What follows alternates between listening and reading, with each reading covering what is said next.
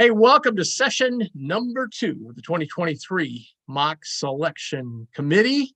I'm Tim Kruger. Today we have the same cast of characters: Dave Ullman, Shelby Mast, Brad Wachtel, Rocco Miller, Graham Dorn, and Kerry Miller. So we're all here, excited to jump into some more seating last night. If you weren't with us, and by the way, you can go back and view parts of last night's show if you want to see how we added some teams to the field, how we did seeding the top 3 lines. So we're right now on the 4th line to seed. First job for everybody watching, make sure you hit subscribe. Helps us out a lot, and also the like button to share this with everybody. Tonight we're gonna continue on the seeding path at least for a while. Probably get down to about the middle of the bracket, so to speak, the 8 line or so, and then we're gonna jump back into adding a few more teams to the field.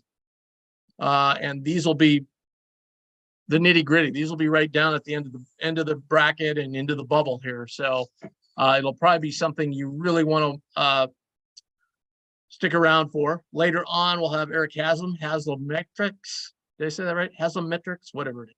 He'll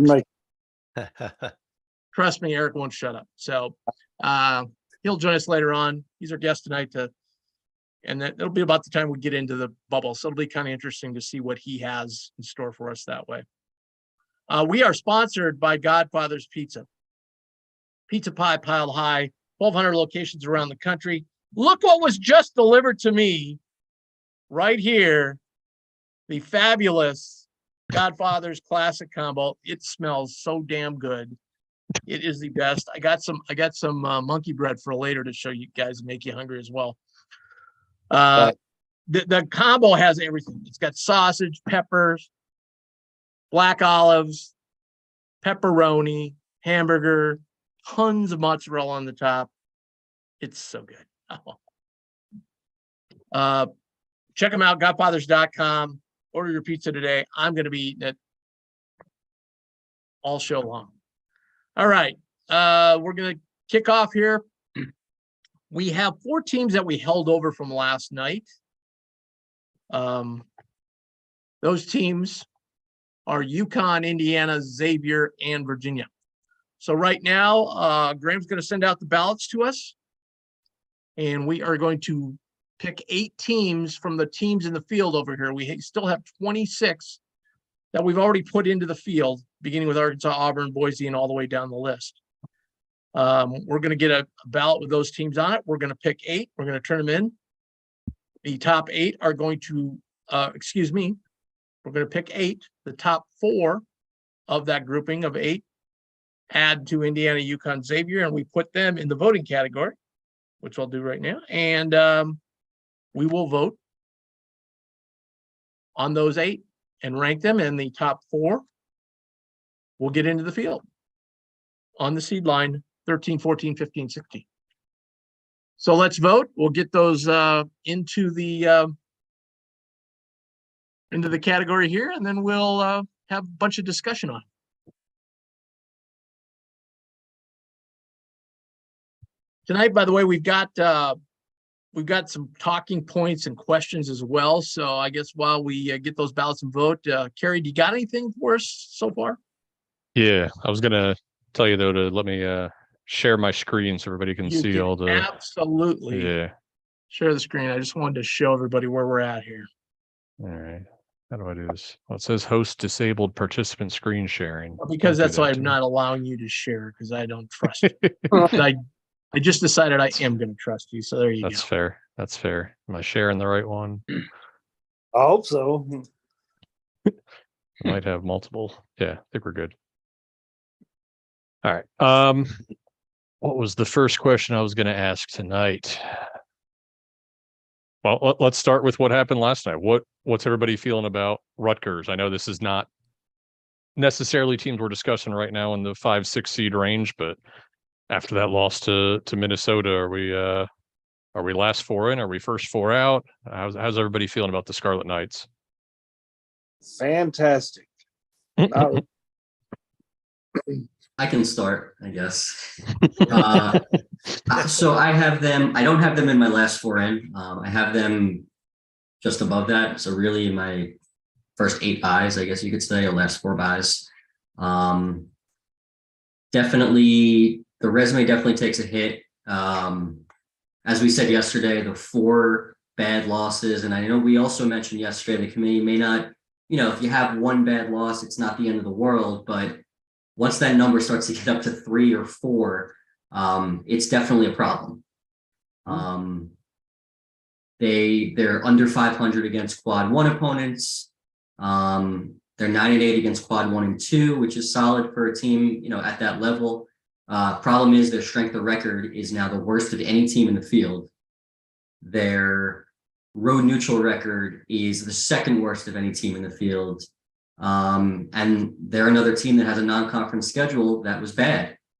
And then as well as you have to throw in the injury to one of their starters, Mawat Mag. And they've played just 2-5 since his injury. So all of those factors have definitely dropped them down the line for me. Not out of the field, just because of many of the teams that they're competing against have also lost. So I kind of have them above that last 4 in cut line, but by no means are they a lock to make it. Brad, what is the injury status just on him and the rest of the team? Yeah, so Mawat Mag got injured 7 games ago, right before they started the trip at Indiana, at Illinois. He's out for the season. He tore his ACL. He's done. If you look at a lot of the metrics, defensive metrics across the board, Mawat Mag is there. So he's kind of like, if you don't know Rutgers very well, you probably never heard of him. If you watch them, you probably don't even think he's one of their top 4 or 5 players. But he is probably their 2nd best defensive player. And for a team that's ranked, top 5 by KenPom in defensive efficiency, he was a crucial part to that defense. And it just seems like the whole team is out of whack. You can't blame. You lose one guy, it should not be this bad. He's not a 20-point plus scorer, so there's obviously more to it than just that injury. But the facts are the facts, and he was a critical piece. He was a big time glue guy. You lose a glue guy, we see what happens. So yeah, like I said, he's the one injury guy that's gone for the season. And then just looking at their resume, the one loss early in the season against Temple on a neutral court, that was up at Mohegan Sun. Caleb McConnell and Paul Mulcahy, 2 starters for them, missed that game, and they ended up losing that game right at the buzzer. So that's one of their 4 Q3 losses. Again, it's a loss, but that's the type of loss that you kind of you note that they weren't at full strength. Not the end of the world, but of course they picked up 3 more of those. But they're healthy now back because they were missing a couple guys. Yeah, everybody else is back. Caleb McConnell had missed 1 game. He missed the game at Wisconsin. They ended up winning that game anyway. But yeah, other than that, they're good to go. I'm probably in a similar spot. They're in that this morning they ended up for me in that last 4 buys group. Sort of it holding right now. I think another big win probably keeps them in the field. A loss and or a quick exit or a combo of that, puts them in a lot of peril, particularly to be passed. As we talked a bit last night, I think maybe it was Rocco that brought it up. They've had multiple chances to schedule better and just, have chosen not to, which leaves them with a non-conference strength of schedule, especially if you look at the net version of it, that's just not very, attractive. And they've got, they only played 1 non-conference game that right now ended up in the first 2 quadrants. They lost that one at Miami. So, that from a non-conference standpoint, Rutgers doesn't have a lot to show. I think the win at Purdue, combined with, having to total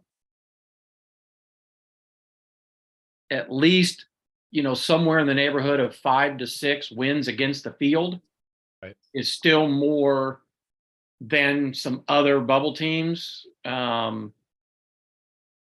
So that's kind of why that's kind of where I had them there. They're just above the proverbial cut line for me, but it's depending on what happens the next 2 weeks, it could still end up potentially going either way.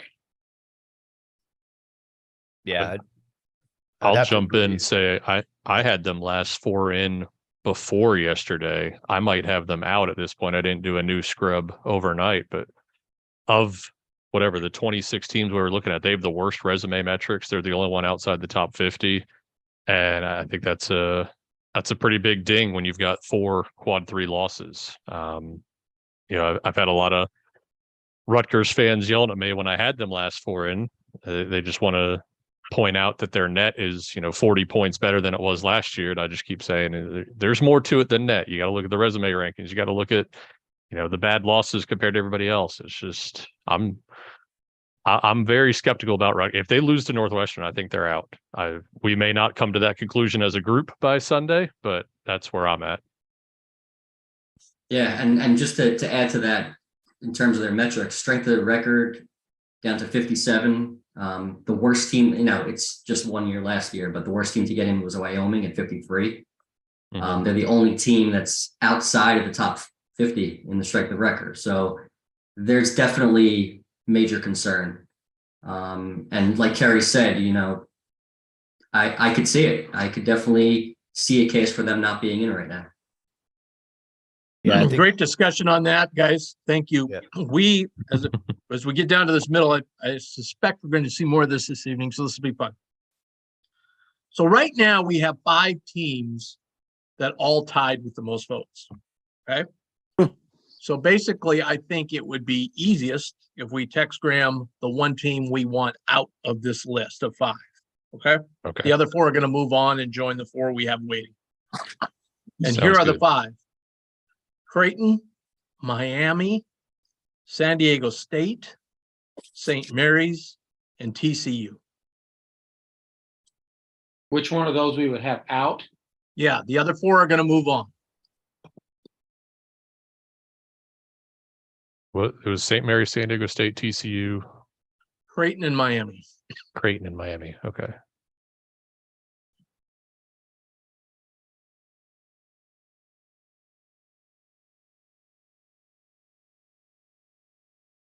Creighton it is. Creighton is the team that will not advance.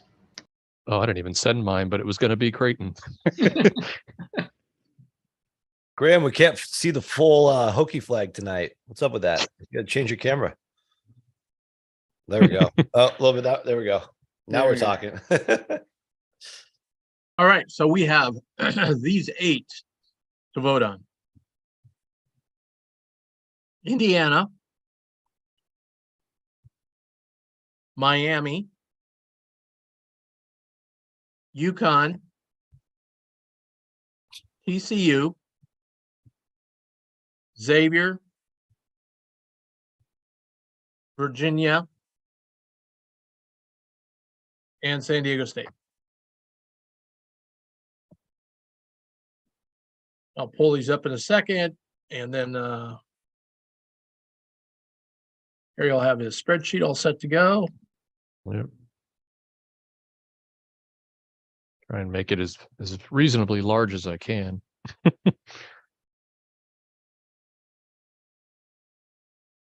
Okay, so who wants to kick off the discussion on these 8 teams as we look to seed them on the 4 line? I guess I'll start with TCU. All righty. When healthy, I think they are one of the best teams in the country. When they're missing a player, most notably Miles, they're pedestrian at best. It's looking like he will be available for the tournament. So I think the committee will consider that. Think he's going to be there. They've got the win at Kansas, wins at Baylor, over Texas, Kansas State. So they have no wins or no losses outside of quad 1. Sorry, they do have one quad 4 loss to Northwestern State, but they weren't healthy. So that lets you know what they can do with and without players. I think this team, despite their schedule being a little rough, they are a very good team, and they're going to be a tough out for whatever 12 seed they play. So you're giving us their seed already. That's nice. You're welcome. Yeah, I agree with Shelby on TCU. You know, absolute juggernaut when they're clicking. You know, even more impressive with the Mike Miles thing. He was limited to 1 point in 36 minutes in the Texas win this week, and they still won pretty convincingly, even though a late shot made that a 2-point win. And so maybe they are starting to figure out how to do it when Miles isn't on. But they did have that 4-game losing streak while he was out. And of course, the Northwestern State lost while they were out. So that's 5 of their losses. And you could actually say 6 because the Mississippi State game is when he got his second injury 4 minutes into the game. And they still took him to overtime on the road. So very impressive team from a basketball standpoint, from a resume standpoint. Yeah, I think right around probably where Shelby's got him is probably where I have them too. They've got a collection of two amazing road wins at Kansas and Baylor, a neutral court win over Iowa out of the conference, which stands out. And, you know, in general, an away neutral record that is decent compared to some of the other teams that are in this group. 7 of those wins at last count. So I think overall, they're so solid, and they were mentioned by the committee at the preview that you really don't have any reason not to put them in the first 5 lines. And then I just think, you know, I don't know if they've done enough since the preview, like with a big road win or something like that, to keep moving them up, but they could still move up if enough teams above them fall. But I tend to agree with where the committee had them, even still probably somewhere on that 5 line. It definitely held serve though since the reveal. You know what I mean? They've been pretty much in the same spot. Yeah. I'd like to, and not to jump on Rocco again, but I think a real good comparison here. I like to break down to kind of separate teams. St. Mary and San Diego State here. Similar records, similar, you know. Yeah. Well, I think, you know, the big difference here, they played each other on a neutral court. St. Mary's won down in Phoenix. Obviously, head-to-head doesn't mean that much, but when you have 2 teams not in power leagues, maybe it matters a smidge more. But I think it's a good place to start. For St. Mary's, they've been a performance metric darling, largely because at home they tend to demolition a lot of pretty good teams. They got to play North Texas, for example, without Tyler Perry and beat them by 30. But I think that's important to note because if they played a full strength North Texas, that probably would have been a much better game. And then, you know, they beat a lot of other really good teams at home, like Hofstra and so and Vermont and Oral Roberts in opening day. I was there for that one. So yeah, they did a lot of great maneuvering of the non-conference schedule. They actually were able to pull off 5 neutral games if you include twice in Phoenix, and then they also had their event where they actually lost to Washington in the championship game in overtime. That was a stunner, especially for me being a Washington guy. And they've lost to Colorado State at home. So some of that stuff, I do think they're really, really good. You've seen that in the Gonzaga matchups. They're in it for the fight. And if you beat them, you beat them by barely. Nobody really blows out St. Mary's, unless you look at UCLA in the tournament last year, which I'm still pretty amazed by. So they're in every game, but you can nip them late if you hang around. Like, you know, they lost at home to New Mexico as well. But I think just the dangerous part of them and the fact that they've blown out tournament teams, I guess this is where you got to put them. You know, I don't think there's enough evidence without a win over Gonzaga to warrant top 16, and the committee didn't do that at the reveal either. But at the same time, their numbers are so strong, it's hard to put them any lower than a 5.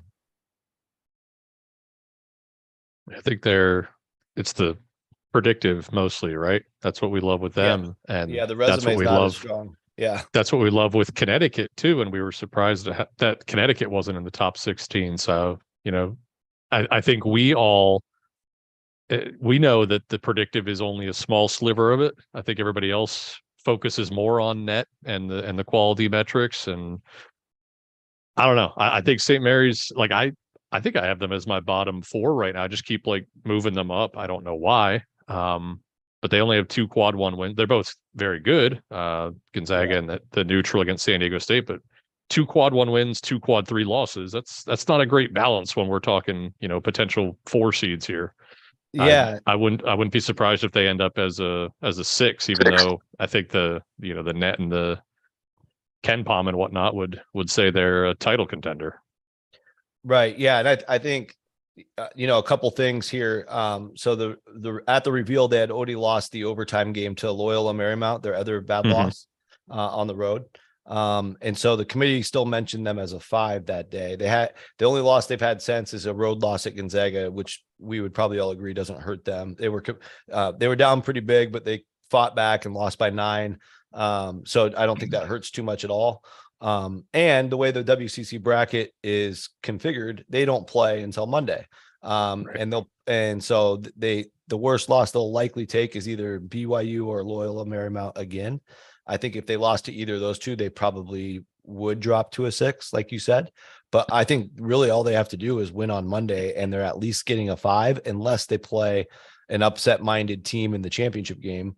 But even if it's Santa Clara, I mean, Santa Clara is strong enough to where you might not even drop them if they lose to Santa Clara. So they might have to lose to like a San Francisco or Pacific. Yeah. I was looking today. Santa Clara's up to 57 in the resume metrics. We might, if they beat Gonzaga, they're officially in the at-large mix. Right, with 1 game left. Yeah. But they would also get a San Francisco win most likely, or a Pacific win, who they have to play before Gonzaga. So Yeah, the only thing I'd probably add, a really, really great discussion, and you guys covered it well. I tend to have them both right now at the bottom of my 5 line. And I think that's a good spot, based on their overall body of work, particularly because they don't have a lot at the top end. They don't have as many chances. But they both scheduled really well. They have, San Diego State has 1 game against a quad 4 opponent. So they've beaten a lot of, they're not great necessarily tournament teams, but quality teams. yeah, they matter. UC Irvine's leading the Big West. Kennesaw State's leading the Atlantic Sun. BYU is, they're not having a great year, but they're not bad. They won. They beat a Pac-12 team on the road in Stanford. So they have a lot of good things, just the sheer quality of it. I do think that, though, particularly if they lose again here, they're, in my mind, they are at that potential as we get in later into this, or we do a scrub, before the final thing. If we get a big, a weekend out of a couple teams that might be on that 6 line, whether we end up talking about, a Creighton winning another couple of big games, or a Michigan State, who, as we'll probably talk about later tonight, one of the very few teams that has a net win average under 100 because of the schedule that they played. So they don't maybe have the high end wins, so you're not going to find them up on a 2-3 line. But those are just, that's just off the top of my head, but a couple of teams that could potentially make a run yet. I suppose you could even throw a Duke in that conversation if they finished really strong. Hey, now. Just because of, nothing else, the name on the jersey. But and let's not forget, the committee had Iowa State as a 3. Now we all think Right. they've, kind of lost some footing the last 2 weeks pretty significantly. But if they get a big win and win a couple games in the thing, and it's not that those games count for a lot, but if you're talking somebody on that edge, so that's kind of where I am on them. I think, just from an overall performance and strength standpoint, it would make an argument to say I think TCU's maybe a little stronger. But Miami's an interesting case too, if you're going to transition. Yes. Because there's a lot of things to like. Miami's they've got a lot of players that can just make plays. They've got 7-4 dudes. against quad one. They, got the blowout loss to Maryland, which is kind of odd, but a lot of good. But then, they have those really two, like losing to Georgia Tech and then Florida State at home, just kind of, especially Florida State. I know it was a kind of a last second deal, but Right. in Miami's, this is where their like results metrics or their resume metrics are actually a lot better than their other, which is usually kind of an odd scenario. So they're kind of also into that because, with the ACC, who they've beaten, a lot of their wins may not be considered that great or not tournament wins either. But then the way they play, they have a chance to win. So I think they're kind of in that San Diego State, St. Mary's kind of grouping to me in terms of all have the potential that could beat a lot of people, but they also not going to have that top end strength that maybe some other teams could end up having here with a couple of more wins. That's kind of where I stand right now. Yeah, Miami. I'm glad you brought them up, Dave, because I was going to mention that. But yeah, Miami, they've really feasted on the 1B. I mean, they're 7. They're 7-2 in that area. The problem with like the ACC, when you look at these resumes of the ACC teams, I mean, again, we get, the committee doesn't get that hung up on quadrants. They try and drill down and look at, okay, how strong were these teams really? And when you look at a lot of these resumes from the ACC and they have some quad 1 wins, I mean, Virginia Tech is at 72, UCF at 75, and that throws in the quad 1. And I know it's the way they do it, but I have a hard time. Clemson 64. I mean, those 3 quad 1 wins are below 60, Yeah. Not only are they quad 1B, Virginia is the lowest possible quad 1 home win. UCF is the lowest possible quad 1 road win. Yeah. Like we could wake up tomorrow and they'll be, 5 and 4 against quad 1. There's, that's why I kind of always like to look at, top 25, top 50, top 75 to kind of give you a better idea of, okay, what did this team really do? Right. And Miami is the only team of all of these teams that we're discussing that does not own a high Q1 win. Correct. Right. And I really like Miami as a team, numbers aside. I think they're a team that can definitely make a deep run, but that's a little bit of that stands out to me. Comparing them to every one of those teams, they don't own that huge high Q1 win. They're one of their biggest aspects is just they have had a lot of success winning road games, which is, as we've discussed, is not an easy thing to do. Even if they're not great teams, to have that kind of a winning margin on the road is still in conference is nothing to laugh at. And the 2 of those losses are by a combined 5 points and 1 in overtime on the road too. At NC State and Pitt, that are 2 teams that are at least, potentially in the field. So I think that's one other strength about Miami is, that Florida State game is kind of the one that sort of sticks out to me as being an odd, but I don't get too caught up on one sort of outlier like that when, somebody hits a shot at the end of the game. I mean, especially 25-point comeback. Yeah. Right. Yeah. I would just say, to me, I don't care what quad it's in. I look at the name on the front of the jersey more than the numbers. So to me, you look at Clemson's schedule. They've lost once at home. Guess who they lost to? Miami. It's their only home loss. You look at North Carolina's home schedule. There's only one team that's beat them by more than a basket at home. It's Miami. I mean, it's really, really hard to win on the road in this sport. It's the hardest thing to do. And Miami's done it in a cluster of times.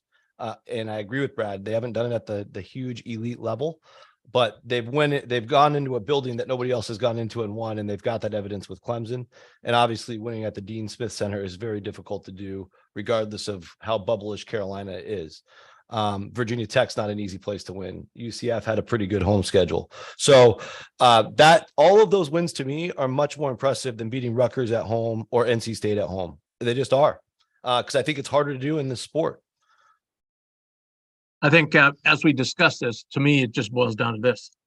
Are any of those 4 teams we just discussed at anywhere close to the other 4 teams on the list? I would say there's maybe one, TCU, but I think when you get into the 267 non-conference, that kind of sticks out for me. Certainly their quality, is very good and a lot of high quality wins, but I just don't think they're close. I just don't think they quite push it over the top to get to those other 4.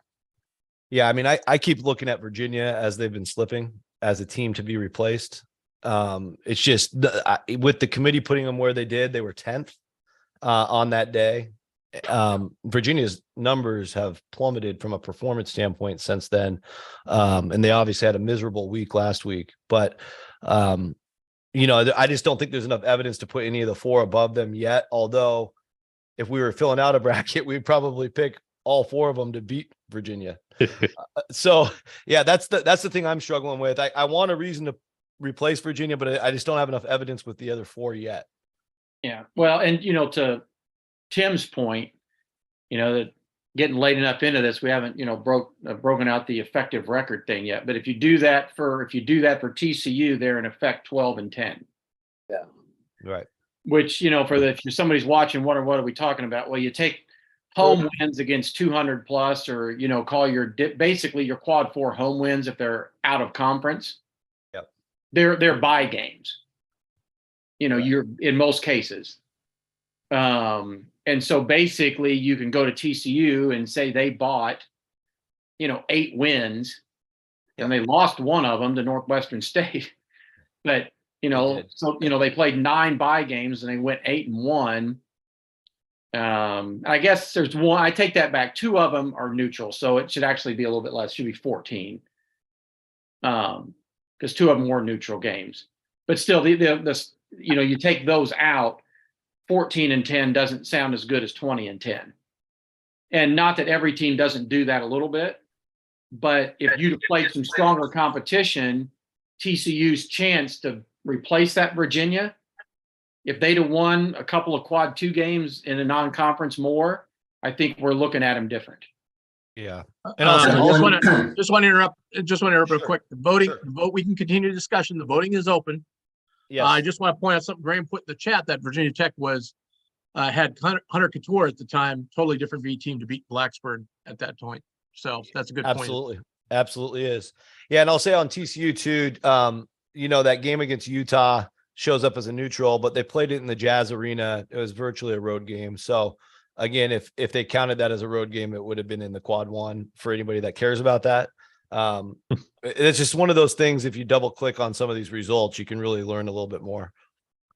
And one thing also to keep in mind that in TCU's defense, they won at Kansas by 23. I mean, we were discussing them yesterday as thinking they should be the number 1 overall seed. So that's significant. And a win like that could trump everything else. They're not quite there for me, but I kind of want to see how, the rest of they finish at Oklahoma and then obviously the Big 12 tourney. For me, they're close. That win is better than anybody else's win. Yeah, by a mile. I would like to it's a good argument for Houston to be above Kansas. So thanks, Brad. I want to really quickly go back to Virginia and not to support them, but you brought up they were 10 in the reveal and we're having trouble, picking a team who should replace them on the 4 line. Iowa State was 11 in the reveal and we've completely dropped them out of the conversation. Well, they haven't even won a game. They haven't won I know, a game. but Virginia they didn't lose to Boston College. I think it's interesting that we've penalized Iowa State so much for a much tougher schedule. I mean, we watch Virginia, we want to penalize them. I don't think they deserve to be a 4 or a 5. They probably will be, but I think it's interesting that we've dropped Iowa State so far out of the conversation when they were neck and neck with Virginia 2 weeks ago. I think it's because Iowa State lost and Virginia almost lost a bunch of games, but they didn't. Yeah, and you look at Iowa State; they're 11-12 in the top 3 quads. They're not even 500 anymore. It's tough. I'm just saying, Brad.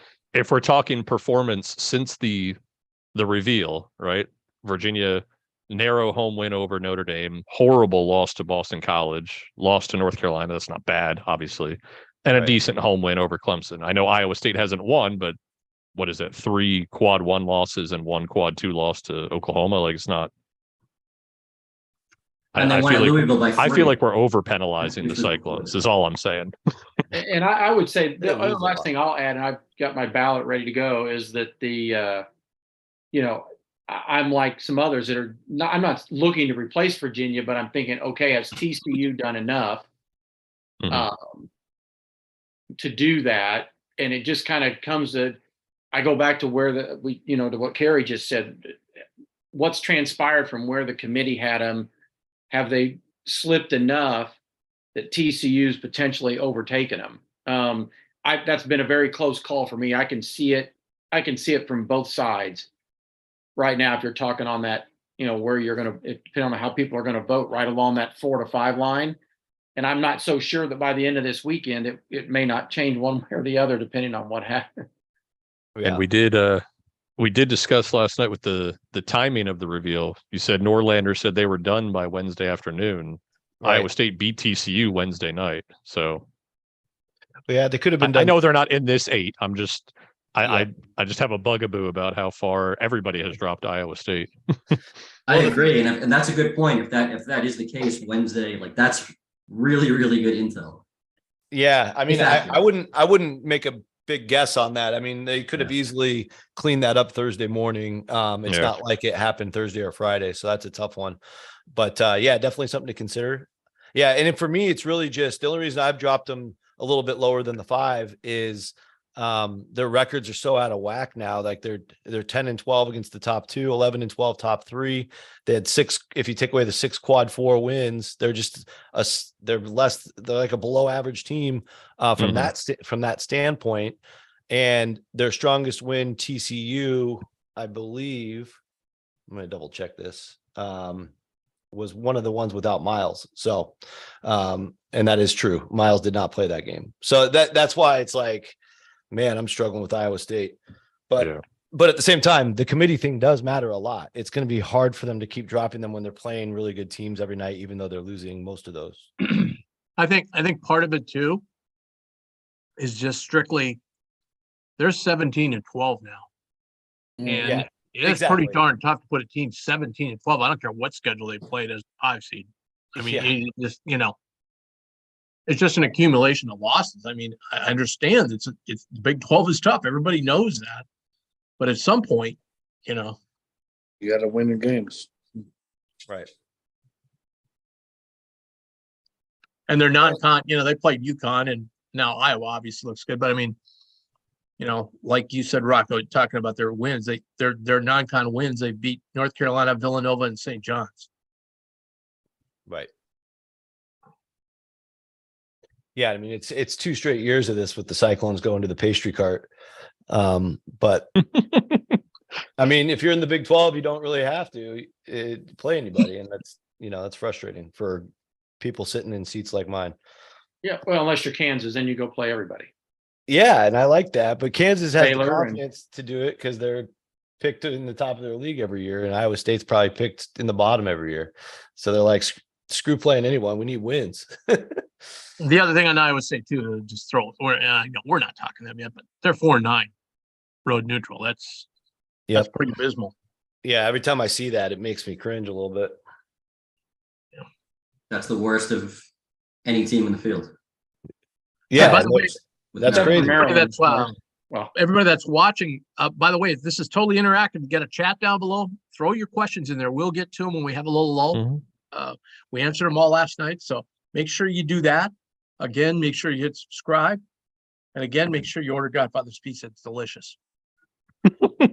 I may scarf down this whole large. I think my wife did take a couple pieces. Hey, to your point, Tim, a couple things have come in, not like questions, but more about procedural questions. And so this might be something for a little later in the week, but, situation where, could Iowa end up in Des Moines if they're in that 7-9 range and get matched up? And I'll say this, that, the committee, when it comes to this kind of stuff, while ideally I think they would try to avoid it, it really only matters technically for the first round game. Yep. Correct. So, Yeah. they don't predict who's going to win. So they wouldn't do it like if their opponent was from East, and they were in Des Moines and they were playing a 9 who was from, I don't know, let's say Providence, they probably wouldn't do that. They wouldn't put Iowa there at home. But, in a 7 game, if they're this, if they're the 7 and the 2 is, I don't know, one of the Big 12 schools or something, Kansas State or whatever, and Iowa was the 7. Yeah, that could happen, because if they met in the second round, it would be what it is. Right. And to follow up on that, if Iowa's number 1 in their seed, they can go there. Number 2, I don't think the committee would worry too much, because I'm pretty sure that 1-8 matchup, Kansas fans are going to find tickets. Okay. So yeah, it'll be a predominantly Iowa crowd, but there'll be a ton of Jayhawk fans there. Yeah, we saw what happened when South Carolina was a 7 and Duke was a 2 Yeah. in Greenville. So there you go. Just got to keep bringing stuff up like that. All because of the bathroom law. Stupid That's- North Carolina. Yep. That's a great point, Rock. I'm old enough to remember way, way, way back when they allowed home court, Yeah. and Syracuse got one, and everybody was up in arms. Oh my God, you're just giving 2000 Syracuse into the final, and they got beat.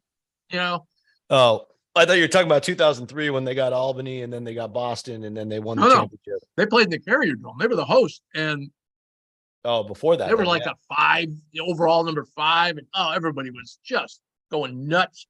First came out, they get beat. So a lot of those, they've got a home court advantage, don't always, doesn't always work out.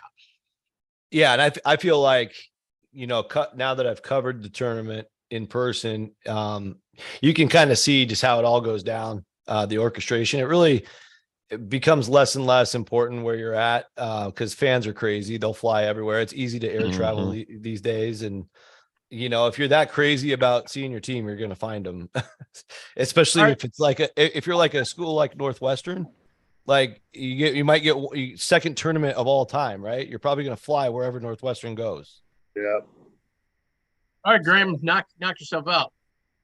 Here we go. We got the 13 to 16 overall seeds. So the 4 seeds, the 4 line in order: Indiana, UConn, Xavier, Virginia.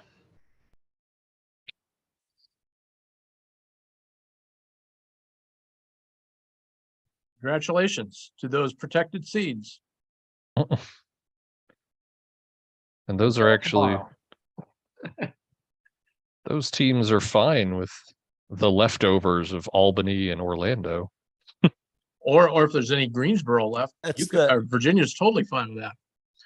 That's the best part for me is like the last 3 weeks in a row, it didn't matter who the 4 is in Orlando, they end up with Miami as the 5, which is obviously a much better advantage for Miami. So there you go. One of the other questions that came in here real quick is, why is more attention not given to average net win? Isn't consistently beating good teams a solid factor of quality? And I think we've mentioned it a couple of times tonight, but as we get through this further, I think it will probably come up more. We talked about some of it last night when we were seeding the top couple of lines. I think what the average does is it gives you it correlates with their strength of schedule too. And not only gives you a sense of the number of quality teams that they've beaten, but the quality of teams that they've scheduled. Because if you schedule a lot of quad 4 games against teams 200 plus, your average net win is just going to go down regardless of how much you beat them by, because, that's just math. So that's why a team like Michigan State, Kansas, I think Alabama, that have all played really good non-conference schedules on top of their league schedules, when they win games, their average net win is really going to drop. So and we may see it when we talk about the bubble teams later, because there's a couple of disparities with those where it gets a little bit more significant, and they're not just 5 or 10 numbers apart, they're 30 or 40 apart, which is a much bigger difference. Okay, Look, great. this is great point, Dave. And this is more of, we're trying to replicate and have the conversations that the committee has. And I think for the most part, we do.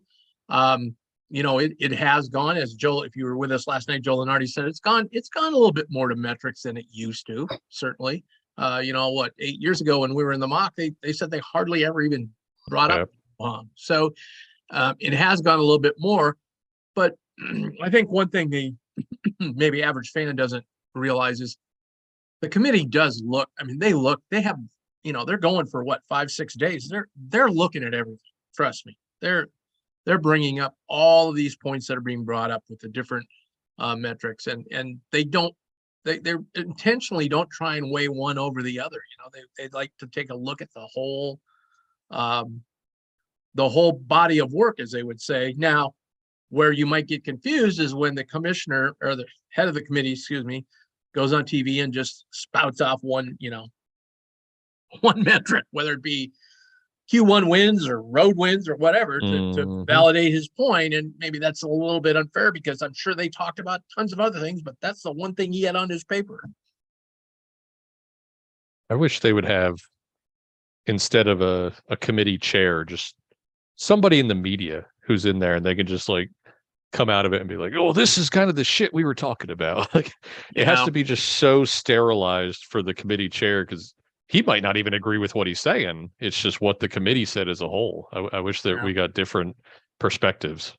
I know when Bruce Rasmussen was head chair about, 4 years ago, whatever, he had a notebook. I saw it. He showed it to me. I mean, the notebook was thick of notes. I mean, he had so many notes. He just taking notes the whole time he was in there. So they're trying to, do their best to, because they know, they got to defend that on that Sunday evening show. If they have any kind of, Seth and Kellogg are sitting there and they're jumping at, where the heck is Texas A&M? Yeah, and I just put in the chat, Iowa State's athletic director's on the committee. I did know that when I went through my exercise, I knew that. So another reason why I'm hesitant to drop. And again, for the audience, Jamie's, go ahead, Rocco. Yeah. I was just going to say, for the audience that might not be aware, there is a rule. If your team's discussed, you have to leave the room. But you guys can tell just by us hanging out for a few hours, we start to like each other more and get to know each other. You don't want to screw your homie over if you don't have to. So there might be just like this implied subconscious. All right, let's not lower them too much. Who knows? But I always find that interesting. And North Carolina's AD's on there as well. Bubba Cunningham. Well, and let's shout out a couple more. First of all, Jamie Pollard's a pretty, Joe was talking about an alpha. Jamie's pretty strong. Okay. I've heard that. None of that. We've got K-State's athletic director on there and Arizona's. So those are all things to kind of, like Rocco said, yeah, they have to leave the room, but they have dinner together. They're at the ice cream machine together, man. I was wondering when ice cream was going to come up. Well, and you said it last night, Tim, that, former Indiana player is the committee chair. Yeah. Mm-hmm. And Bruce Rasmussen had to leave the room that year at Creighton. They had all those Big East teams all bunched together, and they had to move some, like a seed line or two. Guess who got moved? Creighton got moved up 2 seed lines. I mean, they were clearly a 10 or 11. They got moved to an 8. Now, I remember that. You can't you can't tell me that there wasn't, somebody in there going, we got to give Bruce a bone here. The year that you and I were on the committee, I was acting as Bernard Muir, Stanford's AD, and they told me like 10 times, they're like, if you were actually Bernard, you'd have to leave the room now. Like it came up so much. Yeah. But that's why I think a lot of it is maybe just subconscious. Like, you don't want to you're going to have to look him in the eye when he comes back in the room. So there's that. And then Kansas State, Tim, I wanted to ask, who did you say from Kansas State? Because I don't see anybody from Kansas State. I thought I saw that, Rock. I could be totally wrong, but I thought I saw they won't allow 2 people from the same league. I wouldn't think so, but maybe I totally misread that. Hell, it could have been I think it could have been the women's committee for all I know. Okay. Okay, Apologize. Drake is down by 1 at halftime. Two on my TV, Shelby, I got 30-30. 33-31. That's not I have mine. the Bally's Midwest direct feed on, and they have the score up 33-31. Huh. They have Drake up 33-31. Oh, so it was a 3-pointer at the buzzer, I guess. Yep. Yeah, well, it didn't show up on the app I have for the scores. It's showing Murray Yeah. State at 131-32. So Maybe it either was. way, it's a close game. Yeah. Hey, Valley TV could have screwed up. Who knows? Toledo All right. is a minute Graham. 20 away from the championship. Graham, do we Who's that? have Campbell, do Toledo. we have the Toledo. pick No, that's 8 ballot for the next 8 in the field? Yep. Those have to pick 8 teams from the list that was sent. All right. So you just And sent them? Great. Thank I've you. got them shared on the. I'm way behind here. No, you're good. So in case anybody's got their Warren Nolan and Bart Torvik tabs open, it should be on the screen for the all 22 remaining teams up there. What do you So guys we're prefer to picking- use? I use a combination. Bart Torvik. I use the NCAA's net rankings. I use Warren Nolan. I bounce all over the place. I use Warren Nolan almost exclusively. Same here. Bart Torvik and Warren Nolan, I never really go off of those two. And today's Warren's birthday. Is it really? Happy birthday, Warren Nolan. All right, I'm going to tweet something out there because what would we do without him? Right. And Yeah. Warren's the best. You contact Warren about something that you think would be useful on the site, he'll build it almost instantly. Yeah, he's done a lot of things for me. He's awesome for college baseball too. Oh, yes. Very good call, Rock. He does because they still use the RPI, if you can believe that. Yep. Yeah. And he's got the live RPI. That's why he keeps the live RPI going for baseball. They still use it for lacrosse too, if I'm not mistaken. Oh, yeah, wow. Interesting. NCAA used his site for, I think, softball. A couple Probably. the committee or something in some official NCAA capacity. That's excellent. Yep. Good to know his birthday's the day after mine. That's nice. There you go. Happy birthday, Rocco. Oh, no, it's over now. Thanks though. Appreciate it. Yeah, yesterday was kind of wild. We had people over during the call and I was trying to go back and forth. I'll be right back. I gotta get something real quick. I will be right back as well. I put my ballot in. Somebody Everybody's asked a getting a question in the chat. Pizza delivery. Somebody asked a question in the chat. In an Yeah. ideal world, how many Q4 games should a major conference team have? It's a great question. Yeah. And I feel like there's a lot of different answers, especially with the way the net has worked, these last few years. A team like Iowa last year showed that you can play 6 teams with a net of 300 and worse.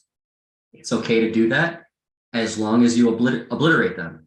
So if you're confident that you can take care of business against those teams, be my guest, play them. But God forbid you lose one of those games or you just don't blow those teams out, it's going to have a great effect on your net. Personally, I would kind of limit it to maybe 2. If you're a team that's in the NCAA tournament, that should be in the NCAA tournament, you should be able to beat teams that should be in the net low 200s, upper 100s. You should be able to beat those teams. So I think that the majority of those games that you're buying should be against teams like that, because you don't need to necessarily beat them by 40. And the game will actually do something for you. It's not going to be a waste of time or cost you your season.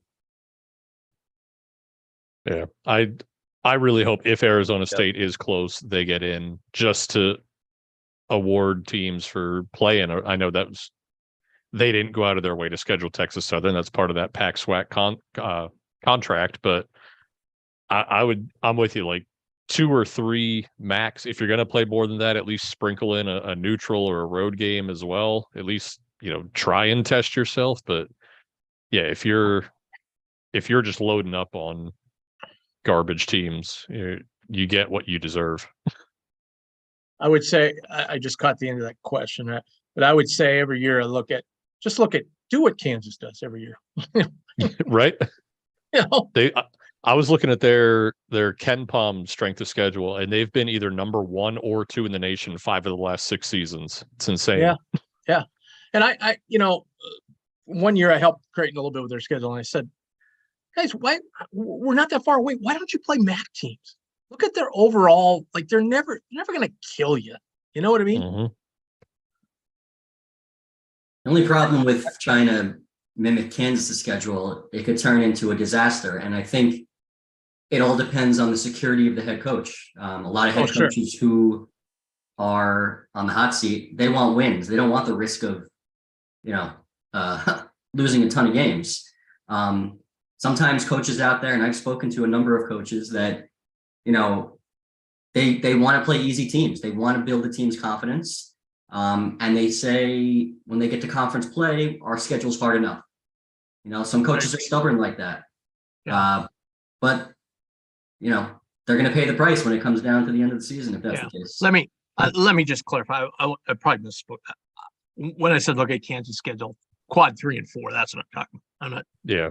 I'm not talking about loading up. Yep. I'm not talking about loading up on Kentucky, Duke. Okay. Yeah. Makes sense then. I agree with that. Yeah. Well, And some of that too is experience based too. Like we make fun of Duke and Kentucky all the time for, loading up on cupcakes, but they're usually starting 4 freshmen. Like you want to at least ease those guys in because outside of this year's ACC, you're going to get those opportunities in conference play. But yeah, I think for the most part, try to Utah State your way through it. Mostly just beat up on quad 3. And just while we're talking schedule, and we're going to get to them probably here real quick. Everybody, Creighton fans are all like, well, why did you schedule such a hard schedule? I'm like, they scheduled 4 bye games. Okay. They've been dying to get into Maui for years. They finally got to Maui, so they have no control over that. Okay. Then the Big 12, Big East Challenge, they had to go to Texas. They had to go down the road this year, so they had no challenge over that. They've played a home and home in Nebraska for the last 50 years, so they have no control over that. The only thing they kind of had control over was that those 2 games they played in Vegas, but their arena was taken away from them for the NCAA Final Four volleyball for the whole week. So McDermott didn't want to go and play 2 true road games, so he did that. I mean, so there's a case of the coach he didn't do anything. I mean, it was what it was, right? Why would you not want a strong schedule though if you were supposed to be a top 10 team? Absolutely. And they started apologizing. I told one of the coaches a couple of weeks ago, I'm like, don't apologize. It's the one thing that's keeping you in this baby, Well, I think that's the part, teams are in all different spots. So, right, if I'm a new program or I'm trying to build or we lost a lot of pieces, I understand having a softer schedule out of the gate. I mean, it may cost you a little bit later if things don't go as well, but it's a risk either way. But when you have it, that's why I think it's a little disappointing is the word I would use. At least I think coming back, we expected a team like TCU, for example, to be good this year. Mm-hmm. So it's not just that they scheduled some quad 4 games. Everybody's going to, with the exception of a few teams, does that. It's just the amount of them, because this is exactly our point. So now you're looking at a TCU that probably could have had 1 or 2 potentially more quad 1 or quad 2 wins with a little better schedule. And that other schedule really wouldn't even be coming into play for a discussion.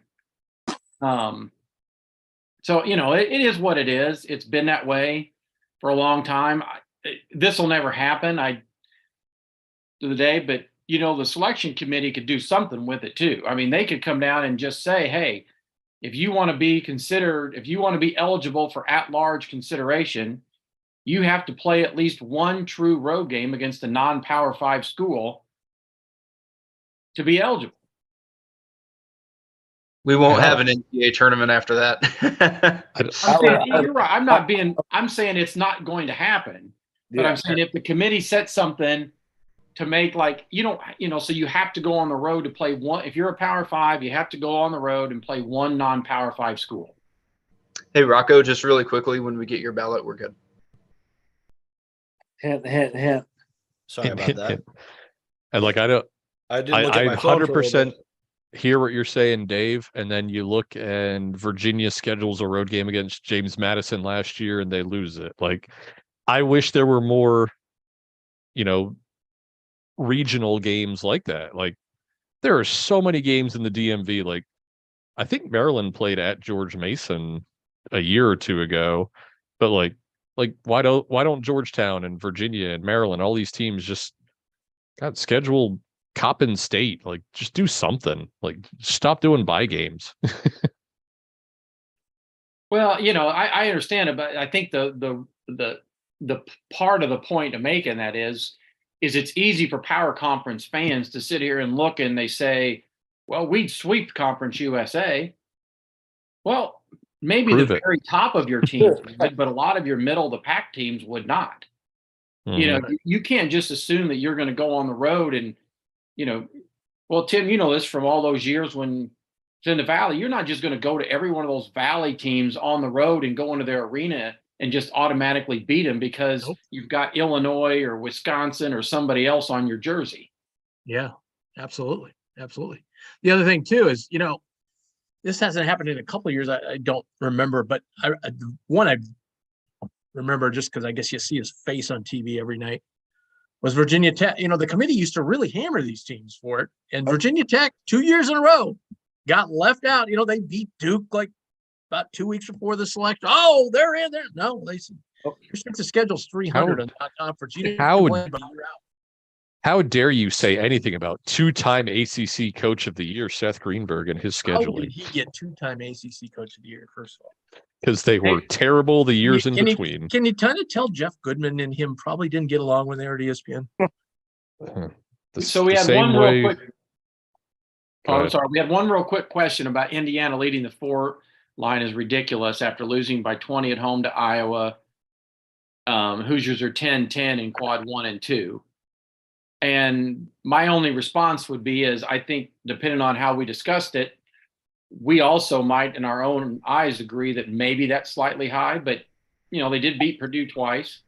Yeah. And then I think the other side of it is the reality is the committee had them as their top 4 2 weeks ago, and they've beaten Purdue on the road since then. And exactly. Sometimes it's easy for fans to look at a result of a game and say, well, they got blown out by Iowa at home. Well, it's between the end of that Michigan State game and that Indiana game, Iowa made about everything it threw up too. So, I mean, you got to give Iowa some credit for when Iowa's playing really well. They're really good. They just been kind of inconsistent. Right. And we try to emulate the committee. This is not what we think. Well, speaking of what you think, the group has come to a decision on the 4 teams that will be added in for consideration on the 5 line. And I think we'll have a couple of happy people on this call. Creighton, and Duke, Iowa State, and Kentucky. Okay. So it's Creighton, Duke, Iowa State, and Kentucky. Yep. Oh, I don't know about happy, but Harry, you got in that pulpit, baby. You started preaching. what did I do? Oh, about Iowa State. Is that what we're talking? Yeah. I still have Iowa State at 17 overall for myself. And I know they won't be there for us, but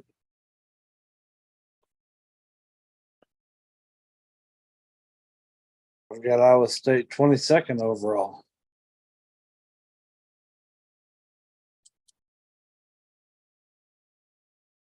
you guys have any preference on how I sort this stuff when I display it? Alphabetical, net order? Probably alphabetical to be fairest, I Right. mean, so there's no bias.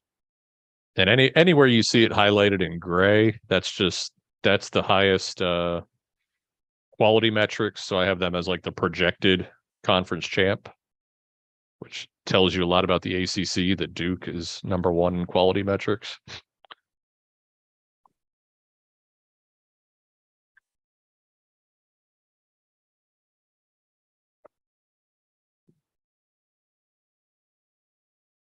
So since we have Duke on the board, the next question I had teed up to ask is how do we feel about tomorrow's game? North Carolina's got to win to be in, pretty much, right? But what about Duke? If they lose, they'll be 2-7 against Quad 1. Don't have any great road wins. I know we're considering them somewhat here as a 5 seed, but where are we at on Duke? We haven't talked about them yet. Who's got Well, the ACC? I do. So yeah, I mean, from a number standpoint, it's not there. 2-7 against Quad 1, not very good. Now, from a basketball standpoint, Duke definitely seems like a much better team than they did early on in the season. It seems like they're playing much better as of late. And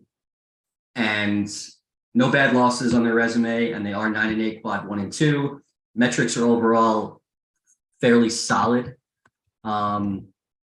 They do have the one high quadrant 1 win, and that's against Xavier on a neutral court, which is a very good win, as well as they beat Iowa on a neutral court. All of the rest of their wins came at home. So they don't have that big time road win, which is why they're at this level. But are they at the level enough where they can surpass some of these teams that we already discussed? I'm not there yet for them. They're under 500 road neutral, and 5 wins against the field, which is fine, which is good. But I'd like to see some better road wins from a team, of that stature. So yeah, that's kind of how I feel about Duke.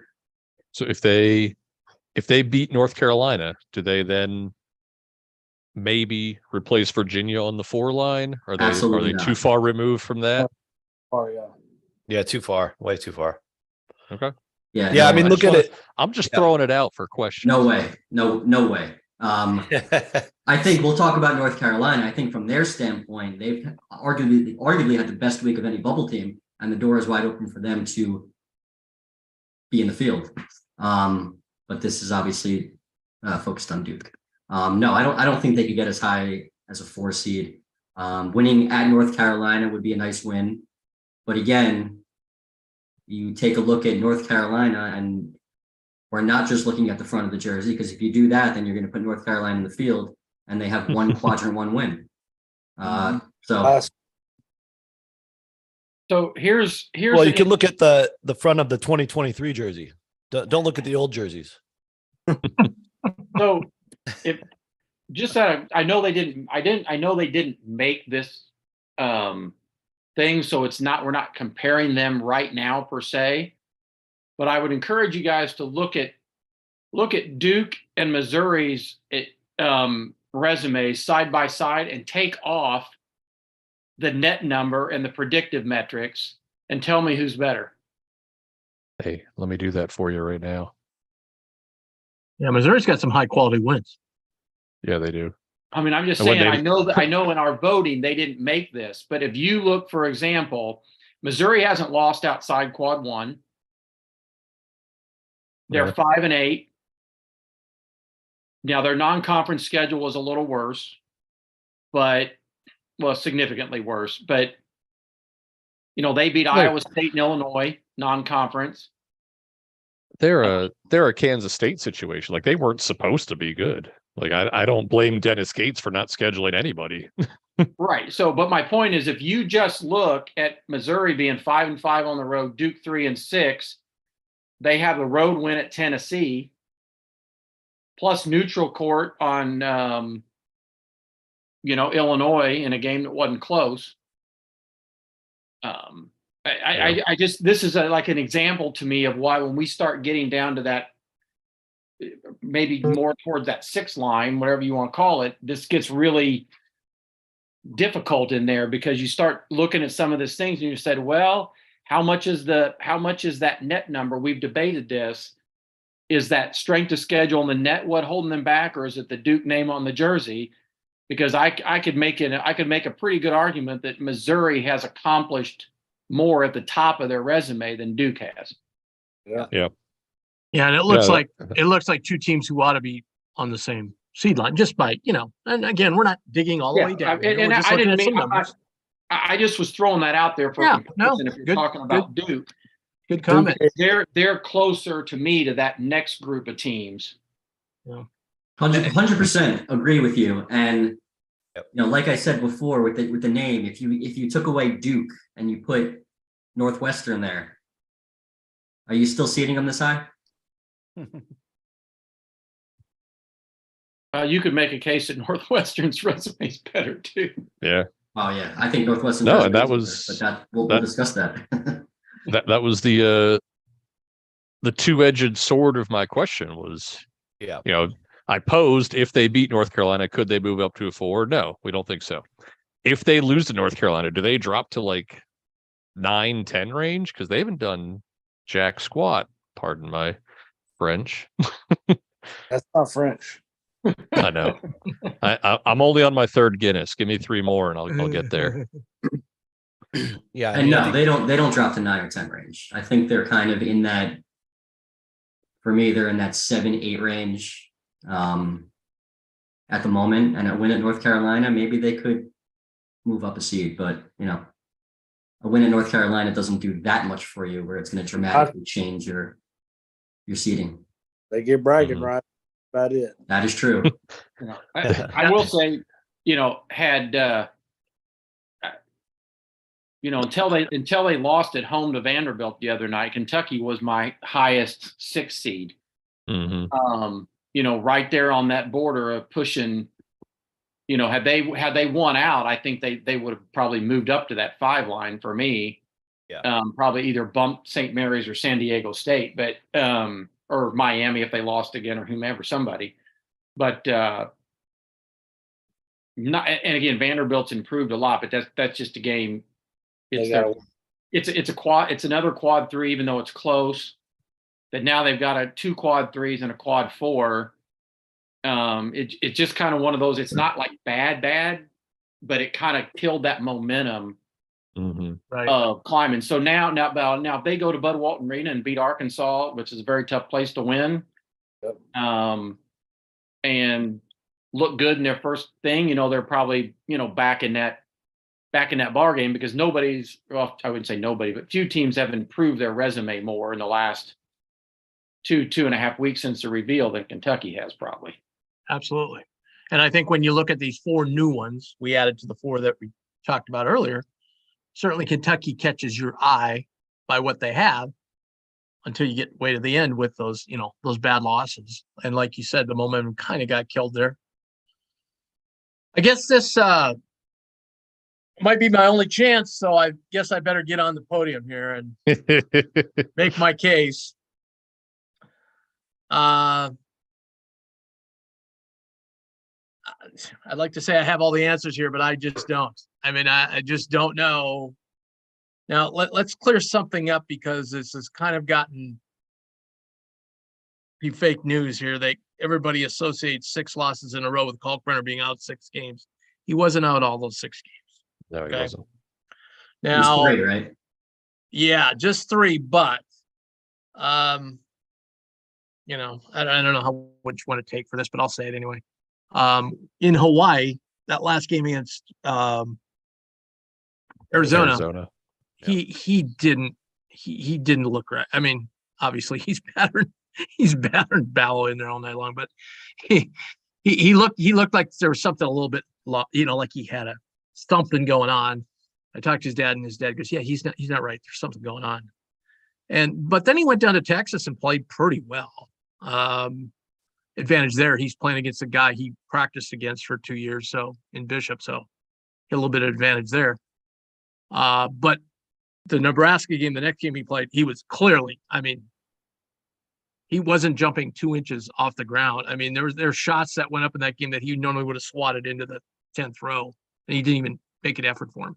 So clearly he was injured, or had mono the Nebraska game, and then obviously was held out the next 3 games. It took him a little while to get back. You know, I thought Rocco, the game we watched in Vegas, Frederick King, the freshman, I thought, I'm not sure Kalkbrenner would have played all that much better than him. He played great. He was awesome. I mean, he was yeah. awesome. Yeah. So I don't know that was a deciding factor in that game, but it just clearly, as the months have gone on and I've watched this team, it clearly is a big deal when he's playing, when Kalkbrenner's playing good, the whole rest of the team plays so much better. It's not even funny. Both offensively, even if he doesn't score a lot, it just, things move through him, and he's great at setting a high screen and roll. And their number, the beginning of the year, their numbers just look fabulous off the board. And you were like, wow, this is going to be a top 10 resume as we move along. And now it's pretty darn mediocre. If it wasn't for the strength of schedule and the net ranking, and the predictives, there's not a whole lot to write home about here. Some of their wins don't look as well for whatever reason. I can't explain the net to you. Thank God Arkansas has hung in there, because that gave them a high quality win. That they have had, if you sprinkled in that 6-game losing streak, if you sprinkled 17 points around, they'd won all 4 of them. So it's not like they got blown out there games. It was really, they were really competitive even without Kalkbrenner. Yeah. That Arizona game they played with Arizona was, that's when Creighton was at their peak, and it's a pretty high caliber game. The Arkansas game was amazing too. That was that was incredible game. Yeah. Yeah, Tim, those are good points. I think I was all in on Creighton, especially with the committee mentioning them. I thought that was really huge to get a clue on where they're at. But I do think two of the last 3 performances, of course, they just destroyed Georgetown by 40, which, we all make fun of Georgetown, but they were hanging in there with a lot of teams the last few weeks. So Creighton's got a different gear to them, like maybe even a Final Four level gear when everything's clicking the way Tim talked about. But I was a little disappointed. I figured they would beat Marquette at home. They lose by 2. Marquette's the champs.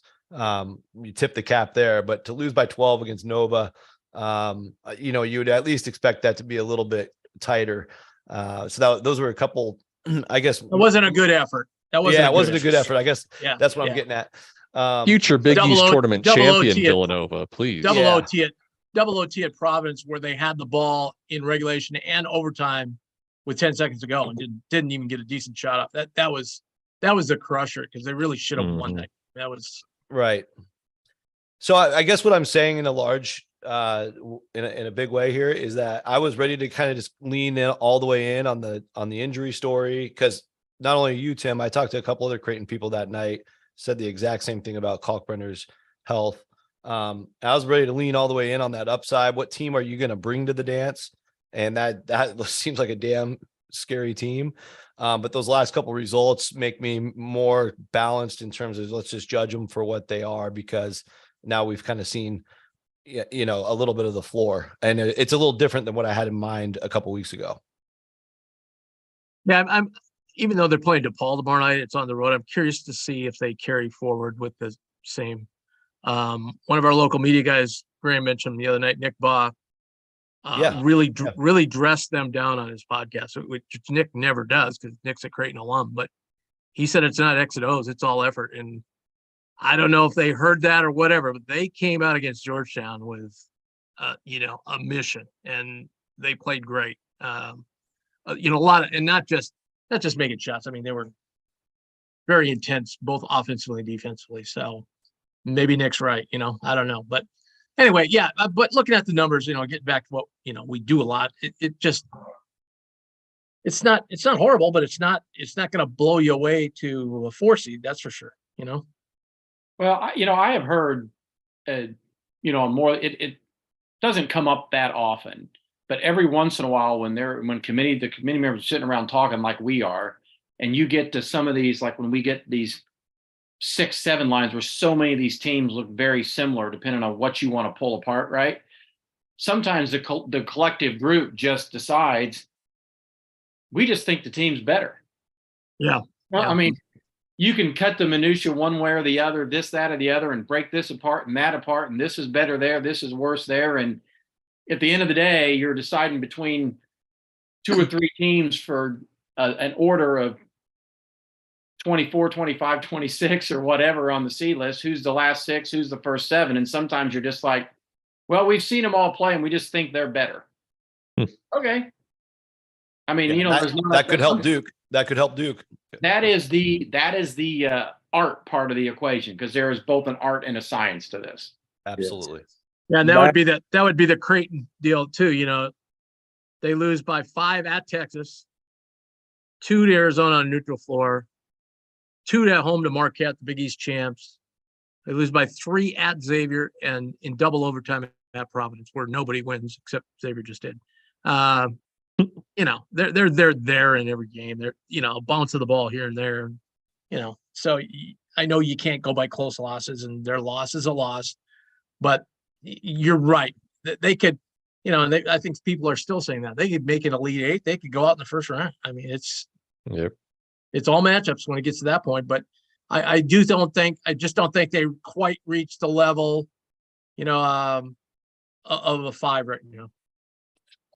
Well, back when Graham and I were on that Super 10 committee, Stan Morrison, who used to be on the selection committee, he was in there to make sure that we did everything right and follow the rules, everything. But he said one of the things he said that they used to do, and when they got into a dispute between 2, 3, whatever teams, shirts and skins, who wins? And they'd make a determination based on who they thought would win. Yeah, and the other thing I've heard is when they get some basketball guys in that room, they just say, "Who would you rather play?" You know, That's where Houston beats everybody. Yeah, exactly, exactly. So we must have some basketball guys in there, and that's what they're saying, Maybe, right? Yeah, the chairman has that mentality. I think Creighton has a very last year UCLA feel to that. UCLA got a 4. They were a little bit higher, like in the predictives all season long, but just like they were missing Cody Riley for a few games. Johnny Juzang missed a few games. I think Jalen Clark, even though he was more of a reserve back then, missed a handful of games. It's just at the end of the year, they're going to be around 10th in the Ken Palm rankings. Like it's going to feel like they're a team that can definitely make a run, but you got to judge them based on their losses. Like I think we can all agree there's no chance in hell they finish minus 21 on the glass against BYU if Ryan Kalkbrenner's healthy, if he's playing in that game. But I don't know if they're going to get the seed that it feels like they deserve. I think they're probably going to be a 6 seed, and I think 90% of people are going to pick them to the Sweet 16 regardless. Kent State won overtime. Say what now? Kent State won in overtime. Like you said, Kansas State. State. We're scheduling a makeup game, Kerry. All right. So do we have a ballot out here, Tim? We are going to get sent that ballot here in a second. Yes. But by the way, I'm not even going to bring this up, but if you'd like to know, Creighton and Iowa State played a secret scrimmage this year. If you'd like to know the result, just text me. I'll give it to you. Let's just say that your Godfather's Pizza smile, I think, already tells us the result, Tim. Well, it was secret. He's got that monkey bread. Right? I'm not even sure the game was played, frankly. Okay. Yeah, nobody knows. Except for Jeff Goodman, who tweets No, about I have all an of them. idea. Instead of making these secret, why don't we fill up a 15,000 seat arena and donate the money to charity? You know, is that a dumb idea? And the coaches makes could no go out there and Because blow the then they whistle would once in a count. while. Because then they would count it as one of your exhibition games, and you wouldn't be able to Well, play. The coaches can't could go go to out there and blow Italy. the whistle and rerun plays if they want and so forth. But You can't bring It's in that just- local D3 team into your arena for an exhibition game. it's just stupid. It's just, you know.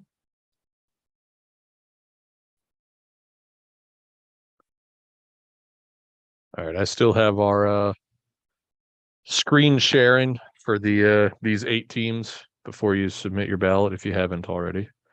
If you need to see any numbers, let me know. If you want me to sort anything in a certain way, happy to do so.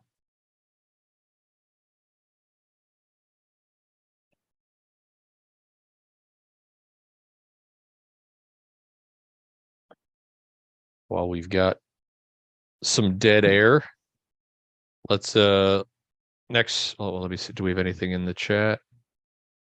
Not so much. So I had a question how we feel about Michigan State, which should be coming up shortly, so maybe that will save us some time in a couple of minutes. But where are we feeling on Michigan State, which as Dave loves to mention, the average net win, they're north of one, I think they're 97.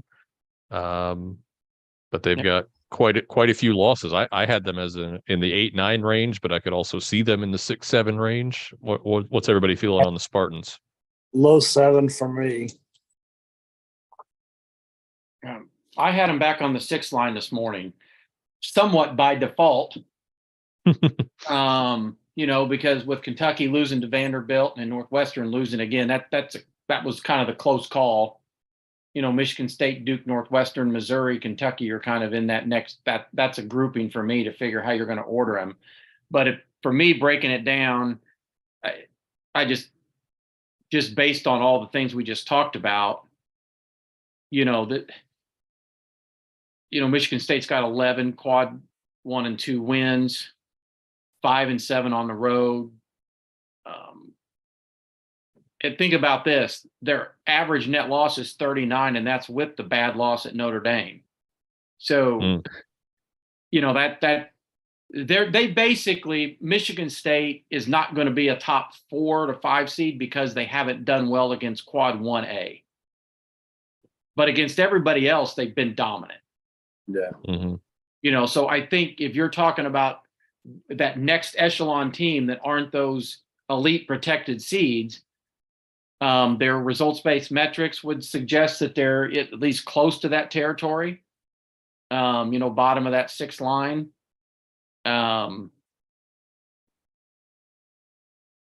They did beat Kentucky in a neutral court game. Oregon in a neutral court game, and in some of their losses, a 1-point loss to Gonzaga, lost a game kind of late to Alabama that they were right there back in November. So I think they get some credit for playing a really good schedule and performing well against that schedule. And that loss at Iowa, that just, you give Iowa credit for making those shots, but sometimes you just kind of go, well, that's just one of them crazy things that happens. Where they make five threes in 45 seconds or something crazy like that, or whatever the heck it was. Right. They were down 12 Iowa. points with 90 seconds left. Or no, inside the last minute. Yeah. Some of that. It was the Duke Maryland 2002. It was the Miracle Minute. They came back from 10 in like 48 seconds. That was great basketball, wasn't it? I was there for that game. Nice. Love that. I think I was like 10 or 11. I had my face painted like Duke blue, and even at that age, I was not welcome in that arena by the end of that game. Oh no. Just need one more ballot. Yeah. One more thing on Michigan State. They haven't played a team right now in the lower half, the bottom part of quad 2.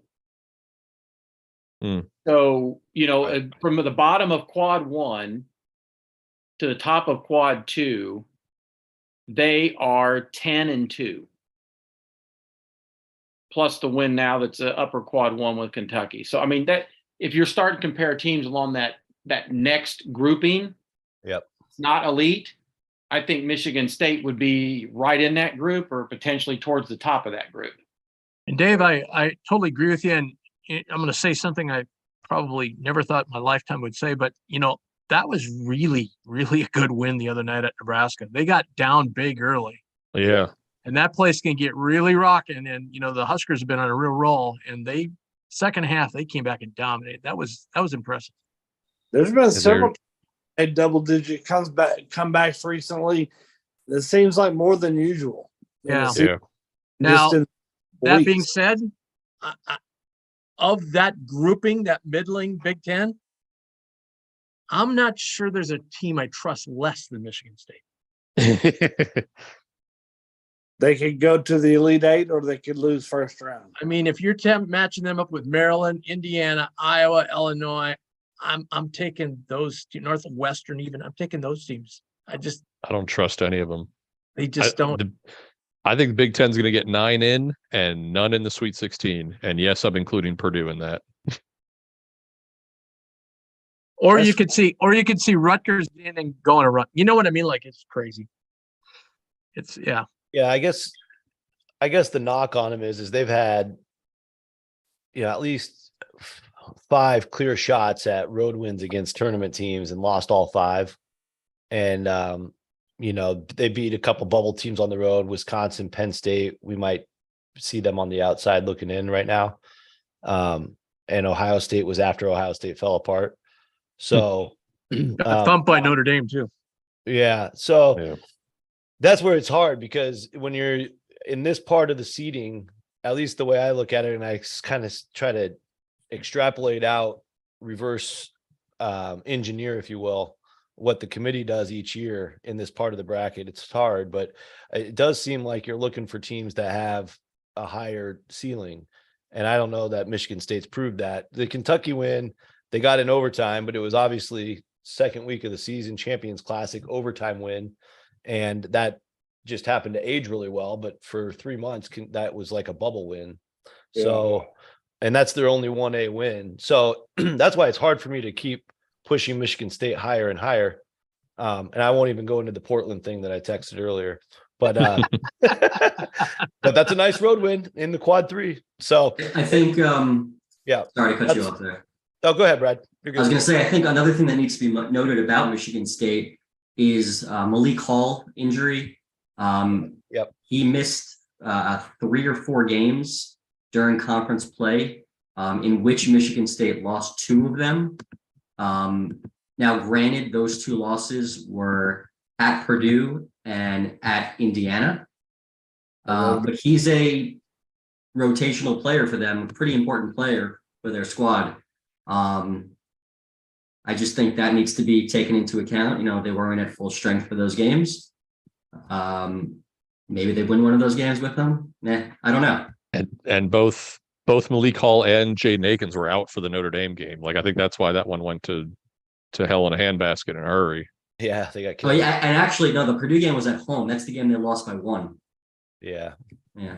that's right. Well, we are ready to announce the 5 seeds in order: TCU, St. Mary's, Miami, and rounding out the 5 line is San Diego State. All right. But for Michigan State, again, they don't have really much of a chance to impress us at the end here with a home game with Ohio State. So, and they can really only go backwards with a bad game. Yeah.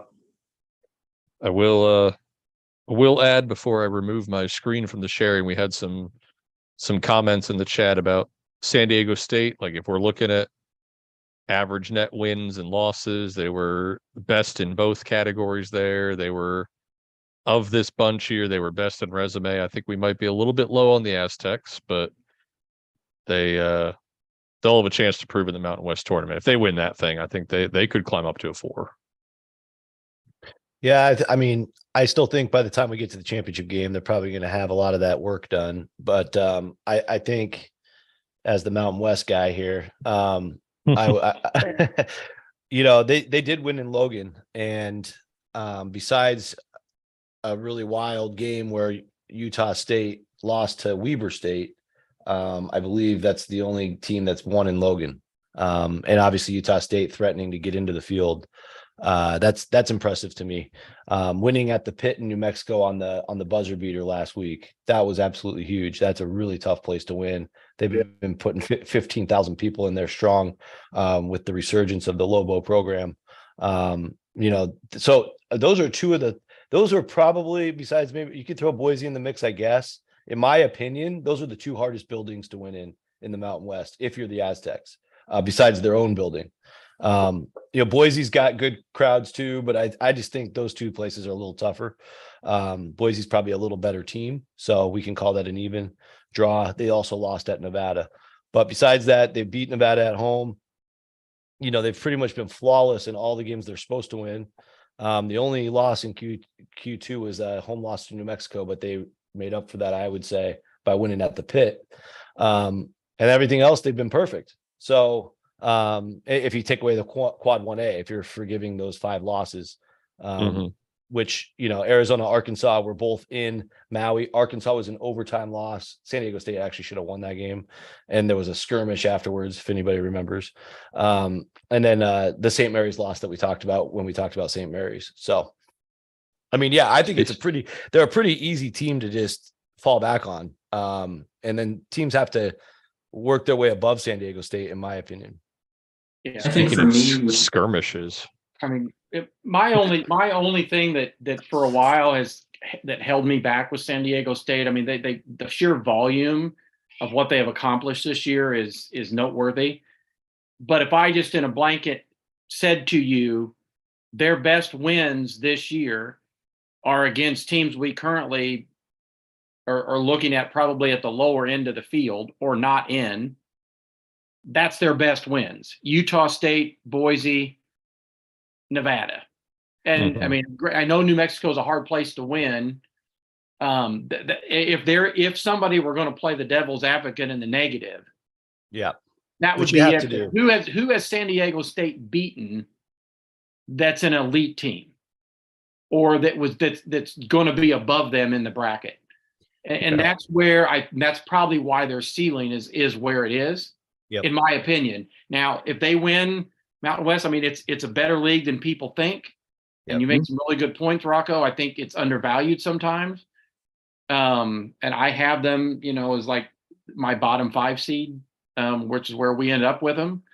But I do think they could be at risk of getting passed by a couple of teams if maybe not on any fault of their own, but they just, have they beaten St. Mary's or Arizona or Arkansas? Yeah. You're looking at them and entirely that 4 line's probably in play for them. But Arizona wasn't competitive either. They were out of that game early. Yeah. They didn't play well. Arizona, when they're on, it's tough. I'm not so sure anybody's going to beat them, to be honest. Right. Yeah. And there's a good point. Go We talk about those MTEs and, sometimes, man, it's just the luck of the circumstance. Like they probably, other than Creighton, they had the toughest draw there, but they beat Ohio State. Then they played a Arizona team that's awesome, and then they're going to play an Arkansas team that's coming off an incredibly tough loss to Creighton. It was they should have won it.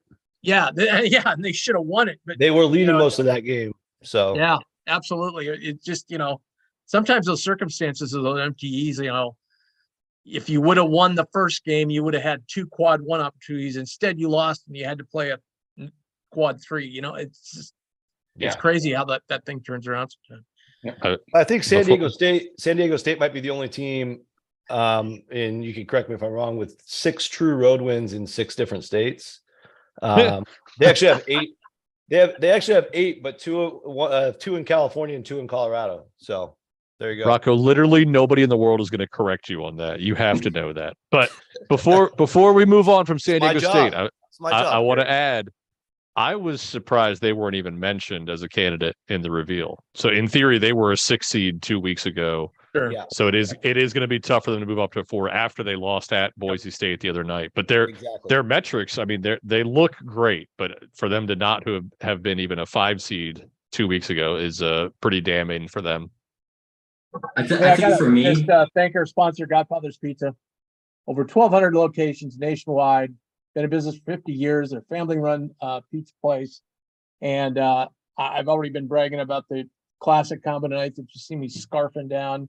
Later on, when I get my sugar rush, I'm gonna have some of that cinnamon bread. They've got wings, they got potato wedges, they got cheese sticks, garlic bread, everything to get you set up for March Madness. So check them out today. Godfather's Pizza, godfathers.com, pizza pie, piled high. We are going to move on. However, we have a little bit of a change now because we're down to 18 teams in our field. NCAA procedures say that we only pick 6, not 8. And we're going to pick 6 here. And then we will take the top 4 and match them up to the 4 teams that are in the holding area. I think Brad So was we're going gonna to add a quick comment on San Diego. I was just State. going to say Absolutely. one quick comment on San Diego State. For me, I do have them as my bottom 5 seed as well. Easy chance that they get past. Now, for them to remain on that 5 line, I think how we feel about Utah State. If we feel like they are a tournament team, they beat them twice, home and away. That would double the amount of wins they have against the field. That kind of could keep them there. If we feel like they're not a tourney team, and look, the difference between just being in and just being out, it's not a whole lot, but a win against the field is a win against the field. And I think that could kind of stabilize them a little bit, depending on how we see Utah State. Yeah, I agree. I've got our Remember, I've we're got our just- 18 we're just picking teams on 6 our list here. Just If you picking 6. pull up the Zoom or whatever we're using. You can see the 18 teams. 6. That sounds like some sort of contest at the grocery store or something. Pick The 6. Horse track.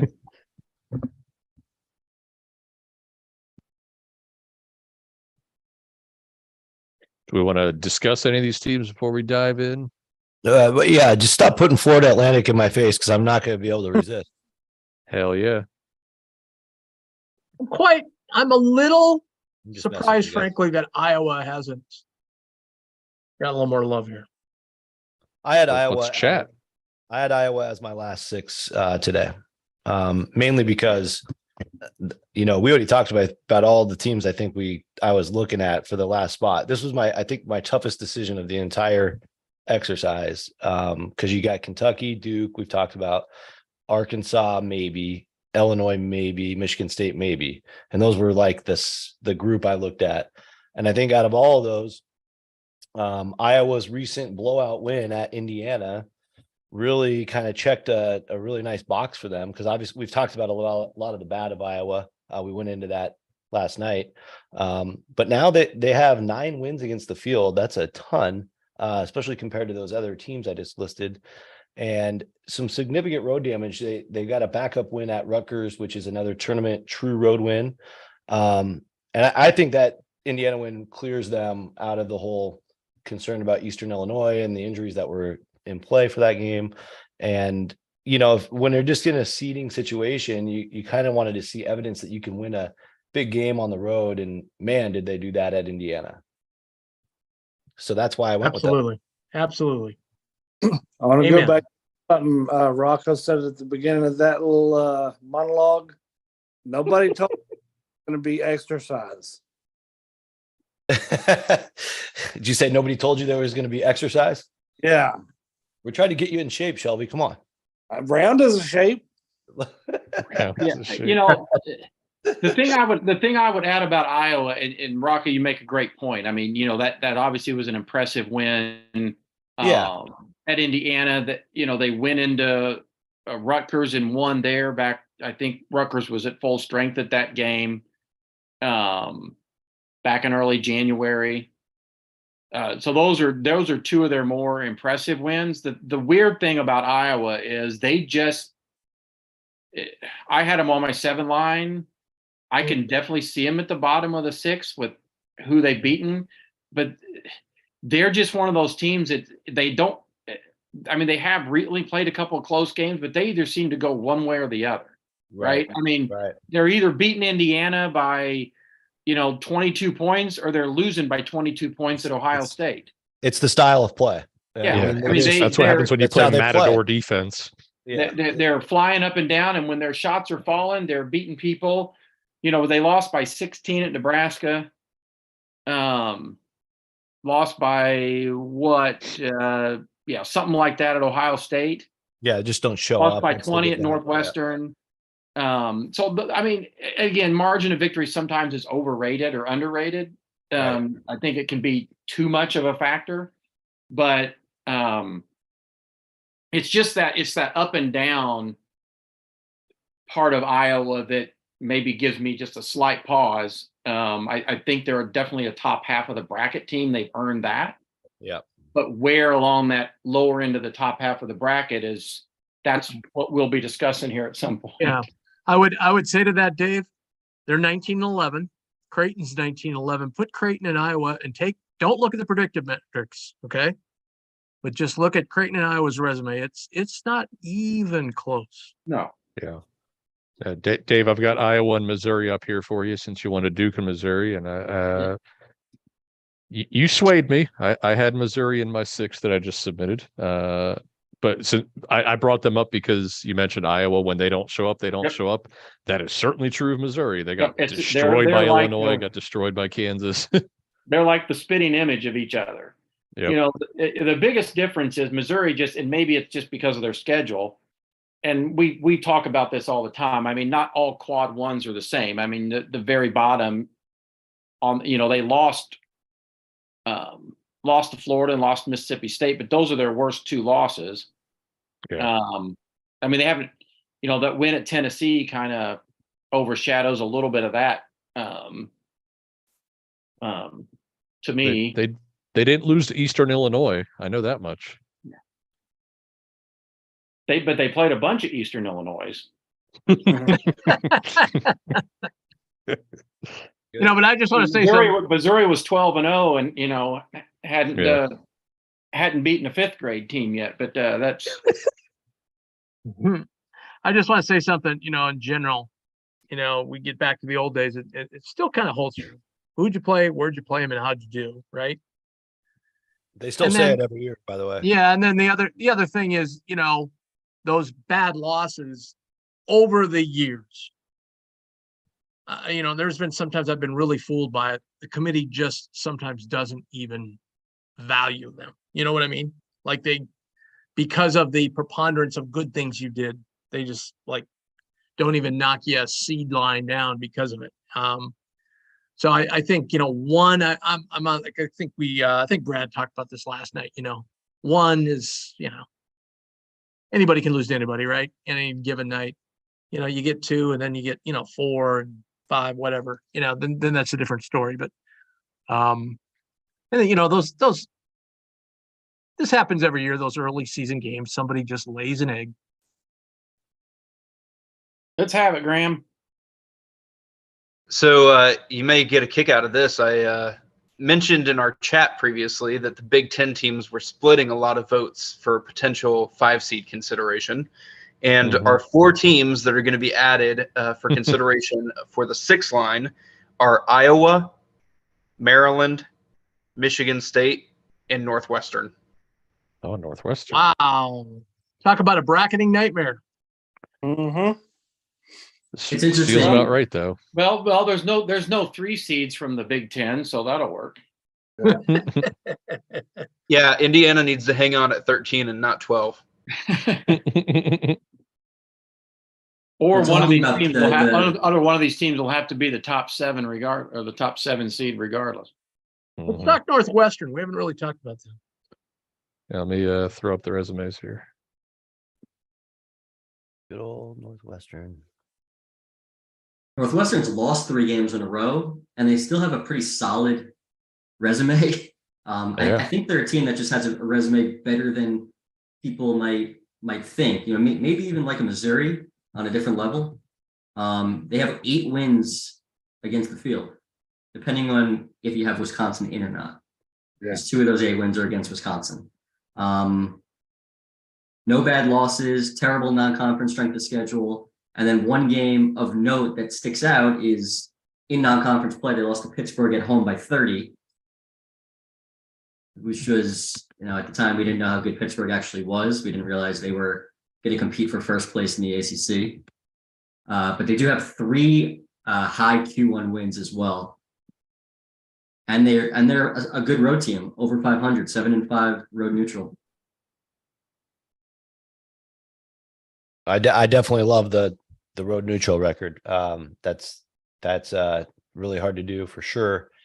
It's very bizarre. They have 5 home losses in quad 2, but at least to their credit, 2 of the 5 are tournament teams, and Penn State and Michigan are fairly close to tournament teams. The Ohio State loss also happened on New Year's Day. So it was before Ohio State totally fell apart. So, you can justify most of them. It's just weird to see a team this high on the board to have that many home losses, especially with all of them outside of Q1. But again, you got to break it up by tournament teams or non-tournament. So that's a helpful way to kind of be at peace with it. And that's probably why their net is, Crazy. in the 40s, because they've lost so many 45, home games. Yeah. It's a wild mix of results, but if you're going to have one extreme or the other, I'd much rather be in Northwestern shoes where you have the awesome road wins. Right.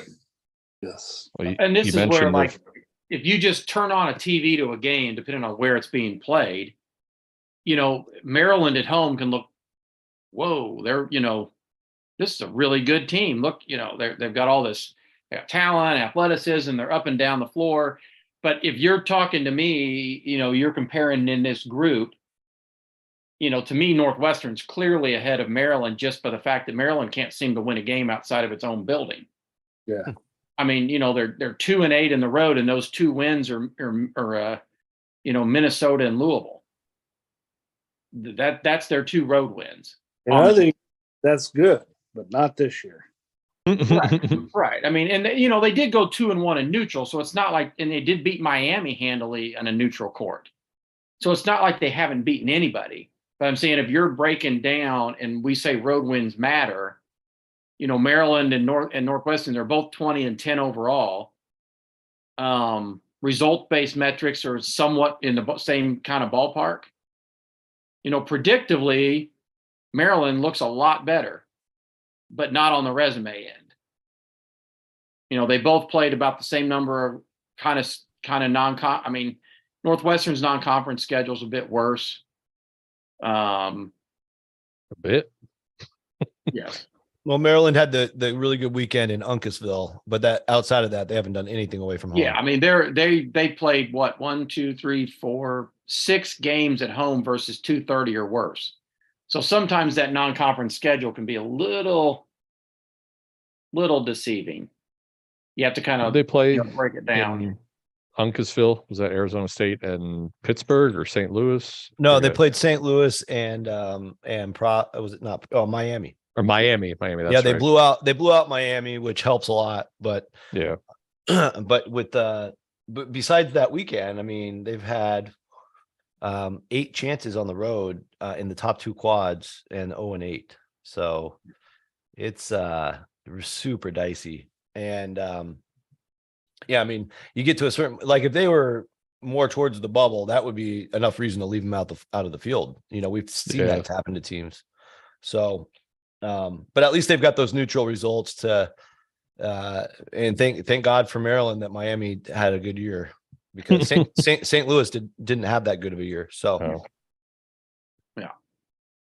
Can I just point out, these are the 8 teams we're looking at for 6 seeds after how many years of doing this?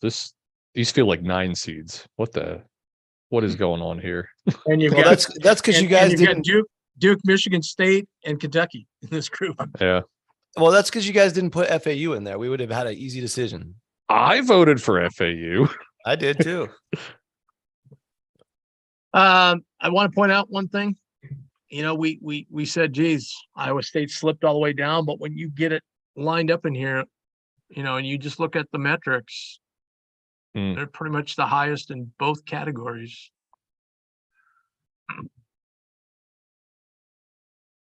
It's funny. There's so many big 10 teams in here, and we talk about Iowa State, who they've lost 3 or 4 in a row at this point.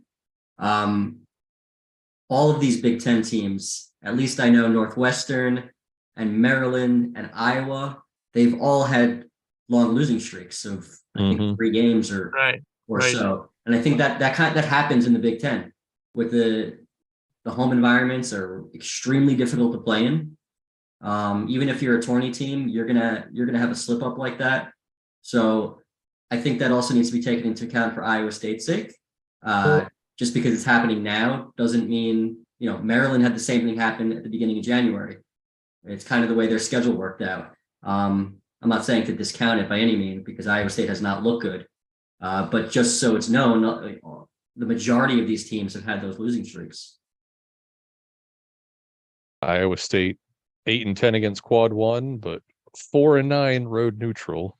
Granted, most of those are road games in the Big 12, so that's And not I don't easy. really, They've I'm not played the really toughest hung up on schedule. I'm not really hung up on their losing streak. I'm more hung up on, they're starting to accumulate some losses now. Yeah. Right. Yeah. Their road neutral's bad.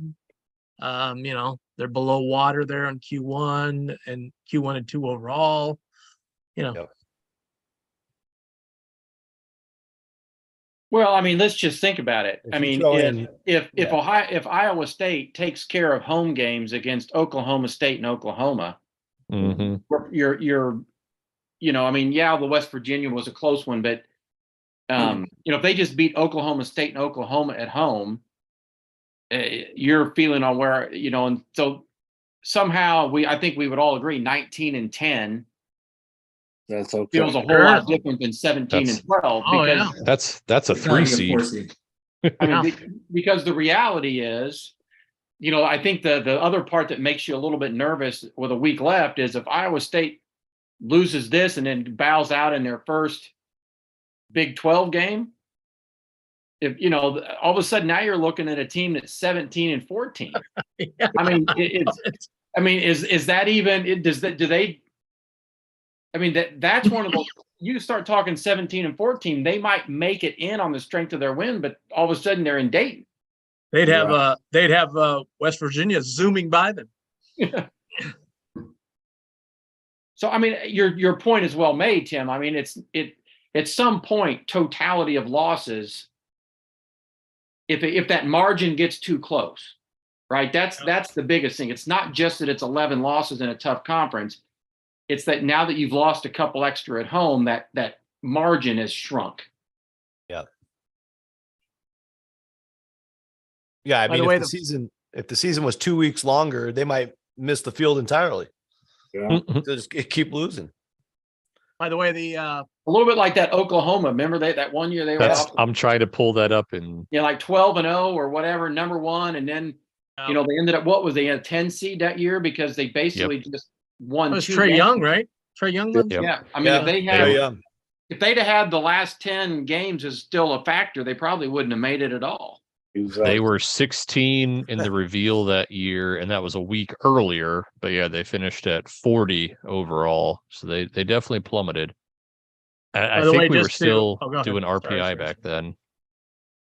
Yep. I just want to quickly point out the Fighting D-Rocks of Drake Yes. advance on Rocks. 74-62. I don't know if anybody knows that, but Darren DeVries, that's his nickname, D-Rocks. St. Well- Louis just beat Dayton. If anybody watches the A10 anymore. Oh, Tucker- that's Tucker DeVries is at 27 tonight. By the way, watch him now at Drake because I'm not sure he's going to be there long. So I guess if Southern Illinois wins later, then that sets up some top 4 teams in the semifinals, right? That's Uh, crazy. That's crazy if you've ever been to Sycamore's a St. 5. Louis because yeah. all of Southern Illinois and St. Louis and Missouri State's alumni live in St. Louis. And this is like, I can't tell you how many times they played the late game on the first night. And, now that Creighton and Wichita aren't in there, there's frankly not a lot of people there, but they do pack that in for that game because all their alumni show up because, it's a night game. They're off work. They can, especially on a Friday night. It'll be kind of a Rocco, fun. I wish you wouldn't have told me that St. Louis Dayton result, because I bet on Fordham 80-1 to win the A10, and I live in Virginia, so VCU does not count. If Fordham had beaten George Mason 2 nights ago, I still would have had a chance at cashing that bet with St. Louis beating Dayton. But Well, whether I told Yeah. you or not, I didn't change. it the still trigger. happened. Yeah, But it still happened. you just upset me. Oh, I'm sorry. Wait a Kevin. minute. So you couldn't vote on VCU because they're playing in Virginia? Or Yeah, you live it's- in Virginia? I got 80-1 on Fordham to win the A10. Virginia schools not included. Like if I bet on a national champion and Virginia was to win it all, the runner-up cashes for me. I don't know how that works. So that's but like the state law or something? I guess. I don't know if it's a Virginia thing. I don't know if it's a Yeah. DraftKings thing. It's a Virginia state law for Is it? college Okay. teams in particular that you can't bet on college teams from your own That's state. dumb. Dumb. So I New still had Jersey- New Fordham Jersey has the until same law. 48 hours ago. New Jersey's got the same law. Yeah, I heard Washington does too. Well, we can't bet on anybody here for Yeah. anything. Same with where I live. That's why I moved from Charlotte back to Virginia. Not really. but- What's hilarious is the Creighton Arena sits right on almost on the Missouri River. So on the other side is Council Bluffs. They have full blown gambling. So it's hilarious to go into a sports book about 5 o'clock the night of a Creighton game. It's just people in Creighton gear just flowing in there, laying money down. It's just So I'm originally from Pennsylvania. I went back home last weekend and went to a casino advertising as the 17th casino in Pennsylvania. I'm like, my God, there aren't even 17 worthwhile cities in Pennsylvania. Sorry, home state, but Yeah. everywhere. Are we ready for a ballot? Are we still discussing? some We more are, things? yeah, we'll send out the ballot. So the voting is open. I think we've discussed everyone here pretty thoroughly. yeah, we've hit on all of them for sure.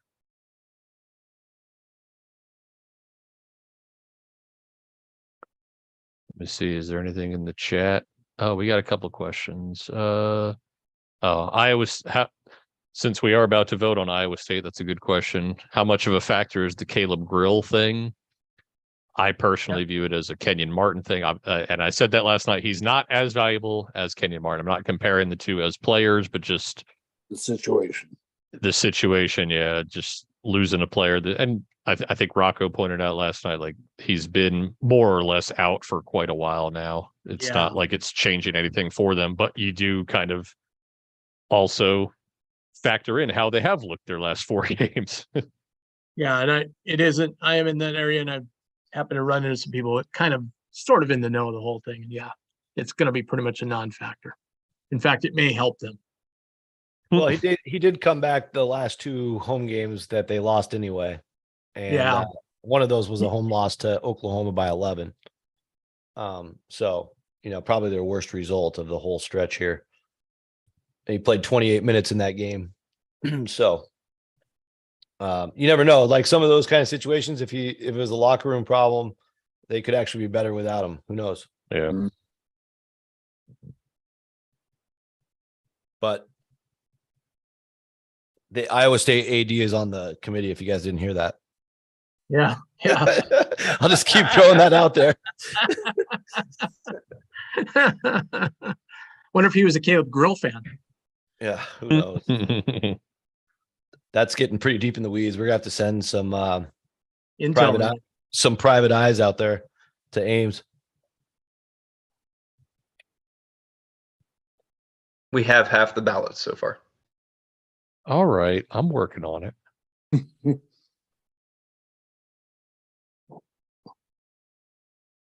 Yeah, we have entered the Fuck. we have entered The the muck, month the of mush. yeah. One of those. We could wake up tomorrow morning and re-vote and it might look different. Yep. 100%. It seems like this year more than ever, in at least the past number of years, it's really a mess. It from really is. Yeah. 6 through 10. I think like the first 16 to 18 are pretty Are solid. And you might vary the order a little bit on a Mhm. couple of them, but after that, it starts getting that next group, that next 10. From Pick an order. 18 to 30. yeah, I blame it mostly- 19 to 30 are kind of Yeah, I blame it mostly on the Big Ten, just because those teams bounced around so much, up and down and up and down. And then you got a team like Kentucky rising, you had Auburn falling, you had, it just seemed to be just like watching a popcorn machine. It was well, just- what we have is what it really goes to show you is we have some really, really strong teams at the top, and then a bunch of I would just say good to average to good teams in the middle. And there's just not that much difference between them. No. There's I I agree. think a lot of them are flawed in a certain way, and maybe in a different way. And let's be honest, Duke and Carolina by their standards have had down years. I mean, Duke not as much as Carolina, but that those teams are usually taking up some spots that are higher. Yep. That's And, true. you know, Kentucky hasn't been the team we thought they were going to be. At least not yet. They've shown a couple of glimpses of it here or there. Yeah, it'll be weird to have a year where Greensboro is a host and maybe not see Carolina or Duke there at all. Yeah.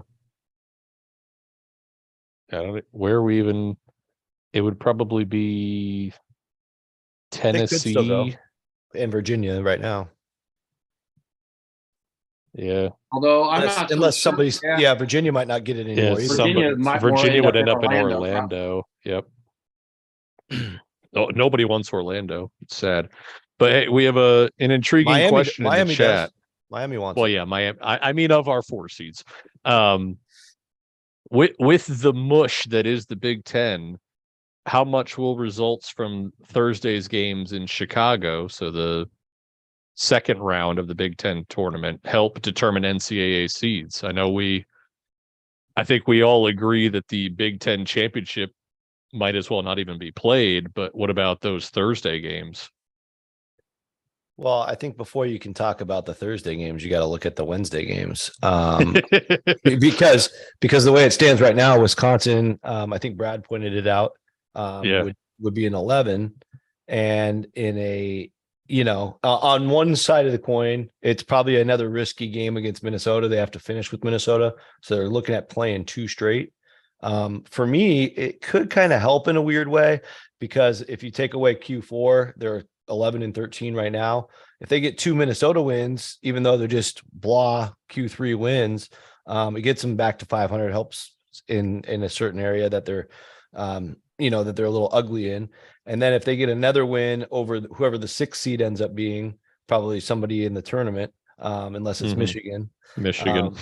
Yeah. But even taking them out, then, if Wisconsin gets to Friday, even from that Wednesday spot, they're a lot more likely, I think, to get put in, as long as the committee is paying attention to those games. Yeah.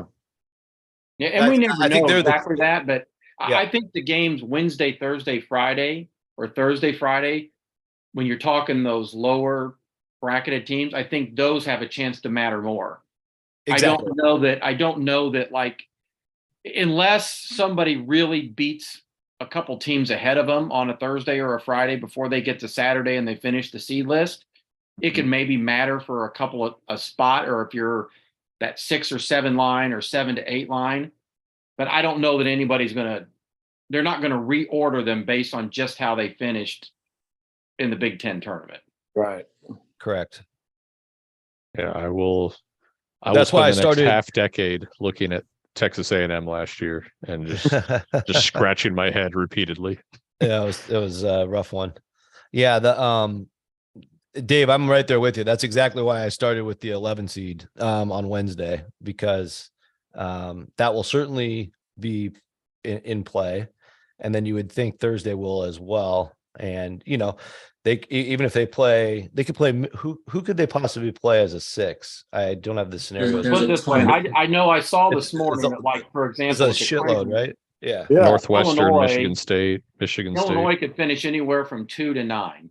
Yeah, Yeah. so they could play Illinois. Wow. That'd be solid. Wow. They could play. I mean, if Illinois somehow managed to win at Purdue, they could and play a few Northwestern. other things fell their way, even though they don't have the tiebreaker on a couple because of home losses, a couple of losses, like getting, being swept by Penn State.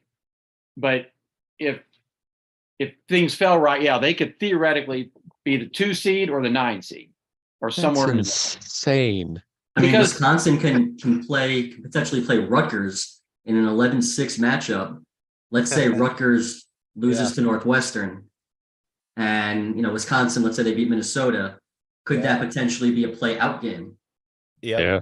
It Yeah, I sure mean, seems like it right now. Yeah, it's weird because basically you've got Purdue, and then the next 6 or 7 teams are all have the same record. Yeah. Yep. All right, can I jump in a sec real quick? First of all, Rocco, back to the Caleb Grill thing. When I said it's not going to make a difference, and then you came up with the 28 minutes. You have to understand something. I never, ever, ever, ever, ever let facts get in the way of my arguments. Okay, no problem. I'm good. Were you just eating was a joke, Godfather's Rocco. pizza It for the was a last joke. 15 minutes? Like, what the heck? That was a joke. Well, I was All just right. letting you talk. I liked it. Let's And let Graham give us some results. yes, I'm going to shut up and let Graham go. All right. I'll stop Well, the good shit. news. I'm a fact checker on my day job, Tim. So you gotta pull that shit. Just kidding. What's your day job? What's your day job? right. Bracketology. What do you got, Graham? Good news for Mr. Kruger. Creighton shows up at the top of the line, followed by Iowa State, Duke, and finally Kentucky rounding out the line. That feels like a fun bunch of 6 seeds. Holy heck. Putting an asterisk there because on Scrub, I got some things to say. Oh my gosh. So Duke edged out Kentucky, huh? All right. We're going to pick 6 more. So we're going to 7 here. We got 2. We'll go 2 more gaps here. So we got these teams holding over. Shockingly to me, Iowa, Maryland, Michigan State, North Boyd, another fine mix of Big Ten teams. Mm-hmm. So the whole mix of Big Ten held over. Yep. Iowa State was our 23, our third 6 seed, correct? Correct. 22. They were 22. 22. Iowa is State was ahead of 23, Duke. Kentucky is 24. Okay, my mistake. I don't want to fuck up the whiteboard. Pardon my French. It actually is French Children, now. there's children watching, Kerry. Hey, Really? it's 9 o'clock. My We daughter's only- been in bed for 2 hours. Well, not for me. 6 on the West Coast. parental sticker on this. Or Parental sticker. Oh, Okay, I'm hold here on in one solidarity second with you, though, Carrie. here. Get some of these teams off of here. You already have. oh, the Already got- parental okay. advisory sticker. Do we So have we enough votes with have, 6 or are we still voting 6 or are we down to 4? We're going to vote. Yeah, we're going to get another ballot now. Voting 6. Let me get this set up for us. So we have the holdovers. Creighton. Iowa State. Duke. Kentucky. We got to pick 6 here. I will share with you the ones we're selecting from. We got 14. We're still doing 6 from 14. Yeah, I think 14 or below is the Yeah, 14. threshold. Yeah, we go to 4 after we get to 14, right? So we're still All right. we're still in good shape here. All right, I'm sharing our 14 on the Zoom, what have you. I am going to step out to take the dogs outside real quick, but hey, let's start a discussion on Pittsburgh. That's my next question on the queue since they came up privately before we started yesterday. So how does everybody feel about Pittsburgh? fantastic. Yeah, they're like a. Oh, sorry. Who's ACCA? Is it I'm Brad? ACC, yeah, that's all right. Yeah, let's go. Yeah, we got to do it right. Let's let Brad do the presentation here. Yeah, I'm definitely concerned about Pittsburgh. After that Notre Dame loss, Q4 loss that they have at home to Florida State. They are 4-3 against Q1, but none of those wins are particularly high level. I mean, at Northwestern by 30 is a very good win. Although the metrics don't think it's as good as some might think it is. They did win at NC State and at Carolina. So they've had success away from home. They're 7-6 road neutral. But other than the Northwestern win, none of their premier wins came out of conference. They have 4 wins against the field, which is okay. Strength of record is 52, which is not good. Compared to, other than Rutgers, they're the only team that's in the 50s. And obviously their predictive metrics are very poor compared to the rest of the field. So I do have my concerns with Pittsburgh. Now the fact that they're second place in the ACC doesn't mean anything, but I do think they're still in at the moment, but they've really kind of for the last number of weeks, they've been in that 9, 10, 11 seed territory. And they're right now for me, they're more towards the lower end. Hey, Dave, remember last year when we had that discussion about Notre Dame and you said there's no way, I don't care if they look at conference record or not, they're not leaving the number 2 ACC team out. It's like just start chuckling when Brad said that. Well, put it this way: if Pittsburgh manages because of results this weekend Yep. They to win the title.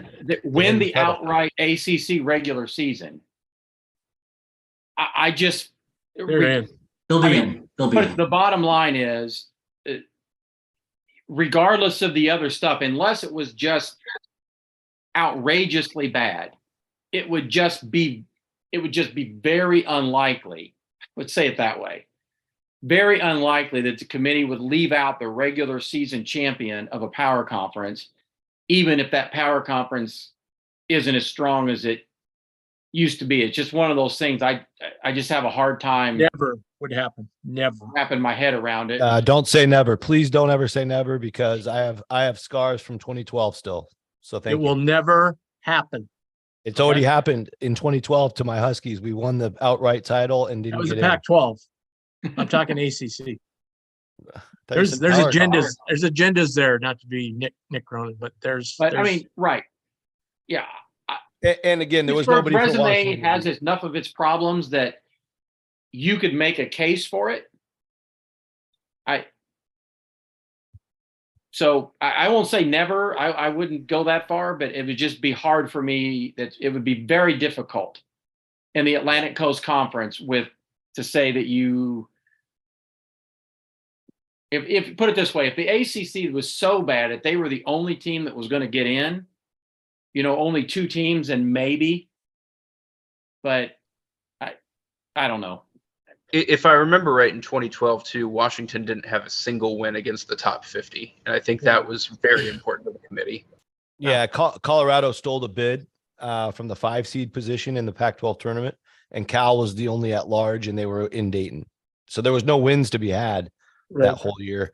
In fact, they announced the first 4 out that year. They even had Oral Roberts ahead of Washington, who was the Summit champions, and 27 wins, which is an interesting case study for this year's Oral Roberts. If anything from 2012 matters anymore, probably doesn't, but I'll digress because that was a painful year.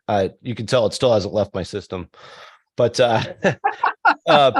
but yeah, Dave, I'm all jokes aside, I 100% agree. Miami's such a strong win. It would also give them a sweep over Miami, and they have a sweep over North Carolina, which I'll mention because Bubba Cunningham's on the committee. He's going to be very impressed by that.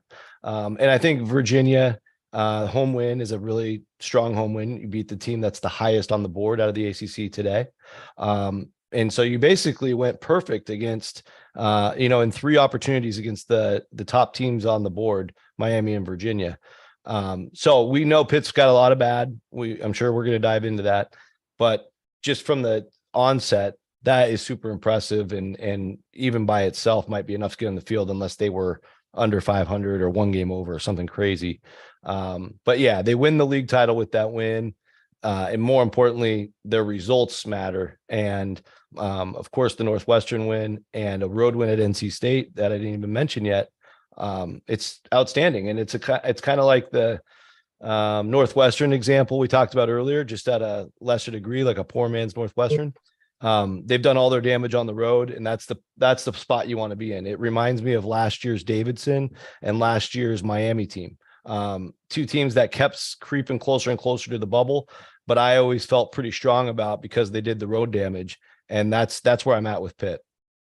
I'm going to say something here. Just it's nothing to do with what's on the screen. Just totally aside. We were talking about the ACC and the power. I rarely watch a Sunday afternoon ACC game, but I did on ESPN, and they brought Joe on. And Corey Alexander, and I forget who the play-by-play guy was, just like hammered him with, well, but we're the ACC. We won the Big Ten ACC Challenge. I mean, they're throwing out all this junk why they should have 7 teams in the field. It just blew me away.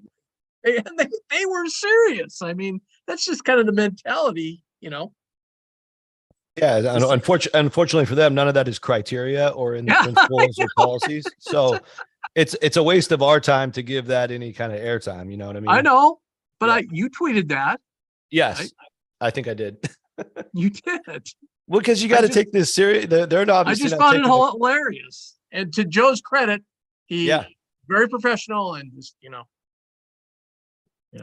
I just think the ACC has nobody to blame except the bottom, themselves, or the bottom of that league. I mean, Yeah. Louisville at 311 in the net, Florida State 218, Georgia Tech 186, Notre Dame 178, Boston College 156, Syracuse 131. Like half of that league is garbage. Amazing. I mean, It's amazing. It's amazing. Can we? Who would have thunk that? that's why Can we- Pittsburgh's metrics are so poor too. Can we agree that everybody who calls a game for ESPN, play-by-play or color, should have to have gone through the bracketology process? Because it is horrible half the time. Of course, yeah. Well, That's Bill been Walton, going on forever. Well, Not just Bill Walton, a lot know. of them. did you hear They him said last? USC would be a 5 if they didn't lose the Florida Gulf Coast. That's Yeah. Tim was texting me about that last night. Dave Pash said that actually. I was on Sirius XM with the Pac-12 guys today, and they just thought that was crazy, Walton talking like that. And I said, well, if you pay attention to him and really listen, don't put any stock in it because he doesn't know. He's just there for shock value. He's just playing a game. Yeah. All right, One- Grant, what do we end up with? I'm just joking. Okay, one thing I want to say about Pitt, I We stepped need out. one more vote. Can I go? Yeah, sorry, Shelby. I was just saying one more ballot. That's it. Rocco? Was it me? I just sent it. No, I think it's me actually. Okay. But I'm sitting that here outraged about Corey Alexander. I'm not paying attention.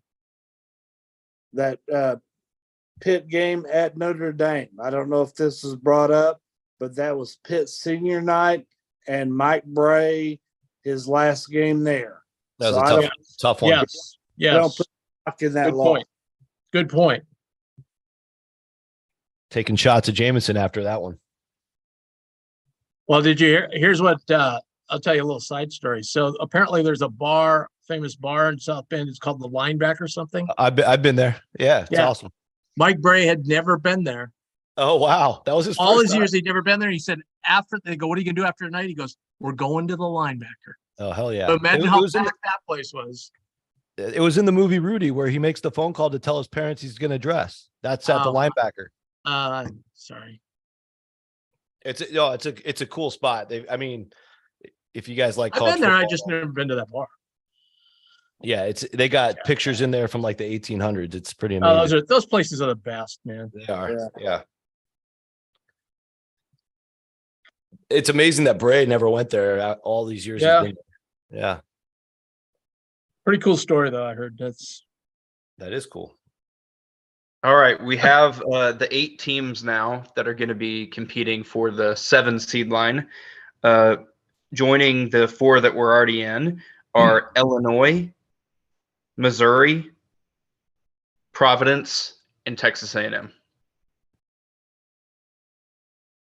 That's it. That's a bummer. Yeah, why do you guys hate Florida Atlantic? mid-major. Everybody but Rocco. I'm just gonna laugh The when all issue with Florida Atlantic for me is they don't have any wins over the field, and I get it, in terms of scheduling and all that. But the conference they play in, they're not beating anybody, so it's really hard for them to move up, even though they keep winning. They've kind of plateaued. It's nice that Brad owned up to it because everybody voted for Florida Atlantic except for Brad. So that's the only reason we didn't have a tie. I'm an honest guy. So next ballot. Well, I next mean, ballot. yeah, I guess the counter argument is they didn't play anybody against the field, so they couldn't beat anybody against the field. And in the games they played, they've been really dominant. They've only lost 3 times, all 3 times on the road. The road loss to Ole Miss was without Michael Forrest, a key part of the team. And the UAB loss, there's no shame in that. That's a really hard building to win in, as is Middle Tennessee. I think is 28-2 in their last 30 home games. So again, I get it. It's really impossible to compare to these power league data sets, but for them to do what they've done and for And it's not apples to apples with last year's Murray State, who got a 7, or 2019's Wofford, who also got a 7, or 2018's Buffalo, who got a 5. Basketball wise, if that is part of the committee's conversation, this team is as good as those teams for sure. So yeah, that's where they've got a wide range of seeds, much like those teams did, but the committee took care of those teams. I think just real quick, the hard part is you're trying to go back and compare. Yeah, it's tough. I would say Those are different last year's seasons. Murray Yep. State's profile probably slightly better, but that you could have an argument 10 times a day about that. I'm one of the people I think Murray was overseeded last year. I would have said the same thing about it. It doesn't take anything away from what they accomplished. I think really good team. They had the Memphis win, and that was the big difference for them on the road. Correct. Right. And yeah, I mean, Belmont sort of had a big name that people recognized from having been good, and they only had 2 losses when they went in, but And as good as Belmont was last year, North Texas and UAB are better than them this year. I agree with you. I think in general they were probably a little overseeded, and that's great for them. I'm happy for those schools when they get that opportunity. But right, I think this is where it gets tough, because every committee is a little bit different. Is this committee going to take that same approach? Yep. Or are they going to look at it slightly different? But it's tough to say, because Houston's number 1 in the net. They gave them number 2, which I think was above expectations.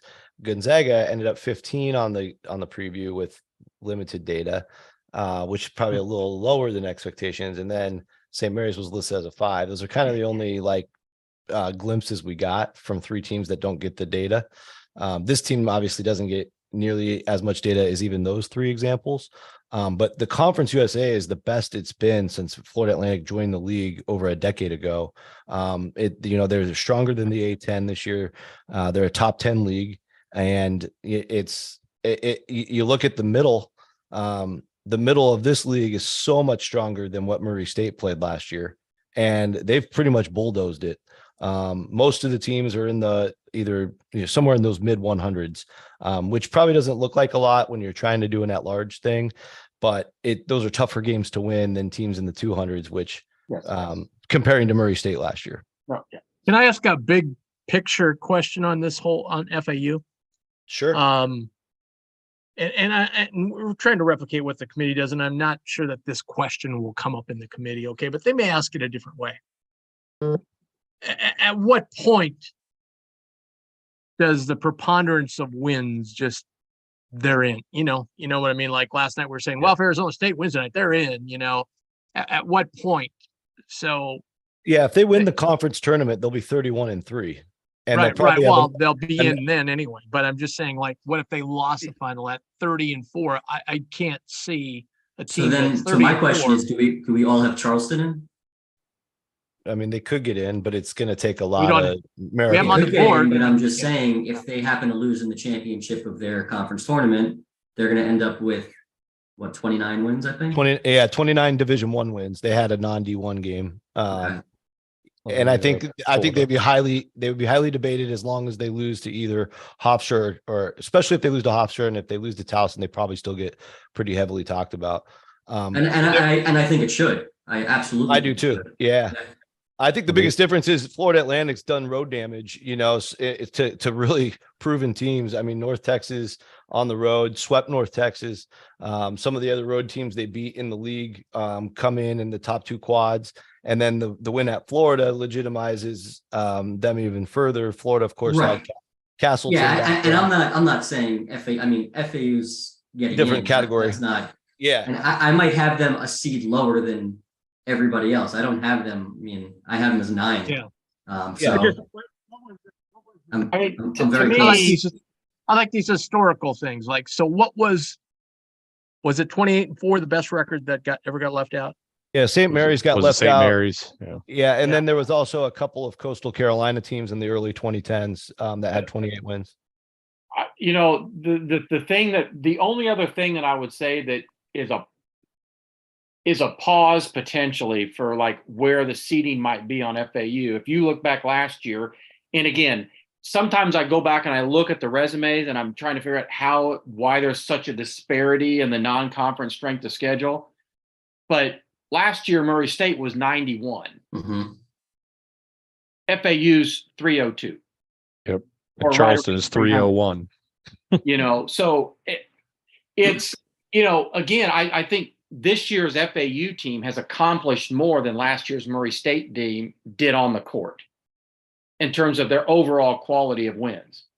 Yeah. I'm I mean, 100% the with you. Memphis win was just a better win to anchor with, but the whole body of work is. Yes, I'm 100% with you. Absolutely. That's what I was trying to get at with the strength of the Conference USA has been awesome this year. It's been amazing. And I'm sad that a bunch of these teams, including FAU, are going to the American next year. But at least they got a one really good last hurrah for a league. Yeah. So, And, what'll really come down to the seating is how does the committee value North Texas and UAB? I mean, there's your, and Florida. I mean, that's your answers. If they, because they also lost to Ole Miss, so that's a gain. well, they had no Michael SEC Forrest. went 1-1 against SEC schools on the road. That's a positive to me. It really comes down to how much do you value North Texas and UAB. Yeah, and I think I hope the committee knows Michael Forrest was not there for Ole Miss, and they did not look like themselves that day. Even though, and it was the first week of the season. It was I think he had COVID. So anyway, and you can also say the Florida Atlantic win at Florida was against a different Florida team than they are right now. Yeah, better Florida team, which makes it more impressive for sure. Yep. How much do we think they actually factor in injuries, players being out? Because literally every team has a key player out. Like at least for a couple games, right? Yep. Yeah, I think Dave, you and I had tweeted about it at some point. Like, you almost have to pick, like, you have to nominate 5 players we're going to talk about being out, and like that's it. Like Ryan Kalkbrenner is one of the. Kendrick Davis being out for the Houston game seems pretty freaking relevant, but like not to disparage Michael Forrest, but how much can you really talk about all of the injuries, and do you discount the wins for the teams who beat the teams sans their injured guys? Can I be the committee chair every year when this comes up? Oh, Sure. we factored in injuries. Yeah, we looked at them all, and yet you look at what happened and they don't. Well, Yeah, and there's other things besides injuries. I mean, I'll just give you. I happen to know because like where I live, I watch a lot of Big Ten basketball or see a lot of it. But so when Indiana won at Illinois, Matthew Meyer was sick, didn't score the whole game. That's right. Caffeine was really poisoning. Sick. Told coach for the game he wasn't even sure he was going to be able to play. Tried to play, played like 13 minutes, didn't score. Then they when they went to Indiana, Terrence Shannon is out with a concussion. But they also didn't have Epps last night, and they beat Michigan in double overtime. Who's out? So it's a good point, Kerry. There's always this. Right. There's always something going on. Wisconsin had a player out for a few games, and everybody's had something. Kentucky's the big one for me. Like, yeah, they didn't have Cason Wallace or CJ Frederick for the loss to Georgia. Well, they didn't have them for the win over Tennessee either. So those are we discounting both of those? And that's why the committee doesn't assume people are going to win or lose games because of a player. The loss, they can factor it in and say it's a consideration to discuss. But you don't get credit for a win or a not credit for a loss just because somebody wasn't there. Yeah, and Graham brings up a good point in the chat. He's like, winter exams often lead to some crazy bad performances. The thing I never knew about, because Creighton had never been to Maui, apparently there's this Maui hex after you come back from Maui. It takes your team so long to recover from the time difference and the flights. And I thought, oh, come on, we're just making excuses. Then I looked, and Arizona didn't play very well. Arkansas didn't play very well. San Diego State was down. Ohio State was down. You look at it, you go, God, maybe there is something to it. I don't know. It's just that's just one of, like you said, they have 100 different things. Yeah, or it's like Arizona State scheduling that game right before everybody left for Christmas break to fly up to a place at San Francisco. Yeah. I think the players were already on Christmas break. How'd that turn out, Rocco? I forget. Don's baby put on a show. It was a Do we great night on the hilltop.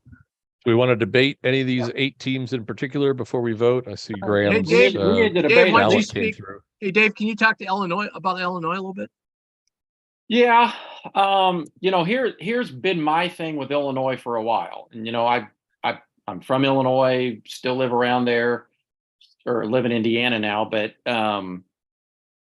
the thing is, and I wonder this, from a selection standpoint, those 2 huge early wins with UCLA and Texas are something a lot of teams doesn't have on a neutral court. But since then,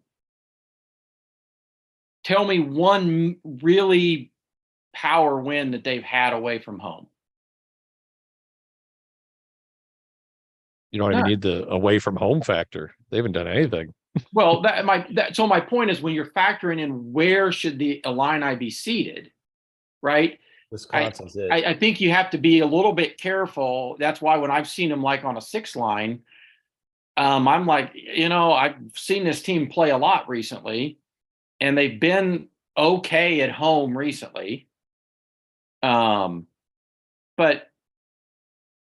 they're just inconsistent, and some of that is they're very young outside of Shannon and Meyer. Very, very young. And even their sophomores didn't play a lot last year. So very, very inexperienced team. So they've got 2 unbelievable wins. I would just cautious seeding them based on an early comeback win over UCLA when Shannon went bonkers and made like 8 of 9 3-pointers in that game. Mm-hmm. And they're probably their best game was the comeback against Texas.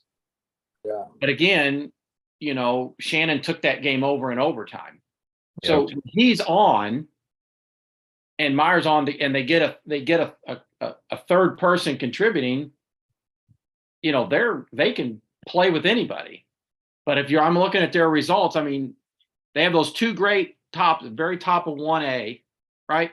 2 of the best wins this year, but they haven't won another game in quad 1A. And I mean, Wisconsin goes back and forth. Right. That's either a bottom end, but so they're really good.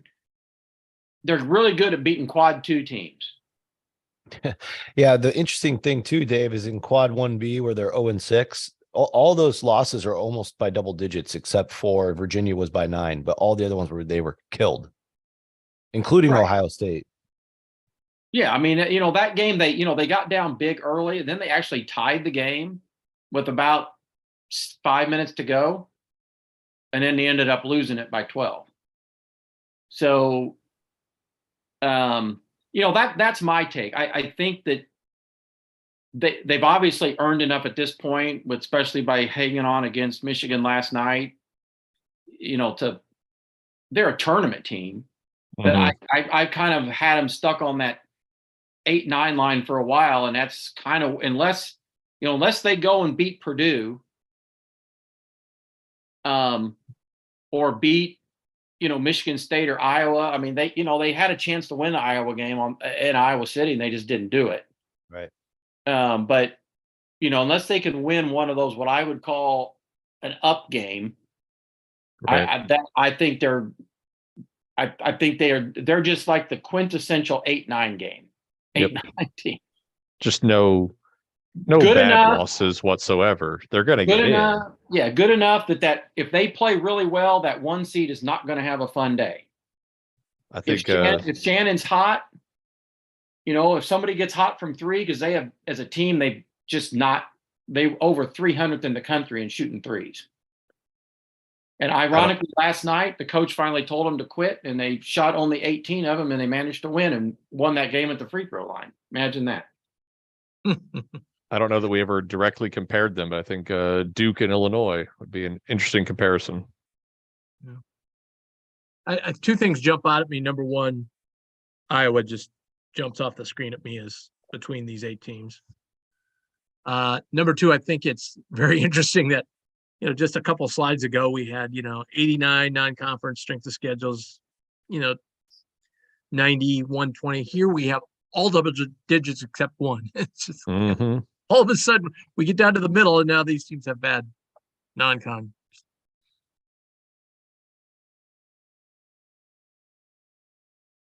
So we ready to vote?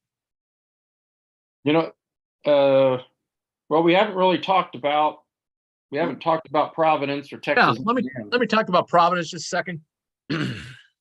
I know what their paper says, and you can't ignore that, right? What they put on their resume, you just can't. Again, part of their own problem at 284, right? But I think if you took a vote of the Big East coaches, they would be right at the top of teams they just don't want to play. I mean, there is a boatload of talent on that team, and they just haven't. They just didn't play anybody in the non-con. They just didn't rack up enough quality wins. And there was plenty to be had, obviously, in the Big East. You had four or five teams there you could get a quality win against.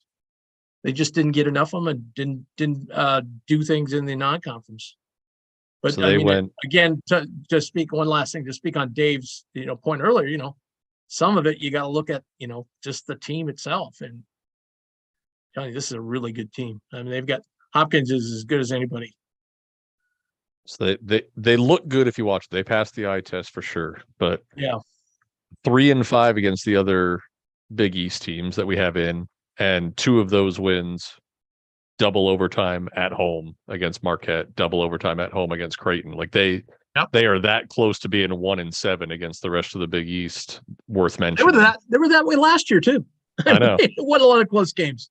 God, I think that's I hated Providence usually last to me year. when you win close games, you either have a stud, consistently a lot of close games in my book, just me. You either have an absolute stud player, or you got a good coach, and they got a good coach. The big thing But for me again- with Providence, their best road win is what? Seton Hall or Villanova. I think that was the first game with Justin Moore back. And their best non-conference win was at Rhode Island. Like that's 2 huge knocks. I'm surprised they're even in this conversation. Yeah, absolutely. They've done nothing on the road. No, I'm on paper. Yet, geez. Yeah. Yep. 10-11, I mean, really. Yeah, I mean, this is a team that I was, kind of had a cushy spot for many weeks around the 6-7 area. And then, they take that, what was the recent one? What am I thinking of? They got down big by Xavier. Yeah, home loss to Xavier. So it's their only home loss. But then you really go a little deeper under the hood. They've got the 3 Q2 road wins, Nova, Seton Hall, Butler, but obviously no road wins against the field.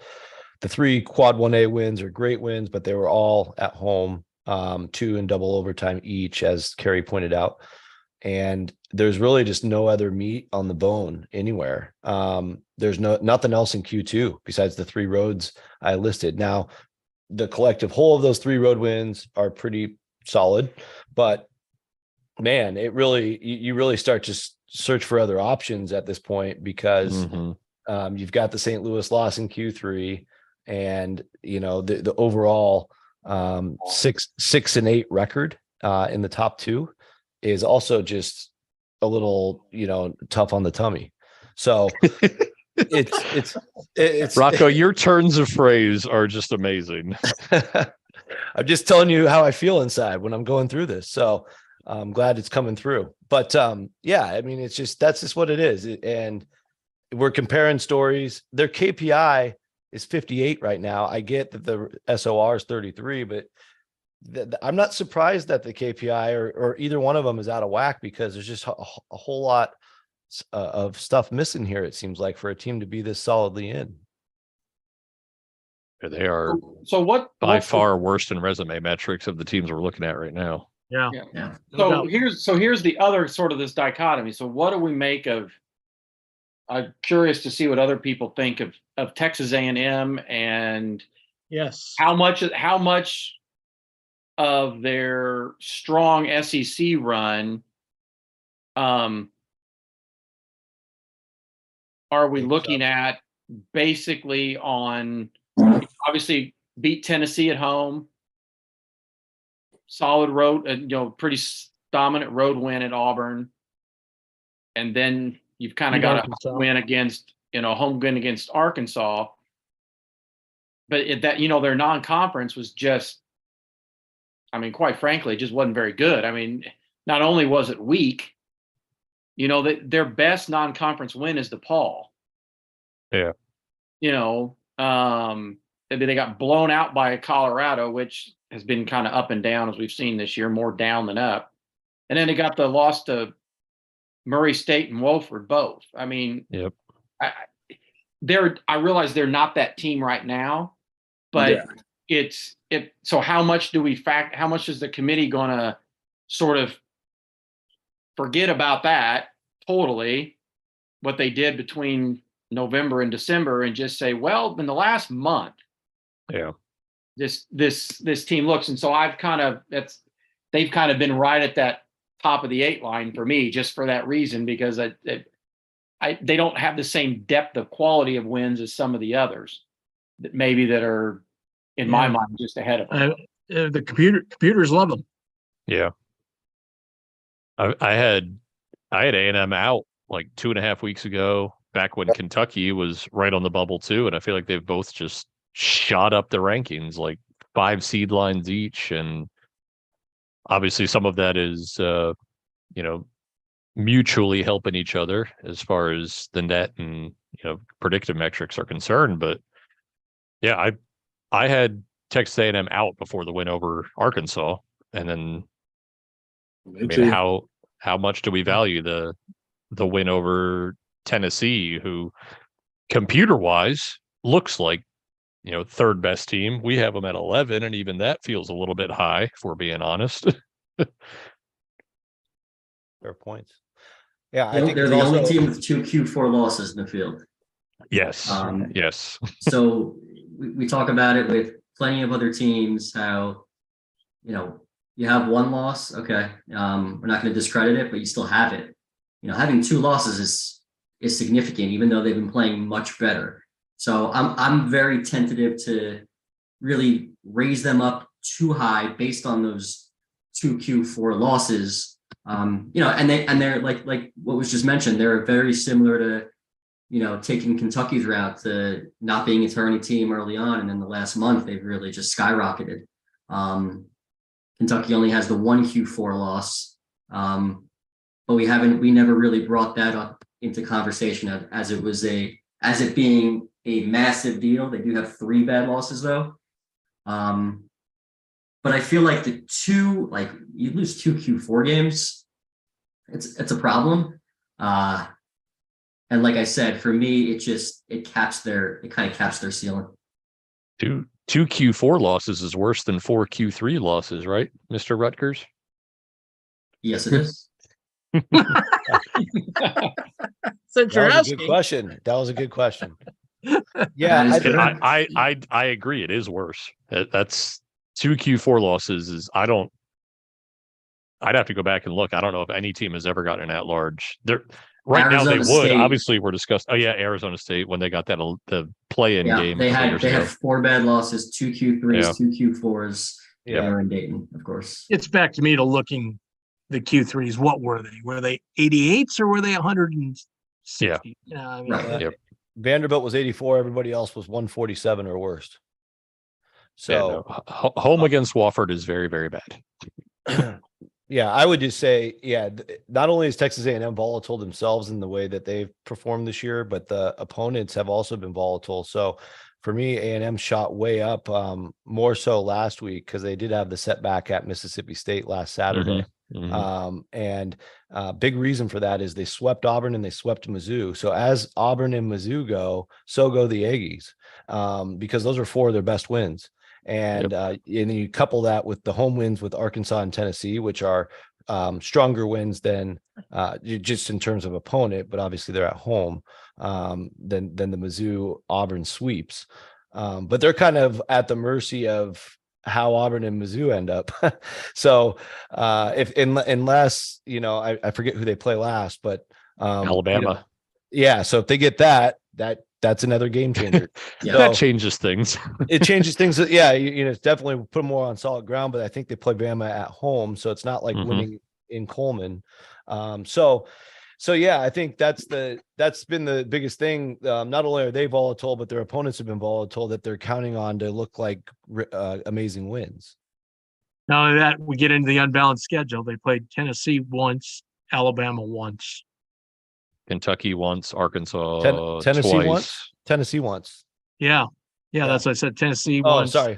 Yep. Yeah, Tennessee once, Alabama once, Kentucky once. I mean, Yeah, there's your that's- unbalanced schedule, That was Yeah. my big knock on them on Valentine's Day when I had my bracket then. They were 0-2 against the collective force of Alabama, Tennessee, Arkansas, and Kentucky. And they've since added a home win over Arkansas and Tennessee. But yeah, they were a also- mess 2 weeks ago. They also only played Mississippi State once, who's probably in the field. Yep. But take a look at their metrics. 25 yeah. strength of record, 25 KPI, 19 BPI, 23 KenPom, 26 SAG, 6 wins against the field.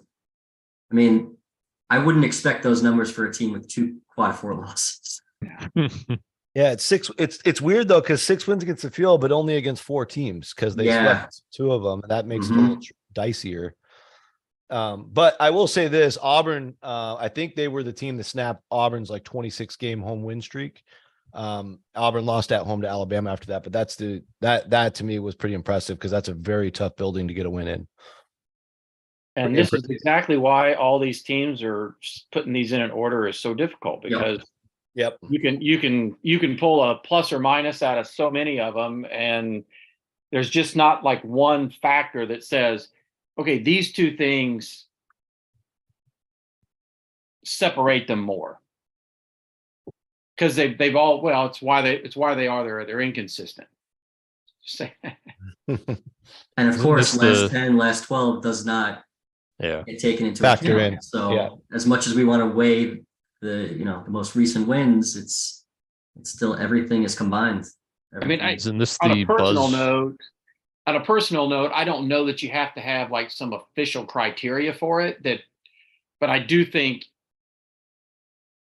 it would individually, committee members, when their vote, I mean, I do think in some cases you can take into account trends though, right? I mean, and you're seeding a team that's seem to be playing well, that might, if you're debating between similar teams, it might be a seed line for one or one way or the other, because one is kind of not playing well at the moment. Yeah, and I think it 100% should be. I guess we just don't know. We don't have that answer. All right. Okay, Ready to vote? is down 8 with 1:10 to go. Who's that? Morehead State. Oh, be the first NIT team. Yep. That's It's funny. You try and seed all these lower seeded, low major teams, mid major teams who are projected to win their league, and half of them don't even make it. So you're scrambling at the end to try to figure out where everybody's supposed to slot in, because it never goes as planned. You got to put 15 and 16 Tennessee Tech in the field then. Well, it's the winner of that OVC is probably headed for a 16 seed 16, yeah. regardless. So Against the winner of the Northeast Conference, which will be the 68 no matter what. yeah, they'll probably be whoever wins it's probably likely to be in Dayton anyway. Yeah. And the championship game of the NEC could be tomorrow. If Yeah, if Mary Mary Mac. Mac wins, then Yep. the winner of the FDU St. Francis, I think it's St. Francis, PA. Winner of that game goes to the tournament. Yeah. I've never understood that. I've never understood, like, if your team's not eligible, I don't know why they put them in the postseason tournament. Media I guide. think it's Dave. It's becoming more common now. It was just the A-Sun with Bellarmine like 2 years Yep. ago. They were the only one doing it. Now everybody's doing it because part of the negotiation of getting in the league is if you're the AD, you're going to negotiate to be part of the conference tournament. There's a financial component to that, but it's also the only opportunity your team has to compete for any kind of championship. And I guess you could win the regular season title, but so they do it for that reason. But you get silly things like last year, Bellarmine wins the A-Sun tourney. Jacksonville went to the finals and beat Jacksonville State to go to the finals, but Jacksonville State went to the tournament. That was just kind of ridiculous, you know? If I can just jump in for a minute. I just want to reset. Welcome everybody who's been jumping in and out, watching us here. Thanks for joining us. Make sure you hit that subscribe button and the like button to share with everybody. We are sponsored by Godfather's Pizza Pie Piled High. You saw me eat damn near a whole pizza earlier. Now in a little bit, I'm going to go up and get some of this monkey bread and enjoy that. But tonight's guest has arrived. The one and only Eric Haslam. Eric, what's going on, buddy? How you guys doing? You guys There he three, is. 3 Better hours now. in? You guys wearing out? Yeah, Never. man. First say Eric chatted with me a little bit ago. He goes, "You guys went over 3 hours." I go, "That was a short night last night." My wife was It shocked was. when I came up at 10 o'clock. Yeah, when I said I was joining at 9, then I saw your tweet that was saying like at 4:45. Yeah, we start in 75 minutes. I'm doing the math, and I'm like, yeah, I'm going to show up 3 hours in. So you guys are in the middle of a marathon here. I love it. Yeah. So right now, Eric, we are honing in on the 7 line here. Okay. Let you know Yeah. where we're at. Yeah, you guys were starting at about the 4 line, right? Yeah. Yes. So we're voting actually. We've got Illinois, Iowa, Maryland, Michigan, Missouri, Northwestern, Providence, and A&M for the 7 line, and we're going to pick 4 of those and seed them. Gotcha. And then we'll probably do one more, and then we'll go to the delicious bubble because we right now have 42 teams in the field. So we kind of avoided that till put that off as late as we could, because as you can see on our latest graphic there, we were just commenting, just 2 pages ago, we had non-conference strictest schedules at like 80, 90, 100. Now we have all but one team in triple digits. It's like we're getting into the muck here.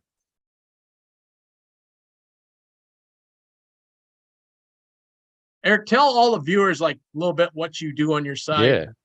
Yeah. So what I ended up doing is it's kind of another one of the analytical sources that you're going to see out there. A few years ago when I designed this, I kind of wanted to take a step back and not reinvent the wheel. I kind of based everything based on shooting. So primarily shot situations, shot locations, and shot performance. So you break things down in situations where you might have a higher shooting percentage, second chance points off of offensive rebounds, shot, quick points off of steals, things like that, not to mention just the regular old set defense, half court offense. But then you break it down into where the teams like to shoot. Are they shooting from 3-point range primarily? Are they shooting from near proximity? Are they a mid-range shooting team? Are they getting to the free throw line very often? And then you kind of make a matrix out of all this, and then you include performance from all of these situations and all of these locations. And when you do that, you create transitive comparisons behind the scenes. You're using common opponents as measuring sticks. And, in a nutshell, you do this about a few 100,000 times throughout the course of a season. And that kind of gives you the ratings that you see every day. That was kind of the formation of Haslametrics. It's gone to the next step of doing some, the real test of trying to do an algorithmic bracketology, which is far easier said than done. Very difficult to do, especially when you don't have access to the core metrics that create what goes into what the selection committee does. So I rely on my own. I do a little bit of a different bracketology. I would say probably 90% of bracketology is predicting what the committee does. Mine is probably a little bit different in that I kind of try to predict what I think is the right outcome, as opposed to you use the same factors that the committee does, but you don't have access to the same metrics. I use my own metrics. So I'm probably in that minority 10% that's actually trying to kind of take an independent viewpoint of what's happening. Now, there's 2 different types of bracketology. So like, for example, my last bracket that I submit to the bracket matrix is going to be that bracket that I think the committee is going to pick. So Different. Yeah. It's a different outlook on things, and no right or wrong. It's just kind of, I like the influential viewpoint of things, of kind of saying, hey, based on what I see, the Big Ten is not as good as people will think. The Big East is not as, the ACC is not as good. I think the Mountain West is underseeded. Again, it's all a matter of opinion. I've always said that analytics can be a lot like wine tasting. It's all what your palate likes. There's no right or wrong, but I I hear all the time that I'm 95th in the bracket matrix. I can't wait for the 2018 to get off of my freaking need that 5-year situation. I would like to see them like have a different category for people that have done it 10 years and you know what I mean? Like that's a bigger sample size, right? And the longer you do it, the more you get penalized, right? Like if you have, you know, In a way, yeah. in a Yeah. way, you know. I just want a category for people who actually like give me bonus points for writing 100,000 words about bracketology over the course of the season, as opposed to these freaking seed listers who just parachute in February 28th. Like, oh, look what I Exactly. found. The seed I like listers. Rocco's idea. I like Rocco's idea. Kick them out if they don't put a decent bracket together. Yeah. Well, I've always wondered that too. Like I don't have any problem with people just want to turn in a seed list, the more the merrier that want to do it. But there is, the bracket's easier now. There's less rules. Mm-hmm. But there was a time when if you're going to follow bracketing procedures, many of us had to adjust the team a seed line. Yeah, it's like surgery. One way or the other to make it work. Well, if you're just listing a list, you don't have to worry about who might win what region or who might have to Rocco's point, did you have to move somebody because of a potential rematch? Now they wouldn't necessarily drop them a seed line for that if they didn't have a choice, but there were a lot of times conference conflicts. So there's just a lot more time and effort. If all I had to do is just put teams on a seed line every day, you could do that pretty quick. You don't have to actually do the bracket work. Plus, you got to check, make sure you don't have matchups. Yeah. I mean, we had a year. Balance regions, all sorts of things. Yeah. Well, I think I was going to say another part of the problem is, I mean, a lot of people love the bracket matrix and they do a great job, but I think that anybody could go out there tomorrow. I could get my daughter to come down here and take the average of the 5, 6, or 7, 5 of you guys, start there, tweak this, move this here, and they could finish in top 10 without actually having any knowledge of the situation because they're relying so much on the groupthink of the bracket matrix. Right. And that's Eric, I know a guy who does that. I won't say his name, but he does it every year and he's ranked really high. Yeah. And it's, I mean, a lot of those guys we've never heard of. That's what they're admit they could be doing. Does his name rhyme with MacGruber? No, it doesn't. So that means there's at least 2. So that's for me, I always felt like it's important for people to show their work, like throughout the process. There you go. Not just like, okay, here's my seeds. And I actually would love to see that from the committee. I would love to see full transparency for how they go about seeding teams. And obviously, we haven't been in there, but even the explanation that they give afterwards, they're never good. They're never good enough. So you wonder, like, we think they're really going into a ton of detail on every single team, and they probably are, but are there certain things that they're not discussing that we feel like we would discuss and maybe it just didn't cross their radar? We're probably never going to see the transparency, just like we never see the transparency with the calculation of the net, but that's how I feel. Being able to show your work is why I will never, ever in my life say a negative thing about Joe Lunardi. Like, people want to throw at him his matrix ranking or whatever. He goes on national TV and defends himself over and over again. Like, if you can at least explain how you got to your process, good for you. If you don't finish top 5 in the matrix that year or whatever, but I just hate the seed listers. That's where we're at. It really is unfair what they do to Joe Lunardi, to be honest with you, because you really got to take a close look. You don't know off the top of your head how tightly packed these teams are if they're on the 10 line. I mean, you can have a little bit of space in between the top 2 teams on the 10 line and the bottom 2 teams, or they could be very tightly compacted. And all of a sudden that top 10 team loses and they go on the air 5 minutes after the loss is over and says, what happens to them? Yep. Yeah. And he's got to give an answer, and then he's got to stand by his answer. Yep. And that's the thing. That's the benefit that we have. And that we're not being on the air, is that we can look at this fresh when all the games are done, take a step back, look at it and say, based on what I'm seeing, I will do this, move this here.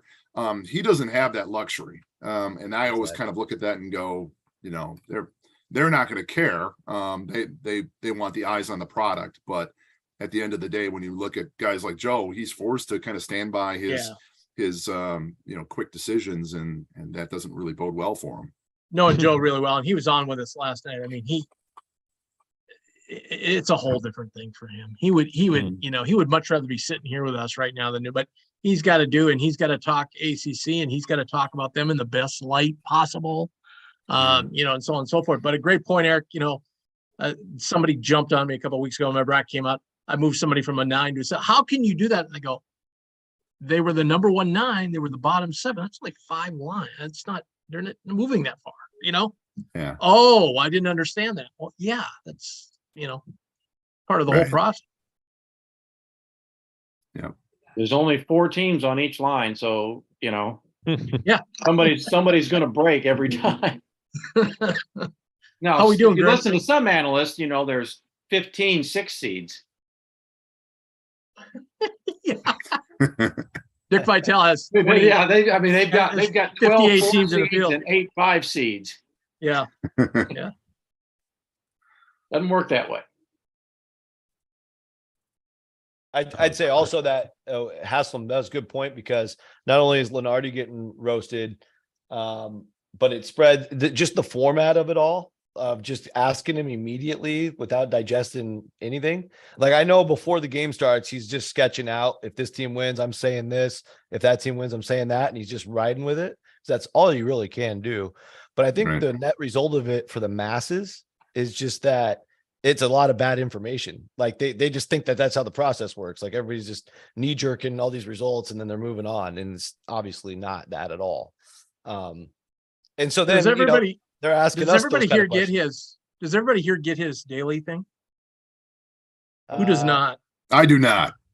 I can I get try you not on to it. look at that stuff because I don't want it to influence my decisions. Well, no, he just breaks it down, and look, God bless him. He pretty much sticks to what's on ESPN because it's what he's got to do, right? Right. But he basically breaks that down ahead of time, like, hey, a win here could move them here, and he'll just the main TV games on ESPN every night. But anybody that wants it, I can get you on the list, and it's kind of interesting to look at.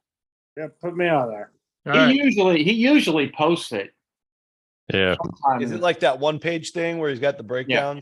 Yeah. Yeah, He usually he tweets posts it. it sometimes. Sometimes he doesn't, but sometimes he'll send out a couple a day. Interesting. Okay, we got Iowa Northwestern, Michigan State, Missouri. Into the field in that order. Dave, bless your heart. You turned me on to Missouri. Sorry about that. So that was fine.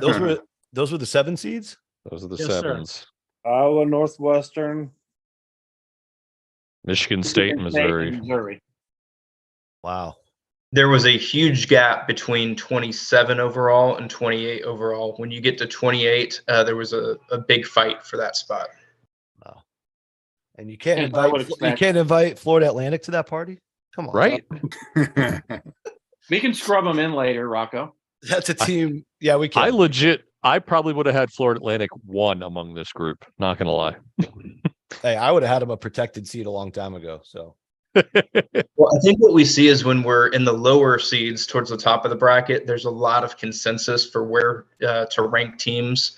But once you get down to the 6 and the 7 lines, you'll see a spread of, somebody might have somebody first, and then they might have them 6th, 5th, Oh, yeah. all the way across the board. It gets much more varied. this is Okay, crazy. we only have 10 teams to choose from. So now we only pick 4 in this next group. So a little quicker, a little easier. I thought we then were that going to the bubble. That we'll after this next row, then we'll go to the Okay. bubble. The good news is we've talked about so many teams. We probably don't have nearly as much discussion to do at this point. Yeah. There's probably a couple on here. It depends on who gets in the list. I'll say that. Let me share my screen here. Pick Got our 4. data. Please, God. Put in FAU for Rocco, please.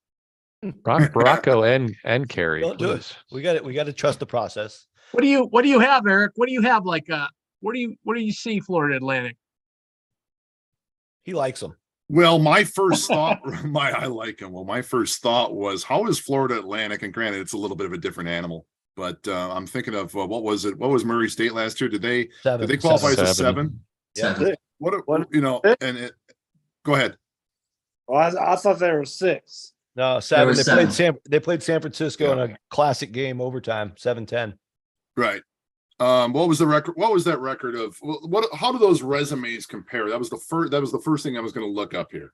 Yeah, so we talked about it just a little bit ago, Eric, and the big difference was Murray State had a higher road win. They won at Memphis, which was a tournament level win on the road, and Florida Atlantic doesn't have that because Florida North Texas won't be at large teams for the all intents and purposes. But beyond that, they Belmont was their core competition, who they knocked off, I think 3 times. But Belmont came in, probably around the 80s. And right now, North Texas in Florida Atlantic's league is in the low 50s, and UAB is probably closer to where Belmont was last year. And so in those 4 games so far, Florida Atlantic's 3-1 with 2 wins against North Texas, and you mix in the road win at Florida. The other big difference is the belly of the league in the Conference USA is much stronger than Murray State's league last year, where they had most of their teams in the mid 200s to 300s, and only Morehead State was like around 120.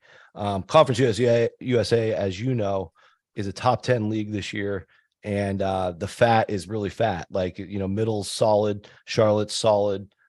Even Western, who's struggling, is in the 160s.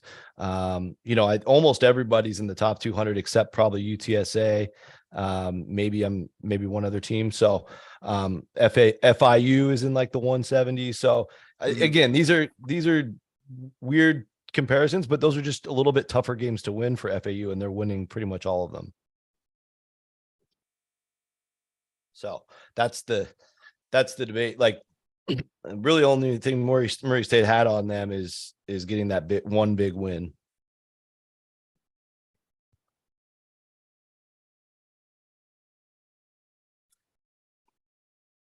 Well, in that case, I mean, I'm thinking they're going to probably end up on that 8 or 9 line. I mean, I the only reason I would say even talk about the 9 line is just because it just felt to me like in that top 16 reveal, they really just hit those quad ones so damn heavy now. Especially the away games. That was what I took away from it, at least. More so than in the past, even. And I mean, there's going to be something to be said for that 25-3 mark. But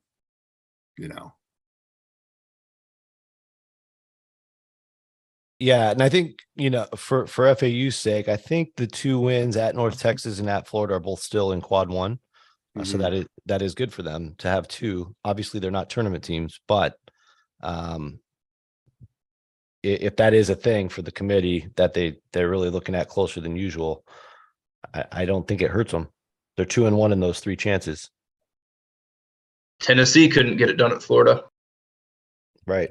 And as we mentioned before, the non-conference strength of schedule from Murray State last year was 87. And Florida Atlantic is over 300. Yeah, that's tough.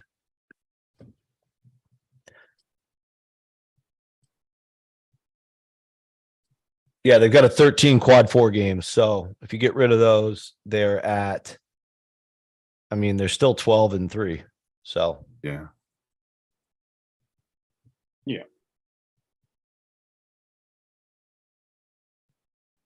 I think, the good news for FAU is, they avoided, they didn't, they blew out, who was it, Rice last night, I think. Yep. And on the road. Yeah. They get one more if they just do that. I think at this point it's not really about a selection anymore. So that's the good news for them. Exactly. Yep. And some of this, I think, too, honestly, is going to see what else happens around him. Because everybody else is going to have more chances to get a notable win either this weekend or early, middle to in, not next weekend when I don't think it matters a whole lot, but Thursday or Friday, Wednesday, Thursday, Friday, some other teams have maybe a chance to get another win, and they're just kind of sitting there. But I don't know. I mean, once you hit I the think there's eights, a chance they could end up on the 7 line if things really break right for them. I just think they might have to have a little bit of help to get there. I'd be inclined to say there when it comes to 8s and 9s. I mean, you can take a look at a situation, and I can ask anybody in the room here and say, Florida Atlantic versus Arkansas on a neutral court. Who are you guys going with? Florida Atlantic. Arkansas. You asking You're Rocco? going with Florida Atlantic? I'm going Arkansas. Right now I am. The Arkansas just got their ass kicked. Interesting. Well, anyways, then that makes me lean even more so in the direction of Florida Atlantic, because my guess is in an 8-9 game, a committee is not going to really care too much, I wouldn't think, between an 8 or a 9, because what's the benefit? You're not getting anything really wrong. Jersey color. 9's playing, it's jersey color. That's all it is. My inclination is they're going to probably, based on that response of hearing people saying that Florida Atlantic would beat Arkansas in a 1-on-1, based on what they've done, Florida Atlantic, I think, gets that benefit of the doubt based on their record alone. I think for just the look alone, they'll probably put FAU on that 8 line over a 9, in my opinion, just because it looks better. Yeah, that's where a metric like yours, or they get to see KenPom on their sheet, because that would be more like a question that probably Vegas would ask: who would be favored, Florida Atlantic or Arkansas? I would say Arkansas would probably be favored by a few points. They're top 15 in that metric, and they're probably right around there for you too. But you see Florida Atlantic's flying up the Palm metric. They're top 24 right now. So that means they would beat the majority of these teams in this department of your Illinois, your Texas A&M, your maybe Maryland, Mizzou, Providence type of teams. I have Arkansas by 1. And mine are pretty much in line. Yeah. That's really close. Wow. Yeah. I'd prefer, for the Owls' sake, I'd like to have them play somebody else, because they've got pros, so that's tough. When you think about it, it doesn't it feel kind of right that they're a seed line down from a Murray State from last year? Yeah, I don't know. Are you thinking lower? I thought Murray State was overseeded last year. Do you think they're lower? I saw them play several times, and they just didn't even. They won some awful close games in that league that wasn't very good, and I mean, I really liked Murray State tournament team. I would have thought they would have been more of an 8, 9, 9, 10 seed last year. I think would have been more appropriate. You think FAU is probably going to be around that 9 line too? I have them right on the edge of the 8, 9. I mean that. Right. But I could see if things break right, particularly if they beat UAB and or North Texas both again. Then you're adding. They won't be able to. Okay, yeah, they'd be on opposite side. But even if they beat one of them, right? I mean, you're now adding, particularly if it's North Texas, you're adding at least another quad 2, possibly another quad 1 win in there, which that's a potential game changer, and that could be done early. When is the Conference USA final game? It's the Saturday, the same as everybody else's. But see, that's early enough. Before you do a final scrub on that seed list, if you've got them in that high 8 range, they get another one of those wins, and maybe somebody else loses a game, then I could see them potentially getting to the bottom of the 7 line. It happened to Loyola Chicago the year they beat Illinois as a 1 seed, and they kept them as an 8. But that's obviously a different year, a different team. See, that's the thing. Like, that Loyola team probably should have been better. No, they definitely should have been better. They were like top 10. And so this is what's every once in a while the committee takes one of these schools like a Murray State last year. Yeah. And they almost overseed them, where you have a team like that Loyola team that probably should have been better than an 8. Yeah. Oh yeah. And when they had Wofford in 2019 as well as a 7. Yeah. I mean, I think it's great when those small schools get the benefit of the doubt. So this isn't too often we award mediocrity, but we have one more ballot out there who's got. Oh, I got one. Better change the subject, because I get too fired up about FAU. That's for sure. But this is a perfect time for me to show everybody Godfather's Pizza. I was telling you, I was going to have, after I had the pizza, I'm going to have the monkey bread. It's so flippin' delicious. Cinnamon, frosting. Check them out. 1,200 locations, godfathers.com. And not I to need that. steal Shelby's thunder, but Morehead State lost. Yeah, I saw that. Oh, So Tennessee Tech, I guess. Did I pick, Don't See if know. they can beat Tennessee Martin. did I pick them Well, in at the least the Jerome? committee will have some time, unlike when it gets to the next Sunday games and they just kind of throw whoever in there because they don't have time to think about it. Yeah. I'm 98% sure I took Morehead State in the Jerome. I think I did too. Where do I see that? Yep, Morehead State. See ya. Eric, I- unlike we talked about earlier, we've got the defense back in St. Louis. 30-21 with about 2 minutes left. First half. Portland's blown a 13-point halftime lead and now trail by 4 to BYU. Good. No Well, offense, Eric- Portland, but Isn't one of the things you always say is don't sleep on Marquette?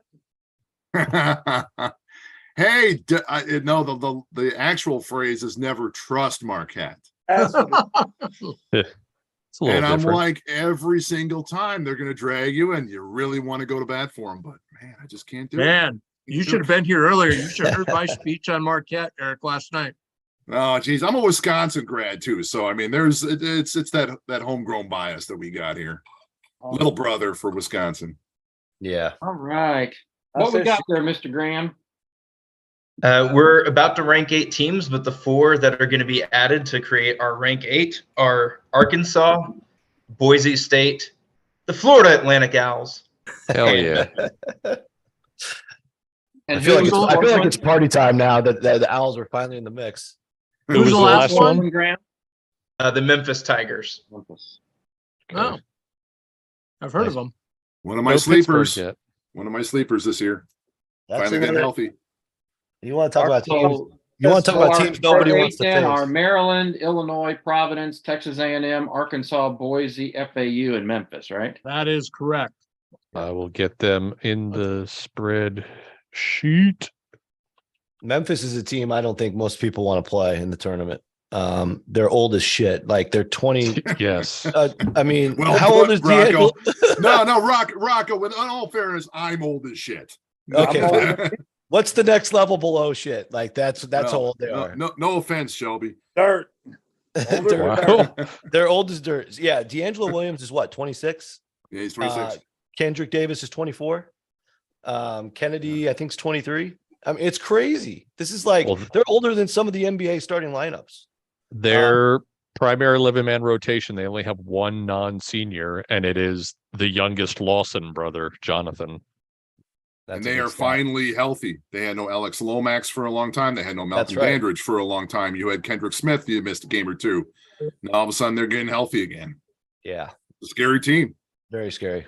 They were scary last year too with Duran in the middle, but a much different makeup. Yeah, nobody wants to play them in an 8-9.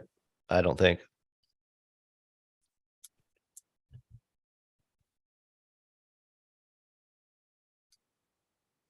Just Tulane. Tulane wants to play him. Tulane love them. That's a good point. I don't know if y'all saw my tweet. Kendrick Davis against SMU has had 2-point assist doubles this season. He's just destroying his former team. Wow. He didn't leave on bad terms. No, but he went into Moody Coliseum last night and had like 23 points and 14 assists or something stupid. That's crazy. If SMU pulls an upset in the early round, they'll play SMU again in the first game. I'm Hey, sure Rocco, KD let's would love that. let's fire up Boise State here. Okay. Yeah. Boise State it is. Yeah, so Boise State, I thought with the win against San Diego State this week, they went from a pretty precarious position where they were really near that first 4 in Dayton, or maybe just last 4 buys, I guess we're calling it. They were kind of stuck in that range for a long time. But they get that win, and now you look at the resume. And I felt like, we're not going to talk about Nevada right now, but I felt like they had a better resume than Nevada after Nevada lost to Wyoming, simply because that their wins against the field, Texas A&M game happened, as we've talked about, in a consolation game in Conway, South Carolina, Myrtle Beach, and the home win over Utah State is close enough to a field win that you could kind of qualify it, plus the Nevada home win. So they had a little bit better collection, I thought, than Nevada wins wise, and that San Diego State win just put a thump on it. You go into the meat of the profile. They played a ton of games in the middle part of the team sheet, the quad 2-3 areas, and a lot of those wins, 5 of them, are in the top half of quad 2, which I think are significant. Beating a couple of Pac-12 teams on neutral courts in Wazoo and Colorado, not tournament teams, but showing that they can handle some of their business. Obviously the home loss to South Dakota State is a bizarre one and not a good one, and lost to Charlotte in that same Myrtle Beach Classic event. But overall, their KPI is crazy good as a resume metric at 16th. Their KenPom on there is 25th, so those two seem to love them. Otherwise, they're closer to the bubble with the other 3 metrics listed. But I would just say as a whole, I think the wins outbalance the losses now. And I think with teams like Rutgers, Auburn, Pittsburgh even, and USC lost last night, even though it wasn't a bad loss. For me, Boise State passed all those teams because they are trending in the right direction. Their combined record, if you just take the top 2A, is 8-5, and then if you go all the way through quad 2, you're at 10-5, and that record, regardless of the 2 other bad losses, is much better than most of the records of the teams near them. And I would agree with Rocco. I think Boise State's in, regardless of what happens the rest of the way. Their last game is at Utah State. The loss there really doesn't hurt them. So I feel good about them after that San Diego State win, that they're in a good place right now. And so I'll just throw this. So this is kind of the challenge, because we just had that long discussion about FAU, but what would you do if you said, okay, Boise State and FAU are playing each other on a neutral floor? I would definitely take FAU because I just think they're a better team. Boise State's got a cluster of mixed results, right? But they got the big wins and they get the opportunities to get the big wins in comparison to a Conference USA power. But I do think Florida Atlantic's unit is much more cohesive, and they're geared to handle all types of matchups with their combination of bigs and wings and guards, and all their guards can create their own shot. They run a lot of different motions, and they're an effective enough defensive team, even though Boise's I think they were a top 10 defensive team, but they're up there pretty high defensively. But sometimes Boise can just go cold. You look at the Santa Clara loss, they only scored 58. They only scored 42 in the loss to Charlotte. They've got some offensive troubles on certain nights. You're not going to have that with the Owls. Yeah, I mean, I have 8 FAU, a couple spots ahead on my seed list as well. It's just one of those things that this is where it gets challenging with teams like that, because you look at a Boise or a Nevada, and they're not in the power leagues. They don't have those wins, but they have others that FAU is not going to get. So if you start comparing in these seeding spots, that's just where it kind of gets into the real, how much do you value the extra wins that FAU has against, versus the wins that they're getting against the Mountain West. Yeah, no, it's a good comparison. I mean, it's definitely not a slam dunk or anything. The real comparison is Boise State and Memphis. They have identical resumes. Does Boise State get any forgiveness to play in the tournament? Does Boise State get any forgiveness for those performances, South Dakota State and Charlotte, happening in the first 11 days of the season? The only reason I ask that is I think back to 2019 Baylor with bad quad 4 losses to Texas Southern and Stephen F. Austin. Right. And those were quad fours, and it just seemed like they didn't even show up for the committee's consideration. That was one thing that always kind of bothered me about that team going back 4 years ago. Yeah. I don't know. You're talking about, I think they say nowadays that every game is considered evenly. Mm-hmm. Is Yep. that technically true? That's technically true, and that's in the bylaws of the policies and procedures. But I think it's human nature. You know, you get together in a group like this, you're talking about teams, what you like about them, what you don't like about them. You know, obviously, if you're ending the year strong after a slow start, you're feeling a little bit better about them, and probably more willing to put them above somebody else, even if it's not part of the criteria. It's just kind of human nature, right? All the games count the same. There's no more last 10, last 12. Right. There's still the proverbial eye test that can trump everything. Yeah. Well, That's and why there's we do something to this. be said. I mean, I think smart basketball people that watch a lot of basketball can also acknowledge that while all the games count and we're not discounting something just because it happened, we can also evaluate a team and say, this was like a really young team or had a lot of new parts in Mhm. November. They haven't looked anything like that team now. So we don't pretend it didn't happen, but we can also adjust accordingly, I would think, when you're looking later on, because otherwise you're doing a disservice to the rest of the bracket also. Right. I mean, if you're trying to put these in the final seed list when the scrubbing gets done, you can't overhold something against each other or underhold it against them, and you end up messing with other people.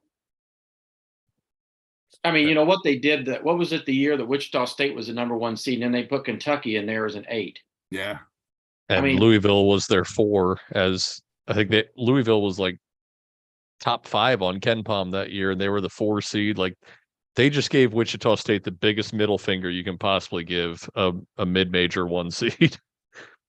I mean, and the thing of it is, I understand that Kentucky team that year was kind of up and down, but when their ups were really good, Yeah, as I recall, so probably were a little underseeded.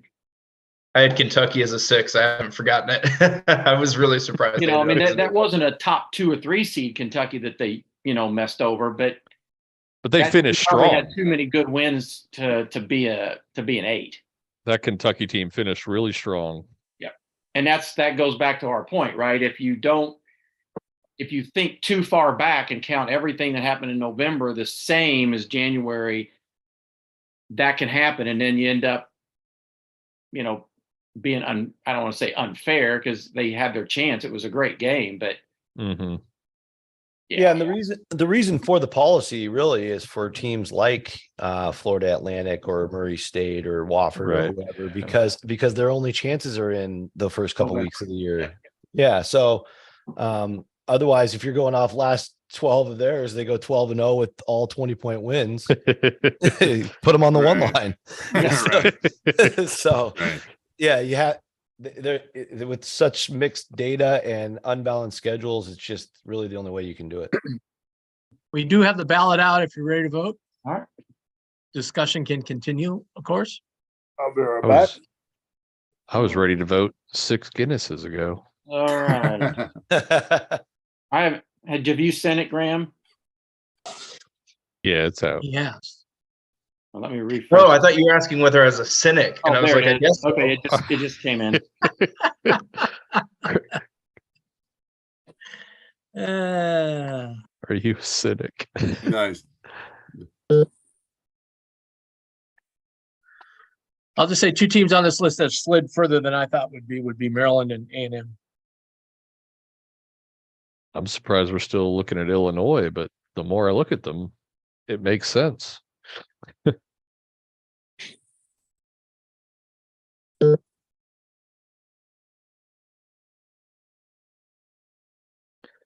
me see. I haven't checked the chat in a while. We got anything? No, nothing worthwhile.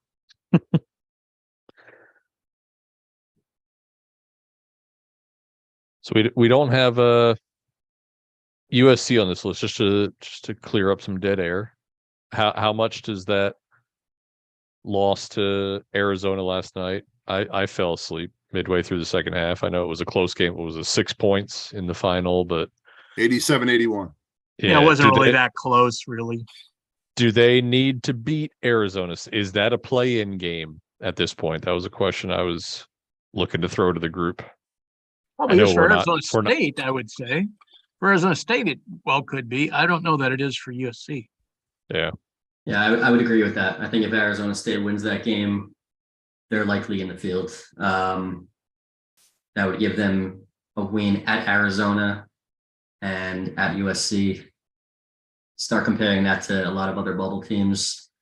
It beats them out. I think USC can. I think they can afford to lose and still get in. But then they're probably creeping closer to Dayton. Yeah. And they are, let me pull up the Pac-12 standings. In the they are absolute- solidly the 3. So worst case scenario, they would lose to what? Stanford, Colorado, one of those teams. If they were to upset Washington State, if that happens, if USC loses its next 2, where are we at on the Trojans? That would still be a Q2 loss, though, if they lost to Colorado. And I think Stanford, I want to say, is top 100 in the net. Yeah, if they're not, they're close. Yeah. Yeah, you can For- say I would say you can say they're not in any trouble, but then you got to remember 2 things. One, bid stealers. 2, Right. we could have That's somebody true. come That's from true. behind like A&M last year, and this year the committee decide to put them in. Yeah. You know, and No. Yeah, and Yeah. that's always the problem with being, you're communicating with people. I said you don't want to be sitting in one of them last 2 spots a few days before, because we're going to lose a couple spots. you got to expect that. I mean, Yeah, it may not happen, but you have to expect that you're going to lose 2. Just this with things we've had this year. and you I know don't- I good don't- well, North Carolina beats Duke, and they run deep in the ACC tourney. They're going to shoot by a bunch of those teams. Put it this way: if North Carolina beats Duke, and assuming they don't lose a bad game, you're They're going to this get is in. this is the whole. We don't look at the name on the jersey, but there's the name on the jersey. I don't know if I Gotta look texted at the this just 20 to go ahead, 23. Rocco. You've got to look at the 2023 version of the jersey, and you can't remember anything from before this year. I don't know if I texted this just to Tim or to the whole group, but we had the debate about the up to 36 teams on the initial ballot. I wonder if they specifically tell the committee members, like, assume there will be a bid thief in every single league, and that changes our conversation if that's the way you approach it. Because if you assume Colorado is going to win the Pac-12 and Villanova is going to win the Big East, then you don't have some of these teams in. Clemson I think can still get a I think bye. it's just. I think it's you got to remember a lot of these members are on there for several years, so it kind of gets passed down. So when Dave Warlock says it's more like 25 on that initial ballot, that's probably if I'm Barry Collier and I've been on there a couple of years, I'm like, okay, last 2 years have been 25. I'm just going to put 25 down. You know what I mean? Like, Yeah. and then that's how it ends up that way. But just like what Dave was saying, like every time somebody comes at you on Twitter, like, oh, what's it going to take for XYZ to get in? It's like, well, we don't know who's going to win ABC conference tournament. Like, I love it. I love when they ask that. Yeah, my my favorite games do is we have to how many win? wins do I have to get? How many Yes. wins do I need? And it's like, well, Yes. it's Yes. not just your total number. Who did you beat along the way? and what are the Because 1,000 especially in unbalanced conferences. Yeah. I mean, I answered somebody one time. I said, you don't have to win any more games, but you do need this team to lose to, this team to lose to, this team to lose to, this team to lose to. yeah. Well, let's say now the quality of the win. If you get 2 really, really big wins, you might jump a couple people, and then. Sure. But if And you might not. playing about the same, and you're 2 spots behind, you might just stay 2 spots behind. Or you might move up after losing. You just don't know. Because you lost by 1 point to Alabama, and somebody else got blown out by somebody else, Minnesota. Woo. Hey. Or Nebraska. Hey. Yeah, I was Are you, gonna say, are you over it yet today, Brad, or have you moved on? Oh, I've moved on. Okay, good. I love the chaos. I love when there's chaos at the bottom of this around the bubble. That's the best. Who wants it to be easy, you know? I would like 1 year to be easy. I would like there to be such a wide gap between the last team in and the first team out that there's just no possible way. It's funny, like 2 to 3 weeks ago, it was pretty, everything was kind of set in stone, it seemed. Yeah, you're Yeah. right. That was It did happen. I forget, was it 2018? There was a year where Wake Forest and Kansas State, it was just crystal clear what teams it was going to be. There was really no doubt. You knew the 68. Yep. I think what's Yeah, 'cause we fascinating didn't over the really last, we really didn't have a crazy upset that year. And I think the one that we did, there was, I think, one upset and it just eliminated the team that everybody had a question about. So it was kind of like, oh, okay. somebody got their We have ballot to make out a yet? decision on that Yeah, team. who we waiting on? Graham, Was call that- him out. was that the year? I remember the 1 year where Illinois State was right on the edge. I believe it was. Rocco. It was, and that was like that was one of the first years I did Haslam metrics. It might have been 2015 or 2016 in that range. But I remember it was that one team out of the Missouri Valley that was like the question mark, and they didn't get in. But it was Yeah, so I think it was clear. Illinois State. I think it was. That was so Illinois. clear-cut. Yeah, I remember that. That was Illinois State. Yeah. Yeah, and Yep. and that felt to me like the cleanest 68 that I've ever seen. Yeah. It's never quite reached that level to me. I think what's been amazing over the last, they're doing this so long, over the last 5 years or so, how much the top is so cut and dried pretty much almost like the last 3 or 4 years. There really hasn't been, you might have a debate between a team on the 4 line and a 5, but I mean, it's pretty, God, I remember remember when we were in the committee, there was that huge debate between Wisconsin and Gonzaga. Remember, we had a debate for an hour on those two teams. Yeah, well, I mean, look at our one line. I mean, really, there's no debate on three of the lines. spots are basically done. Yep. So, I mean, it's really going to be it's going to end up probably being Purdue or UCLA. Whether you think UCLA's won enough big games to be there, that's really what it comes down to at this point. If Purdue, if UCLA wins out or Purdue loses somewhere, which is probably more likely to happen, or if they both make it to Saturday and UCLA loses a close game to Arizona, and Purdue hasn't, they make it to the semifinals, then it probably stays status quo. Because I don't think Sunday is going to make a bit of difference. No. Well, no, the Pac-12, that's a Saturday night game, right? Yeah, that's what I'm saying. So by the time Saturday night comes, even if it lasts that long, I mean, if I'm saying this, if Purdue wins Friday, and then Saturday afternoon, probably they will stay as the one regardless of what UCLA does. Southern Illinois, Missouri State, they had 50 points combined with 5 minutes left in the first half. Halftime, they had 55 points. So there was 5 points scored in the last 5 minutes. Valley. Doesn't surprise me. SIU plays the best defense in the league. I know, I was looking at that going, my God, this is a scoring explosion. They have 50 points with 5 minutes left. And then, okay, back to the mean. So Indiana State plays Bradley or Drake tomorrow? Bradley. Winner of this game plays. And Drake gets the winner of the last game here. All right, and we are ready to announce the 4 teams in order. Arkansas, Maryland, Texas A&M, and Illinois. Illinois dropped far, Carey. The more people looked at them, they kept dropping. Yeah. So Arkansas, Texas A&M. Arkansas, Maryland.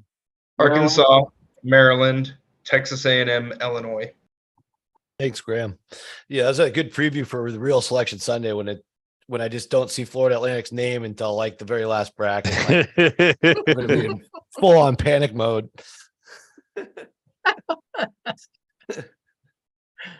All right, great work. Now we will put these four in the cross country, Boise State, FAU, Memphis, and Providence. Yep. We will now jump to adding some teams in again. Let's do it. Can't wait So to we're gonna discuss throw this out- garbage. Throw out a ballot. I believe has 21 teams on it, 22 teams on it. Pick 8. They will join Arizona State, North Carolina State, West Virginia, and Wisconsin. Eric, you have to leave the room when we talk about Wisconsin. I actually want to leave the room when you guys talk about Wisconsin. I don't want to be anywhere near the room when the Wisconsin. I'm like, I can live 10 miles south of the campus, but there is no pleasure I get from watching Wisconsin basketball this year. I'd rather they just lost and get it over with. Maybe just go to Minnesota. Just go to Minnesota and lose that game and make it easy on everybody. You know, there is something to be said for that, right? Just make up your mind. Either beat somebody good or lose to somebody bad and get out of the way. You know, there's so many homers on Twitter. I am just not that kind of guy. I like to see him do well, but my God, I mean, it's just going to end up Minnesota's going to be up 1 in that game, and they're going to settle for a Chucky Hepburn fadeaway 17-footer to tie it to win the game, and ain't going to work. But That sounds like some Jet Howard shit. Tim, who did you say were the 4 holdovers? Arizona State, North Carolina State, West Virginia, and Wisconsin. Yeah, I've got it. I've got the 22 teams we're considering shared on the Zoom or whatever. It should be up there somewhere for you guys to find it. I don't know how technology works. Yep, that was my first 4 until last night. Then Penn State got in over Arizona State for the last spot. Flipped positions. We're picking 8 from these teams, although I don't see a ballot. So you want to debate any of these? Do we should we vote to eliminate some of these? What are we at? Let's just pick 8. I mean, we're getting down to it. You got the ballot ready? Yeah, I think Graham's got the It ballot just ready. came through. Yeah, it just came through. I know he had it ready overnight. So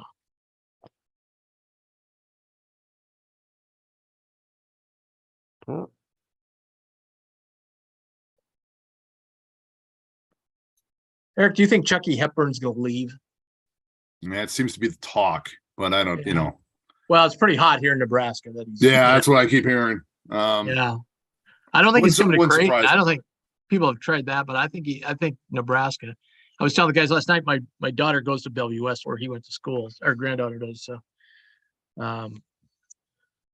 yeah, I don't know. Yeah, it wouldn't surprise me if he does. I'm I mean, it surprised doesn't- surprised the he whole went to team- Wisconsin in the first place. It's just kind of painful to watch them play. But somehow they're still in the mix. Yep. Like I told somebody like a month ago, they'll be a 9 seed and then they'll win their first game and then they'll stop at 1 seed like they do every damn year. It seems like. It's like when the bracket comes out. I said, I know nothing, but I'm not going against Wisconsin in the first game. I don't care who they're playing. Just put them in. You think they're anywhere close to a 9? No. I was Couple. gonna say that, no. I'm saying weeks Oh, ago. gotcha. You know? Yeah. That's Michigan State for me every Hell, year. we don't even have them in the field yet. They are not on this list. Well, there's a listed- They were a holdover. holdover. Oh, that's my mistake. You're good.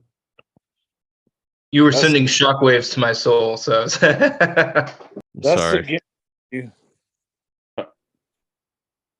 This list is pretty wild here. Yeah. You Comparing. got a good. There's a lot of nice mid majors in there for you. We got Rock some North Carolina. We got Daddy's some pick off. Cincinnati. Right Run now, the gambit. I think I picked Toledo to beat almost all these teams right now. 15 wins in a row. Kent State's where's going to Fairleigh win that Dickinson? tournament. I think you have them too, right? No. Take Moorhead State off now. So see, here's the better question of the night. So if, assuming Oral Roberts wins that, they're an Mhm. obvious 12, possibly an 11 seed, depending on Yep. how what other happens and whether we have some upsets or things like that where you have to fit an extra school in. Yep. My other 12s have been VCU, Hofstra, and then it's varied. Charleston. If it was Drake, see, I have Hofstra in because they would be the way I do my bracket. Hofstra is the league leader right now because they won the tiebreaker. They won head to head. Right. Yep. Charleston's in my at-large pool. Gotcha. So that's why I would have. Otherwise, yeah, Charleston would have been at the top of that line with Oral Roberts. And I have VCU, and then the real deciding factor is Southern Miss, Bradley, or Toledo for the final. Or when it was Drake, I had Drake in that spot as a 12. Yeah, I mean, I've been pretty set on Utah Valley being a 12 as the WAC representative. They've got road wins at Oregon and BYU in convincing fashion, and the best WAC we've seen probably ever, or maybe since like the 90s. And they've ran away and clinched the title here before the last day. Tonight's the last night of league play. But you look at, I don't know exactly. This is something I've always wanted to talk to the committee about because they never spend any time talking about 12 through 16 seeding process. But I just look at some of the main metrics and then I ding teams if they've lost a Q4 game or more. And you look at Utah Valley, they've lost one Q4 game, but their strength of resume is 52, extremely strong. Only 8 behind Charleston. And, if you look at Hofstra's, they're at 83. And you want to go net, Utah Valley is a little bit better than Hofstra, and predictive metrics a little bit below Hofstra. I also like to look at, if you take away Q4, like we do in some of these other comparisons, how many games total did they win? Utah Valley's won 10. And besides, I think UC Irvine and VCU, that's the third highest out of all these teams. So like Oral Roberts only has 6, for example. So again, I think that if they do it the way I do it, like it should clearly, I think, be Utah Valley, but you can make a case for Hofstra. Absolutely. They've got the Q1 win at Charleston, a huge win. And then they've got a Q2 neutral win over UNC Greensboro. They also beat a San Jose State team that's going to possibly get a bye in the Mountain West tournament for the first time in school history. But yeah, I still think the body of work a little better for UVU. Southern Miss is also a strong option. They've won at Liberty and won at Vanderbilt. So there's some good options when you go with the league leader. But as Brad mentioned earlier, half these teams probably won't even get the bid. Right. So, but just for now, I think I've been one of the outspoken Utah Valley defenders. And I would probably say VCU would end up on that line just because of if they go ahead and win the A10 tournament, that being from the A10, they're going to look at that conference, even though it's down, as better than some others and probably make them a 12. And they'll get a couple more good wins if they get the A10 auto bid. Yeah, you get a neutral court St. Louis, a neutral court Dayton. Those are better wins than any of these other teams. And the reality is, neutral court too. The reality is with VCU, Right. I mean, if they just have those two really kind of, those 2 quad 4 losses, and unfortunately they beat Pittsburgh. That's really their Pittsburgh and Bandy. That's really and a win at Dayton. The anchor. Yeah, but I mean, it's just the A10, unfortunately, is just historically down this year. So probably not going to be enough to carry him into at large situation, but Just waiting on one final ballot. Rocco. I sent mine in. Oh, wow. Come on, Shelby. Did you send that in literally right after you, because it immediately popped up? Oh no, I sent it right before you said that. So I was hoping it was somebody else. But I was talking too much. Can't help it. You're drinking a big old glass of vodka. I wish. No. Great We have stuff. a 7 though, Rob. a.m. We have a 7 a.m. call tomorrow, my time. Oh, So- that sucks. No, it's not a big deal. Par for So the you'll course. be late for the start then? No, I got to be up at 5 to do my own blog post, and then hopefully I'll be done by the time we start. All right. Anybody missing tomorrow? I know, Carrie, you have to run for a little bit, right? Just I have a radio call at like 11:30 Eastern, but Okay. that's just like 20 minutes. Have you sent the email out? Yeah, we haven't gotten the email. Yeah, we'll need a link for tomorrow. Yeah. It would help, wouldn't it? Yeah, no, I'll get you one. that would help.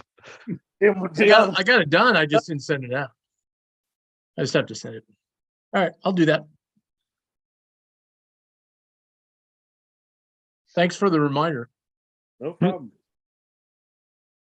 I didn't want to send too many because I knew somebody would accidentally hit the wrong one. I do that once in a while. And I'm sitting there waiting like, where is everybody?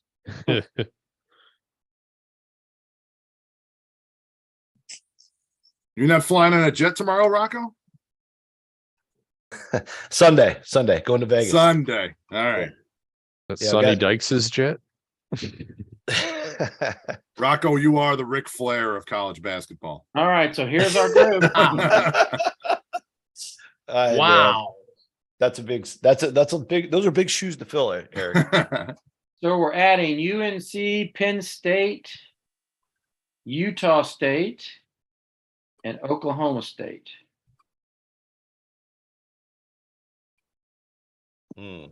That's boring. You know, we're getting the exciting teams and we're down there.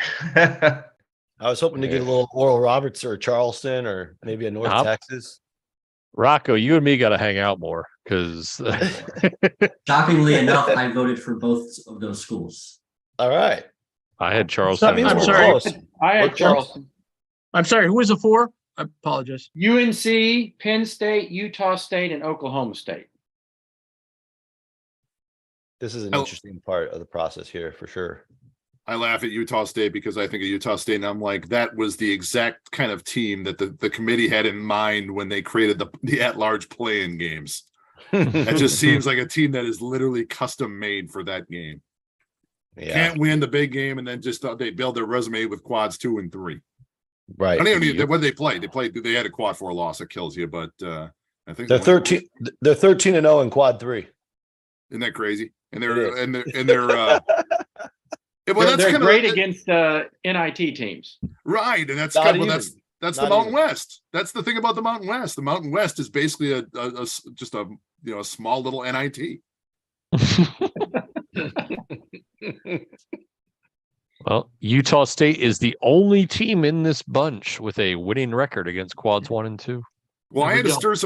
stir some people up this week when I said that they were playing Boise State, who was at the time was 27th in the net, and I said, would it make sense for them not to blow out Boise State? So hence, if they blow them out, Boise State becomes a quad 2 win, and then they needed to keep it close, so it's a quad 1 win. And of course, I had Boise State people say they're not blowing them out. They definitely could blow them out because it's a senior day and they really need the win. And Boise's feeling good about themselves. It's kind of like the perfect spot for a blowout. Yeah. I mean, And the way Utah they play, yeah, go Utah ahead. State with a net of 22. I mean, nobody's Yeah. net that high has never been not included in the field. Yeah, it's kind of wonky because I know. for 4 out of 5 months, UNLV was decent, and they're not good anymore. They're like the Ohio State of the Mountain West. Yeah. And they go into UNLV, which the net of for the right reasons gives you more credit for a road win. Not only do they get the win, they win by like 1 million, and that just jacked everything up. I think UNLV fell how many spots in net? Probably over 10, and Utah State skyrocketed. But once you get to the truth of that, it's like you're kind of not as impressed with that 22 number at all anymore. Yeah. No. And I'm the Mountain Well- West guy saying that. Yeah. Well, I mean, to me, the thing is, it's not just that they're 0-4 against quad 1. They're the upper ones, they lost by 15 and at the leaders of the league. Yeah. They haven't beaten anybody above them. Unless it was at home, like Nevada or Right. They basically their resume. I mean, yes, they have a nice home win against Oral Roberts, which Yep. obviously would hurt like Oral Roberts in the potentially in that, that at-large discussion type of thing. And that's the only reason that I've looked at Utah State over and over again, because I'm tired of looking at 14 lost teams. They did stay close with San Diego State once. They lost that game by 2. They lost, but the other ones were double-digit losses. Lost by San Diego State by 10, lost at Nevada by 15, and lost at Boise State by 23. And so then when you compound it with 2 quad 4 losses. Yes. That's it. It's not just that they're 0-4. Yeah. It's that they also have those 2. And so if you look at, again, San Jose State's not a bad loss on the road, but they basically, if you look at this, they have 1 win against the field. If we take Oral Roberts, if we're looking at large teams, assuming we think Nevada's in, and 3 losses to not, and both of them were 200 plus. That's just that's the only thing for me. It's not that's bigger than having they get limited quad 1 chances, a lot of good stuff in the middle. But, for example, if you're comparing them against Penn State, right? And Penn State has 5 wins against teams in the field, 5 to 6, and no bad losses. That's a hard sell despite the difference in the net. Well, that's true, Dave, but they beat Bradley by 22. Yeah. And I just noticed that they have a second matters. quad 2 loss. Did SMU must have fallen to a quad 2, or I'm sorry, not quad 2, quad 4. SMU fell to quad 4. Is that correct? Yeah. They're 206. Yeah, it's close. But Okay. yeah, I would say the other thing too, for me, the reason why I'm not putting them in myself yet, is going back to kind of the old thing we talked about at other parts of the selection process, which is what you do in true road games. And they had the 3 cracks, and in the 3 cracks, with San Diego State, Boise, Nevada, just to remind everybody, all in 1A, technically. You can judge it by however you want. If you go off our board, San Diego State's like 20, Boise's probably somewhere around 36, Nevada's probably around this range. So look at it that way. And then their best road wins this, like I said, it's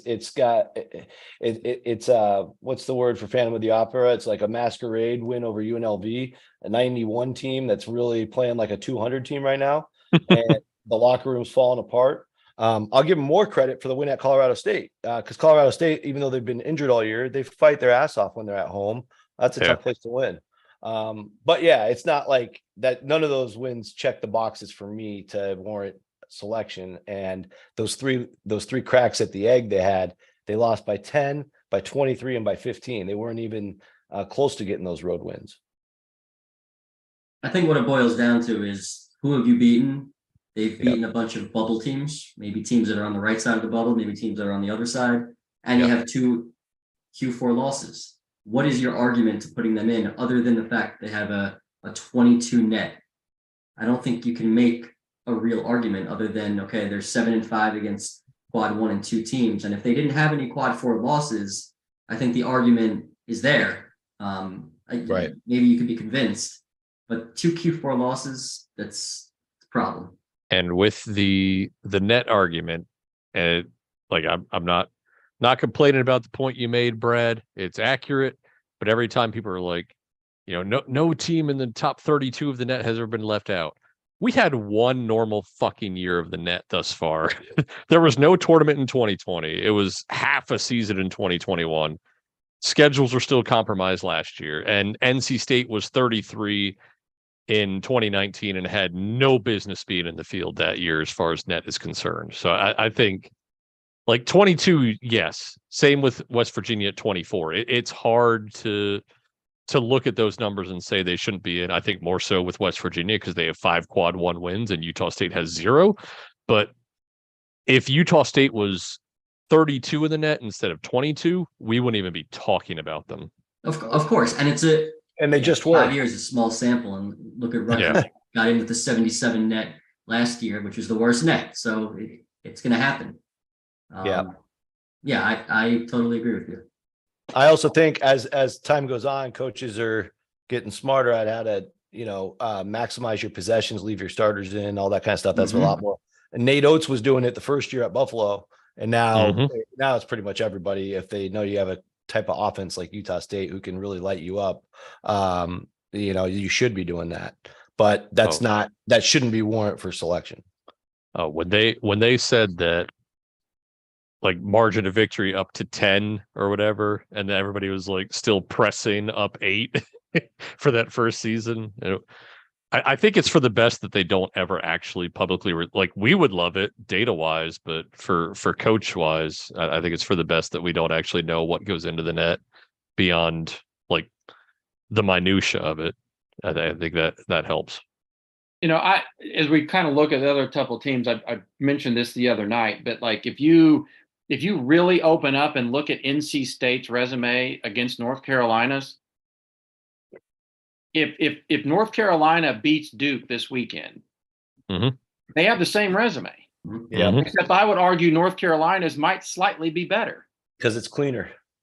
Yeah. Yep. Well, their strength of schedule's better. No they've bad losses. They beat Charleston and Michigan in the non-conference, where that probably trumps Dayton and Vanderbilt. It's close. They split their regular season. And that's why one of the reasons that NC State has slid for me, because if I start breaking it down, I said they're basically the same as Carolina, and if Carolina is basically just on the outside, then NC State, if I'm going to try to be even with the criteria, then they're got to be closer to just being on the inside right now. Boy, that non-conference strength of schedule gap: North Carolina 19, NC State 241. Yep. Yeah, that's the hard part. Like, my gut doesn't want to take them or Utah State in the moment, and the one I keep looking at with NC State is 2019 TCU, a team that 99% of the bracket matrix had in, and the committee left out. And a big part of that was, they may have had a borderline road win against the field, but their road resume was bad. They only won 3 total road games all year, a couple marquee home wins, but then just not a lot of meat on the bone anywhere else. And this is a classic resume without a lot of meat on the bone. It's quite frankly, Auburn is in this almost same category. I would lean Auburn over NC State right now, but if either of them get left out, it's going to be a lot like the TCU thing of 2019. We haven't Yeah, focused much on average net wins, but boy, NC State 169, that jumps out. That's pretty bad. Well, again, it's because of their bottom. It's their it's 5 non-conference home games, and some of it's the ACC. Just the bottom of the ACC has been bad, but FIU, Campbell, William, and they 4 of them are 300 plus. Elon, Coppin State. Whereas, North Carolina only has 1 300 plus. And again, going back to what we talked about before, this is a coach who was on the hot seat this year. So Kevin Keats. So again, you need to go to the tournament. You also need to win games. There's a fine line with scheduling. Yep. It's turning quite frankly, it's turning or bust for him. So if they get left out, he's probably gone. So and they might both make it in. Yeah, totally. Right. But I'm just saying, if North Carolina beats Duke, those resumes are about as identical as you're going to get. Yeah, I might end up like Carolina more. A couple better non-conference wins from Carolina. And a better schedule, of course, because they played in the Phil Knight. But yeah, I think, it's fascinating. And the other fascinating thing is, because the ACC has an odd number of teams, 15, every single match day, there's a team that has to take a bye. So NC State's done. They're the team with the bye on tomorrow's match day. So they're in the clubhouse just biting their nails right now. So it's kind of wild. Which again, so for NC State, this is one of those times where that first game of the ACC tournament is going to be big for them. Very big. because they're going to play somebody who's not going to help them. Probably, yeah. But Trying to figure that out. Oh, sweet. right, I mean, depending on, but let's say they got to play like a Wake or Virginia Tech or something like that in their first game. It's not really going to boost them, but it could hurt. And they could easily lose to those teams. Yeah. Or worse, if they had to, they probably would end up playing more like a Notre Dame or Well, right now they're in 6th, but if Carolina wins, that would probably push them to 7th. I think Carolina has the tiebreaker. And then the 10 is either Syracuse or Boston College. So and Boston College is, a bad one. Hey, If they get the 6th, they would play Virginia Tech or Florida State. Wow, it's crazy that they're tied at 7 and 12. But because those are drastically different net opportunities. So yeah, they could play any of those 4 teams: Syracuse, BC, VTech, or Florida State. So And they- shirts and skins wise, probably West Virginia is number 1 on this list. I don't want to face North Carolina State and Turk Smith, Jarkel Joyner, DJ Burns, who's turned into freaking Oscar Tshiebwe of the ACC lately. Like that, they look like a good team, but their resume is garbage. What about what do we feel like if you're comparing, say, Penn State and Wisconsin here? Oof. I'm not a big fan of either, to be honest. Yeah. Eric, I was Let me going to narrow say, it down. Yeah. I was going to say, this seems like a good time for me to jump off. I actually got to jump off.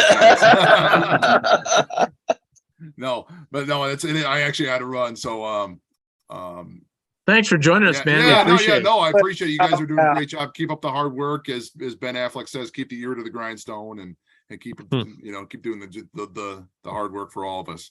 I appreciate it. Awesome. Thanks for coming Take on. care. Bryce. Thanks, guys. Thanks, man. Hey, Always good Eric, to see you. last thing. Yeah. There's your North champions, buddy. There you go. Oh Jesus! How's that? Hey, dust that Super Bowl champion trophy booth. We'll be for me. polishing that. We'll be polishing that next February, buddy. Take care, guys. Yep. Yeah. Later. Hey, man. Take care. Go Chiefs. It's a great question. If you look at the overall schedule that they've played, that that Marquette has that, or that Wisconsin has the win at Marquette, beat USC, and the fact, and again, I know this doesn't come into play a whole lot, but they swept Penn State. So if you're really getting it down, those 3 factors, I would probably have Wisconsin, just like I do, like 1 slot ahead. So to me, the big question comes down where to do you what think do with Penn State and Arizona State. Yeah, exactly. That's where I was going next.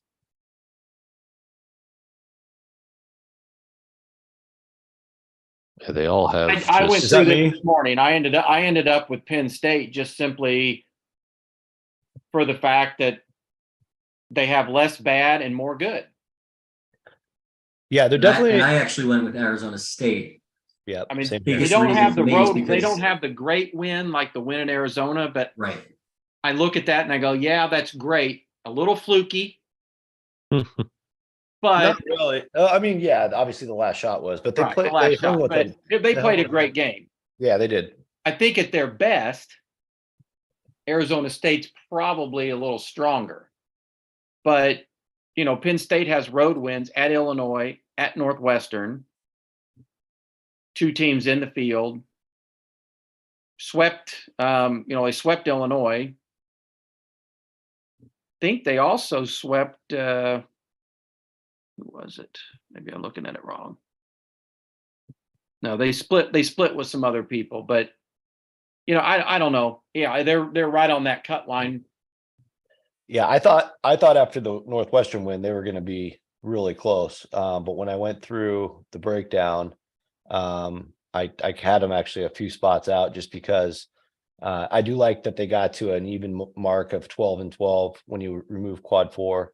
That checks a box. It's obviously better than Wisconsin, but Wisconsin's a team that swept them. And then you've got a loss at Nebraska. Again, I'm a road record first kind of mentality. I think that's how some of the committee members think as well. And they've had a lot of chances at road wins. So getting Illinois was huge. That's a great road win. I think they're the only team to win there, if I'm not mistaken. And the road win at Northwestern obviously adds to that. But then beyond that, it's just Ohio State, and the Ohio State one was just recent. So it is the bad Ohio State. So then you go deeper down. They've had shots. These are non-tournament results. Shots at Michigan where they lost by 10, a shot at Clemson, they lost in overtime, a shot at Nebraska, lost by 9. I already mentioned the Wisconsin sweep. So that, yes, they got 2 significant road wins, but they missed road wins against any of those teams that are not even in the field. And there's no other road wins to look at except for a 7-point win at Minnesota deep down in quad 3. So again, that's just a place to start, but some of that just gives me a little bit of nausea compared to an Arizona State team who won at one of the elite arenas in the country, and a team somewhere in our top 8 or 9 on the board. And of course it's tough because Arizona State doesn't get that many chances, but the one big one they got, they picked up the W. And you can tell by what I said, Penn State has their share of bad, and obviously ASU does too, but that's kind of why I started to land there. There's more into that, but I think that's what's wrong with Penn State. I just think the bad outweighs the good still, just by a little bit. Yeah. The other thing that came down for me is the losses. Penn State's lost to 3 teams not in the field. Arizona State has lost to 6. Well, you must have Wisconsin in the field then, because they've lost twice to them. I don't have Wisconsin anywhere near the field. So right. So like Wisconsin's, one of my last in. So if they stay in, that helps Penn State's. Yeah. Otherwise they're about even in that category. Right. I mean, they're listen, yep. First in, first out for me is where I ended up. If Arizona State goes on the road and beats USC, then that's another big road. Might be enough. Yeah. I think what stands out for Arizona State for me is that road neutral record 10-5 for a high major team.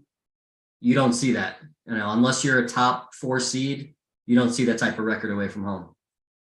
And it's not all garbage Pac-12 games, right? They beat VCU, they beat Michigan, they beat Creighton. I mean, Creighton was without Kalkbrenner for that game, but that's 3 neutral games compared to Penn State and Wisconsin. Yeah, and to back up the Arizona win, Oregon and Colorado are always tough places to win. And they're solid this year. They're just like more NIT solid than what they have been in better years, but they're still tough places to win. You could go look those up. They probably don't have very many home losses, either of them. And then there is a little bit of a caveat. You get a win at Cal. That's not much to write home about. I didn't say they were all great, but yeah, and they had a win. Well, they got a Oregon State and an SMU as well. And of course, the Texas Southern, the loss at Texas Southern, which the Pac-12 decided to schedule that could cost them a bid. Like, what are you doing? And I would hope that the Arizona and Creighton weight outweighs that, but there's so much more in the middle that is interesting too. With they lost at UW, they lost at San Francisco by 37, as we've talked about before Christmas. We have 3 home losses in that group of games where they lost at home to Colorado, which kind of undoes a little bit of their good win there, and then the home loss to USC. So now they're up against maybe getting swept by USC, and then a home loss to Oregon, which also kind of starts to undo their road win at Oregon. But it is always better to do the road win exchange program than in a straight protect home court in bracketology. So I guess they did it right from that standpoint. And then outside of that, they've got the neutral blowout over Michigan. I think that helps. Michigan's kind of still interesting. And then VCU as the Atlantic 10 leader, that's a good win on a neutral court as well. So yeah, and I mean, I just went through basically their whole resume. Sorry for that, but I'm saying all that because in those areas, like Penn State's missing a lot compared to this. And it's funny because these things can change on a daily basis, but they lost at home to Colorado. Colorado's 74 in the net. You know, in a couple of days they could be 76, and that could be another bad loss. Michigan is 54 in the net. That was a neutral court win. If they win at Indiana, they're going to be top 50 in the net. That could become a quad one win. So Yeah, I mean, for me, when looking at resumes, especially of high major teams, if you're over 500 against Q1, the only way you're really going to be left out is if you have if you have something really, really bad on your resume. yeah, or, yep. Not good. Yeah, or if like 4 of those 5 wins were against non-tournament teams and they just happen to Yeah. be quad one. You know, for me, I look at a bad loss as 2B or worse. So I've already got, like for home Colorado loss, I've already got that as a bad loss. So I've got them as 4 bad losses. But yeah, I mean, it's all just kind of how you want to digest the data. Right. And I say that with caution because obviously Clemson is in that boat right now, but they have a lot of terribleness on that resume. Exactly. And Got Clemson didn't win at Arizona, so Clemson didn't beat many people. Are we ready to take a vote here? Because I'm gonna have to get ready to head out here in a minute. Oh, I submitted something Yeah, let's put the ballot into minute play. ago. Has it already been sent? Yeah. oh Yep. Set. I keep getting these game recap emails and yours gets buried, Graham. Sorry about that.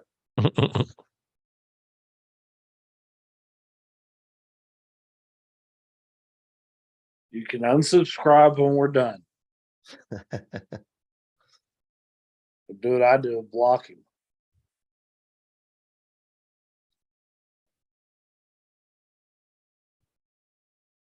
I will say this as a comment. This one's a lot tougher than I thought it'd be.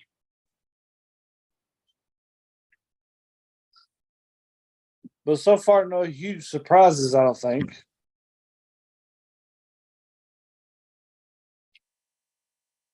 We've got half the ballots in. So far, it seems like 3 teams have kind of risen above, and that 4th spot is really kind of up in the air. Yeah. Okay, I'll be right back. There you go.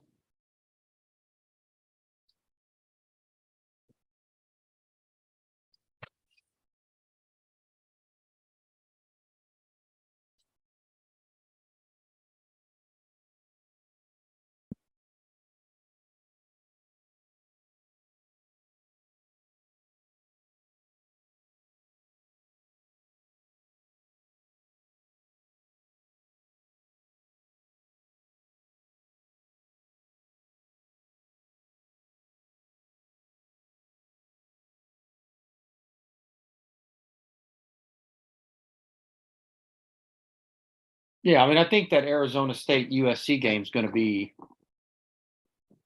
I don't think losing at USC eliminates them, but I think. Who the hell would help? Wouldn't it? Yeah.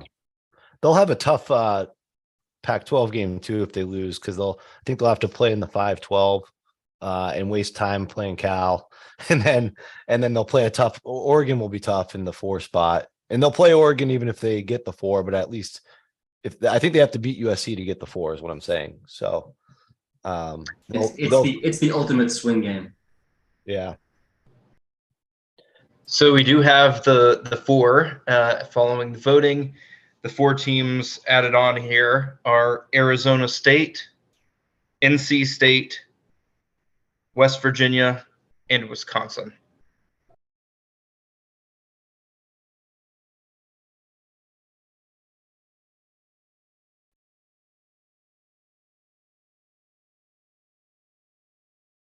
All right, so we will place Utah State, Oklahoma State, Penn State, and North UNC. Carolina in the waiting area. That's, I think, probably where we'll pick up tomorrow. I think what I'd rather do tomorrow, if there's no objection, is maybe first off, kind of, it's going to be, God, what, 10 and a half hours from now? So maybe we ought to start out with something a little less stressful and Some coffee. yeah, some coffee would help. And then maybe just kind of go through those, like we were talking about the at-larges. So kind of figure that out. You know, who's leading all the leagues, you know, go through that. Let's get that all buttoned up and kind of put some asterisks or stars by the ones that have conference tourney championships here in the next day or two. And then go back to maybe adding a couple more here to the field. Sound good? Sounds good. You the boss. Oh, I'm not the boss.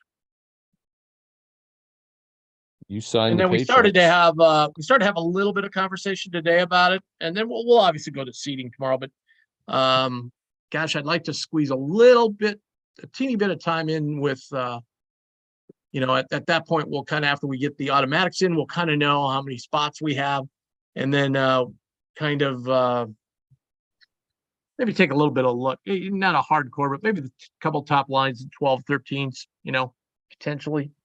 Kind of get an idea where we're sitting there. Because as we know, they're about as important as 6s and 7s, you know? Fortunately, we don't know who those teams will be. Yeah, but we can kind of get, you know, somewhat of a gander. Rocco, did you hear the Oral Roberts coach go off last night? Yeah, I put that up. Yeah, he went he's getting ahead of the game. If anything happens, he's got his statement out there now. Yeah, So he's what absolutely right. happened? But the problem is Sioux Falls pays them so much money to have the tournament there. Oh, I know. That they He can't knows pass it that. up. And knows you know, he's right. Why should I go somewhere and play 2 road games plus maybe a half a road game with North Dakota State if we ever meet them? And I blew the league away, you know. Right. No, it was a great PR move, I thought. All the people from the Dakotas are pissed, but that doesn't matter. You know, it's just early. Get it out there early before anything goes down. Hopefully the committee sees it. Yeah, it was pretty interesting. Just to recap, he basically laid out that they went 18-0 in the league, and then they got to go play the whole conference tournament in the Pentagon, where both the South Dakota schools have a huge home court advantage, and probably, like Tim said, North Dakota State and North Dakota as well. So, yeah, but they won it there before, but they've only won it once since they moved it there out of 15 plus years. So, yeah, there's a chance they could lose for sure. And even the last game of the year at South Dakota State, they won by 4. I mean, that could have gone the other way. So he's just getting in front of the possible at-large problem. All right, gents, another great job. See everybody in a few hours. Yeah. Exactly. Thank you very much. Thank All you. right, have a good night, everybody. You All right, guys. you too.